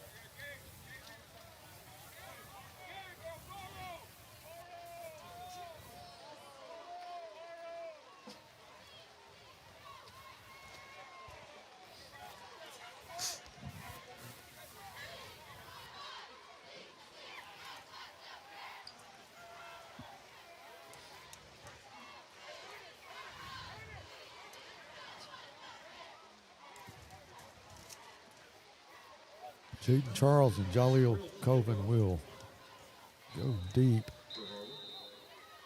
back at about the 7 or 8 yard line. Reynolds will again just kind of push that one to the 15-yard line. Get over the 25 to the 28.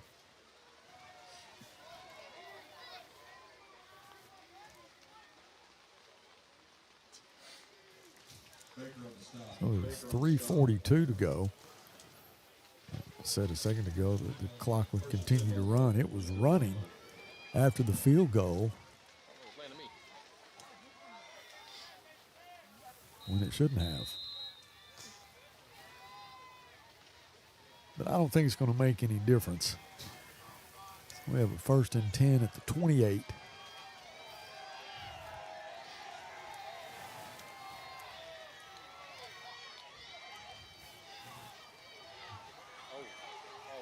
Coven with some nice moves over the 35 to the 38, 39-yard line.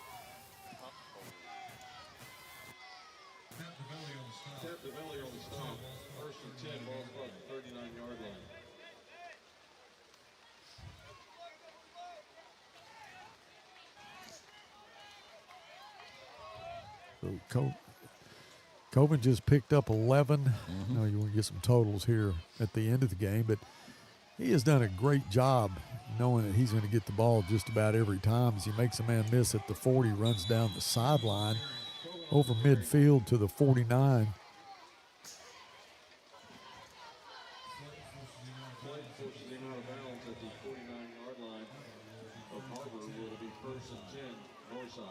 Back-to-back 11-yard gains. And like you said, he has had an outstanding second half.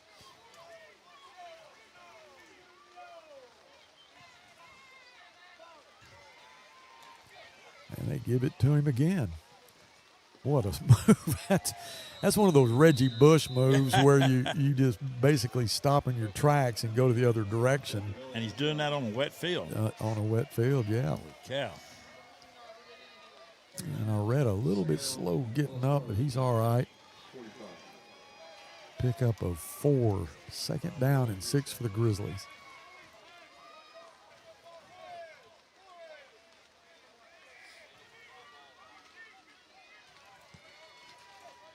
Give it to Coven this time. Go to the right side. Stiff arms a man. Boy, he's showing some real running abilities here as he gets to the 34-yard line. That's 3 runs, 3 first downs. We talked about that burst of speed, man. These last 2 or 3 carries, he has really shown a burst of speed. Now he's going to go to the left side. No gain there.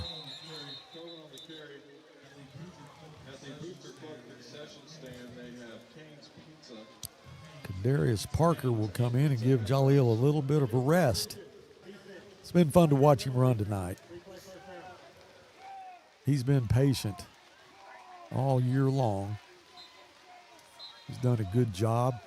He's been a guy that you've been able to depend on for, some short yardage gains, and every once in a while he'll find a crease.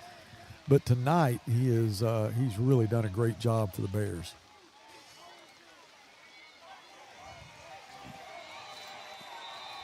And you can tell by watching Parker run, he had nowhere to go then. He tried to stiff arm a guy, and looked like he may have bent his hand back a little bit. He's kind of shaking it off, his right hand. He's just a sophomore.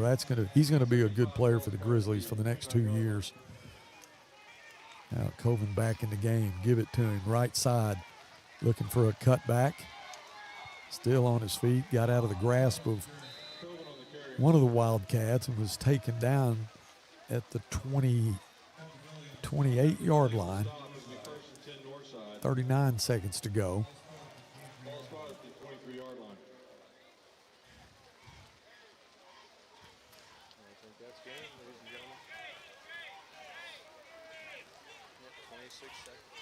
Elijah Rogers kind of holding his midsection comes out. Keelan will come in. And the clock continues to run. Well, the Grizzlies are going to take a timeout. It's been a physical game tonight, guys. A lot of players getting up slow. Rogers comes off the field holding his midsection. Bijou with a shoulder issue.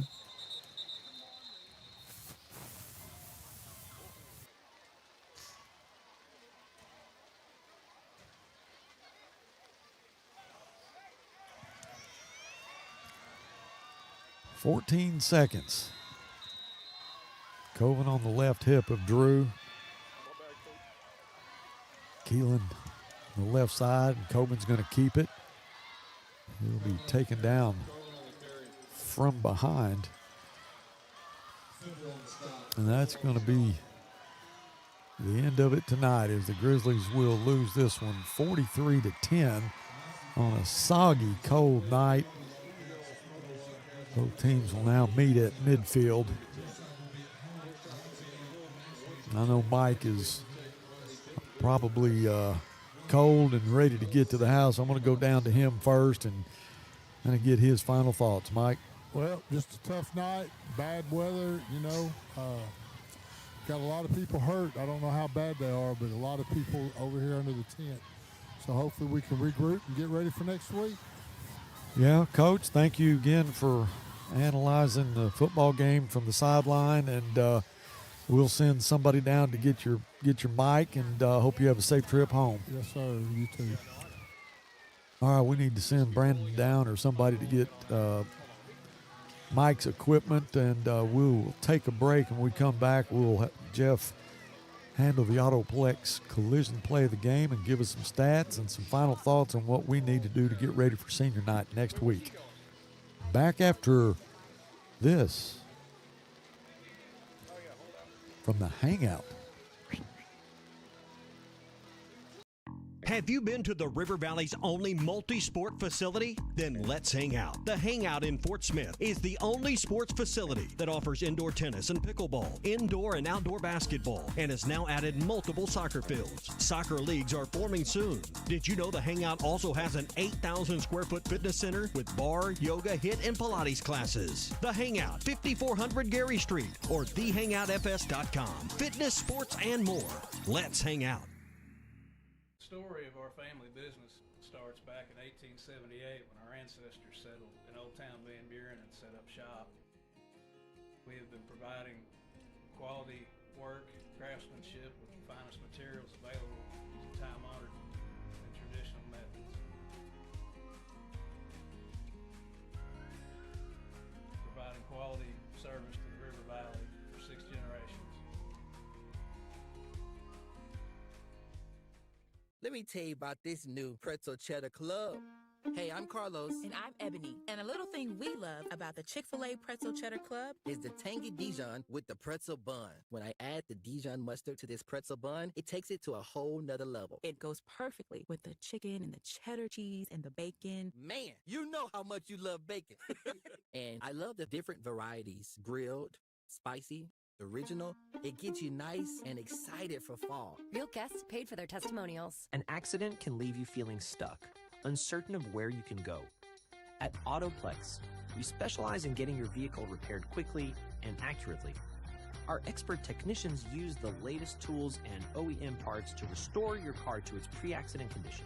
With precision and care, we ensure your car looks and performs as if the accident never happened. Ready to get your car back on the road? Visit fixrex.com to start your repair today. Beauty, wellness, and luxury under one roof. Dream Aesthetics delivers rejuvenating Korean facials and advanced needling. Your glowing lymphatic skincare specializes in lymphatic massage, postoperative care, and body sculpting. Reflection Aesthetics Lounge provides advanced microneedling, teeth whitening, and hair growth treatments. Everything for your ultimate radiance. All together for you at 2711 Park Avenue. Dream, glow, reflect. Hablamos español.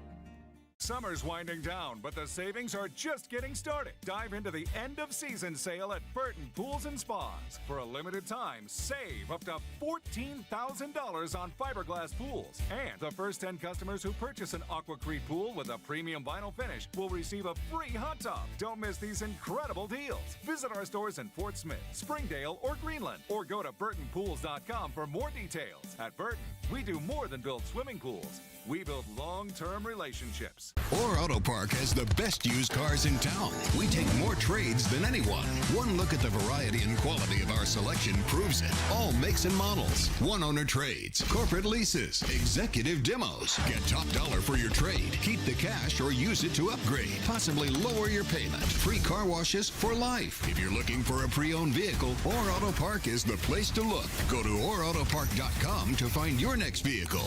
You always get more at Or.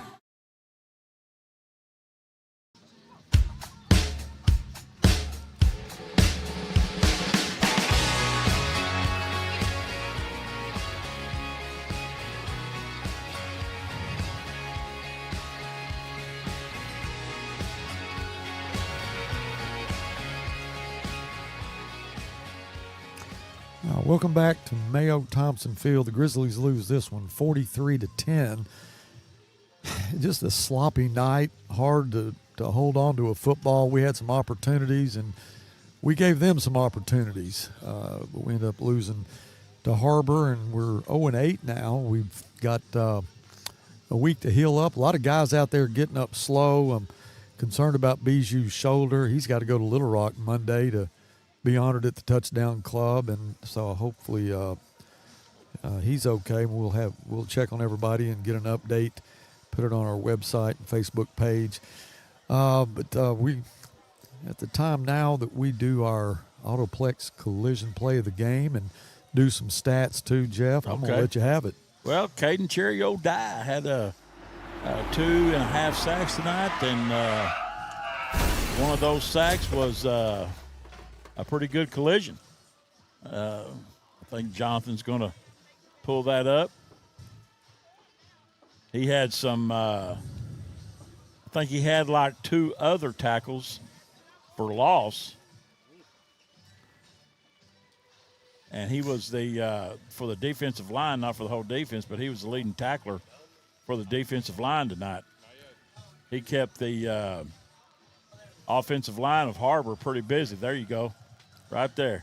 Yeah, he had to go through some inventory to get that, yeah. But congratulations to Cheerio. I love that nickname. I do too. And he's a good kid, too. Caden Cheerio Dye. I think he's going to play basketball this year. Well, I tell you what, he's an athlete. That's 5 fouls right there, man. 5 extra fouls. Yeah, and he can play. Yeah. And from the way he moves along the defensive line, you can tell he's a good athlete. He's got good feet, quick feet, moves well. So for tonight's game, our AutoPlex collision. He dislodged the ball, too. Yeah, of the game is Caden Cheerio Dye. Congratulations, Cheerio. So, stat-wise, have you got a few totals? Yeah, I got one or two few totals. It's the same story for it seems like it's Northside's just snake bit this season. You can look at the turnovers right there. 5 turnovers, 3 of those were in the first quarter alone, and how they were only behind 13-3 at halftime. That's a miracle with the number of turnovers they had. Both teams started out kind of slow as far as the stats go, but Har-Ber is a passing team. You notice here they only had 8 yards passing tonight. Yeah, and we in our scouting report they were going to pass it about 50 over half the time and run it. Yeah. Not near as much, but it was definitely a night where you had to change your attack because of the weather. So it was a little frustrating to see all the balls on the ground. Tell you what else was frustrating was all the flags. Yeah, that was, you see right there. Both teams combined for 150 yards and penalties, which when you do that, that makes the game even longer than it is. And Coach Fleur down there tonight, I tell you what, you owe him big time for what he did tonight down there, staying in that rain and that cold and that wind. And you got to love it. Yeah, you got to love it to want to do that after being retired for 4 years. Yeah, the thing is he played ball here. And coached here for quite a few years. And, man, when he got here, it was a similar situation. Mm-hmm. And I remember him telling me the story about getting to know all the players that first week. And he said everybody he talked to, he wanted to find out what their position was. They were all receivers. He said, has anybody played defense? And anyway, there's just so much talent at Northside, and it's a matter of, getting them on the field and or getting them here and interested in football. And I think Coach Marock is going to be on the right track. It's a tough year this year. Very tough. But you're in a conference that it's, the same thing every week. You got great players that you're having to face, and you know what it's going to be like. You just don't have the depth, and you didn't have a spring. So I look forward to them, getting some footing for next year. Well, I've been unfortunately part of some teams that were over, and you got 2 weeks left in the season, and you're 0-8, and you don't feel like you have any friends except for family, and you feel like nobody likes you, and you feel stupid, and you feel like everything that you do is wrong. You second guess yourself, and every move you make when you're going through a season like this, you think it's the wrong decision, and you're second guessing yourself, and it's hard to get out of that funk when you're 0-8. It's not a good feeling, and it's not something I would want anybody to experience. But unfortunately for Coach Marock and these Grizzlies, they're experiencing that right now, and they just need to hang in there for 2 more weeks and keep plugging and keep working hard, and don't quit for one more day, don't for one more game, for one more week. Don't quit. Just keep working hard. Yeah, and I think that under the circumstances that you got to pass if there is a pass because of the situation. If you've been doing it for 4 or 5 years and then all of a sudden you run into a season like this, that's a little tough there. But right now, you're trying to get your footing. You're trying to just figure out what works, what doesn't work. And you got a couple more games, and then you're going to get into off season, and then you got to start learning then. You're going to find out, who's with you, and hopefully, some of these sophomores and juniors, and there's a lot of them. And then you see some of these freshmen on Monday nights and what they can do. You got some talent coming up. So I think the light is bright for the Grizzlies, and looking forward to that. But we still got 2 games to play. Next week, we're going to have Bentonville West here, and which will be senior night, and that'll be our last game here at Mayo Thompson for this year, and then we'll go to Springdale the following week to play the Bulldogs, and that'll be the first time that either one of us have broadcast in their stadium. It's new, and I'm excited for that. Zach Arns, who does their play-by-play, he'll take care of us when we get there. They've got a beautiful, nice press box. I was able to broadcast the state playoffs for the basketball last year in their new arena, and that was a pleasure. Eric Burnett there, the AD. In fact, Eric got to coach in the championship game, and but he's there, and he's an ex-Grizzly, and they'll definitely take care of us. I'm just so glad not to be in that old press box they had. I remember walking up the stairs to get into it. Was on the visitor side, and as you're walking up the stairs, you're looking at the floor joist of that press box, and they were rotted out. The stairs were rotten out, and you had the coaches on top of the press box, and you put 4 or 5 coaches up there, and they get excited. They start rocking the thing, and I'm thinking, man, this dude's going to come apart. And every game that I broadcast there, when I got down on the ground after the game, I literally got on my hands and knees and kissed the ground. I'm just glad to get out of there, but they do have a beautiful new one. We'll be there in 2 weeks. But next week is senior night, and I'm looking forward to that. I know tomorrow is going to be raining again. The Hogs play against Auburn. They need to get that win. Yeah, they really do, and it just seems like, this may be just me, but it just seems like that every year they play Auburn, there's a call or two that goes against in critical situations, especially when they're playing Auburn, whether it's at Fayetteville or at Auburn. Yeah. It just seems like they get like 1 or 2 calls at the critical times that go against them, and they somehow lose the game by 1 to 3 points, and that's aggravating. But like I said, that's probably just me. Well, debt of gratitude to you, Jonathan, Jordan, Andy, Aaron, Mike Fleur, for doing what you did tonight under these circumstances, and that camera crew that was out in this horizontal rain and all that wind, and it was cold, working out of that tent, and to do what they did. I really appreciate and am very thankful for the job that everybody's done tonight. And hopefully we have some better weather next week. But if not, we'll be there and we'll do it again. But that will wrap it up here from Mayo Thompson. Again, we lose this one 43-10. And hopefully we have a good week of practice, and everybody has a great week. Get ready for senior night next week. If you can, make it out to Mayo Thompson. Mean a lot to the kids that'll walk on this field for the last time. But for Jonathan, Jeff Ferris, I'm Buzz Sawyer saying so long from Mayo Thompson, and Go Bears.